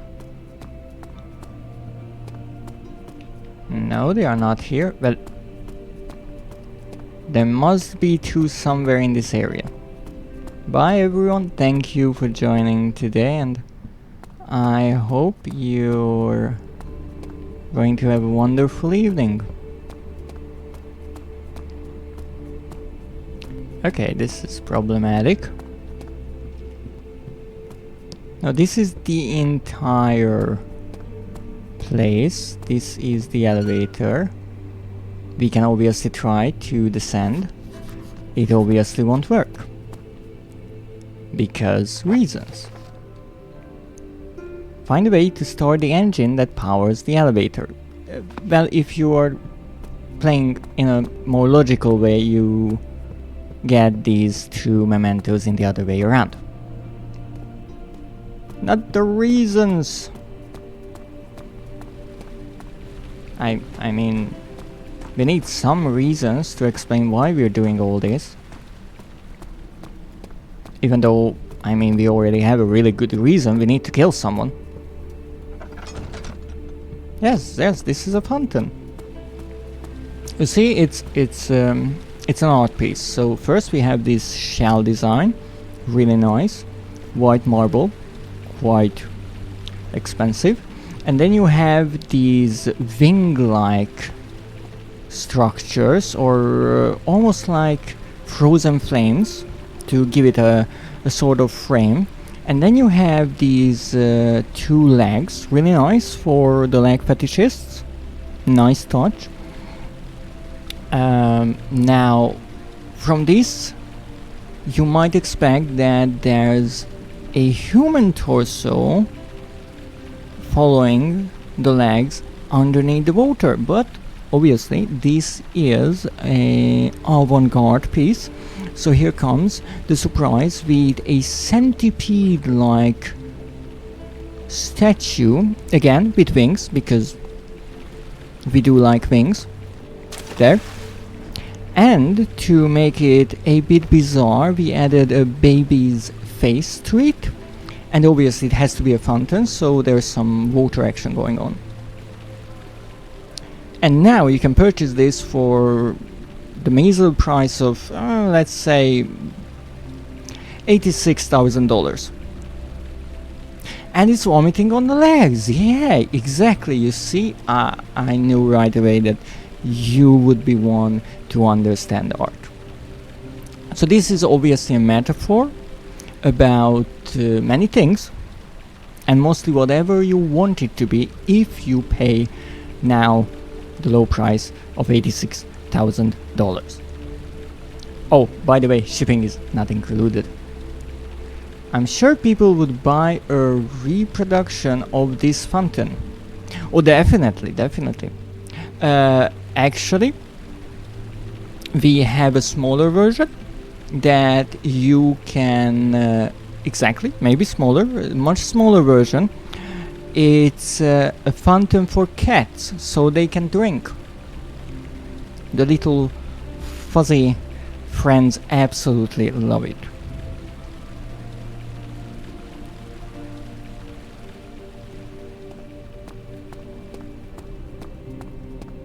We also have a version without the fountain that is an ashtray. It also doubles as a shower and back scratcher. Yes, indeed. You can just use the centipede legs as back scratchers, or you can just lay back and enjoy the shower. I think it's rather brilliant. Now I know this part is here, so maybe our tinderboxes are here? Absolutely not. It's a product, TM, exactly. No, it only exists in limited quantities. Obviously not, so we can make it more expensive. No. And it's also only available for a limited time. But if you order the big one right now, you can get the small one for half the price. Limited edition, indeed. It's even signed, but whoever the fuck you want for that price.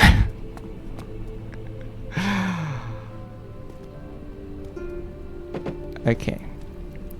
We are looking for 2 tinderboxes in this entire area. I'm sure that they are in an easily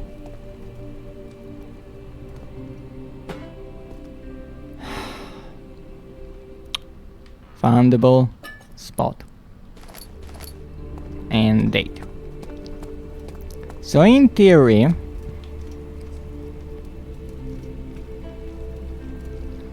we got the tinderboxes here. So let's quickly summarize things. We are at, let me see,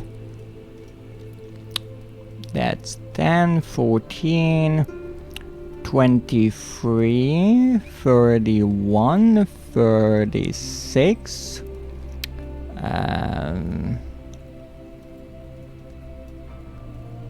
45, 47 tinderboxes, out of the 151. Not bad. One third of the way there. We have 1, 7, 8, 10, 12 diaries out of the 44, and I think I found all of these before as well. We have 26 Tinder boxes that we didn't use. And let me see, this is the 7 plus 5, that's exactly 12. Nice. And I think this is where I will stop for today. I know that it wasn't that exciting, but I think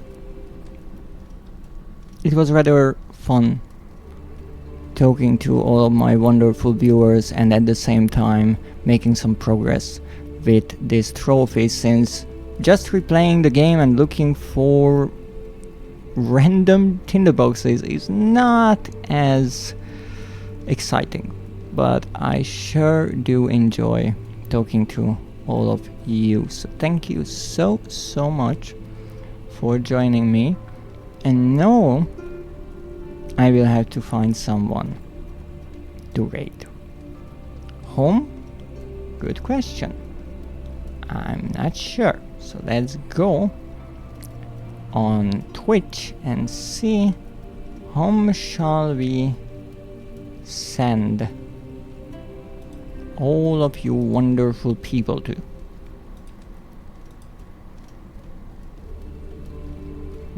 Who's streaming right now?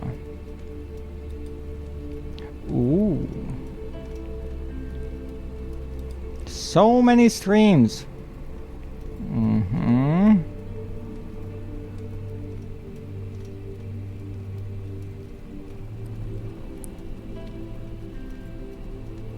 But I think I'm going to raid Elior. He was here earlier, and he is a wonderful and rather underrated streamer. He's playing the DLCs of Marvel's Spider-Man, and I would ask you to stay for the raid if you can, and say hello to Elior. Now for today I will save and exit. Obviously we didn't get any trophies, but hey, we got closer to the one we are looking for, Illuminatus. Well, we are 47 out of 151, so that's pretty good. But for today I thank you for joining me. Let me see how many people are there for the raid. 5 viewers, that's wonderful. Thank you so much to all of you. I don't check the viewer count that often, but it's really nice to see so many people around. So please don't forget to hydrate, do some stretches, and maybe get something to eat after this long stream. I certainly need to. I will be back on Friday with... I certainly didn't forget my schedule. This train too. Indeed, we are starting a new adventure of price. I finished this train, the original game, and got its platinum on stream, and I'm looking forward to the second game in the series, and who knows, maybe the creator will make a third one as well. But until that, I thank you for joining me today. Have a great day, and as always, good night.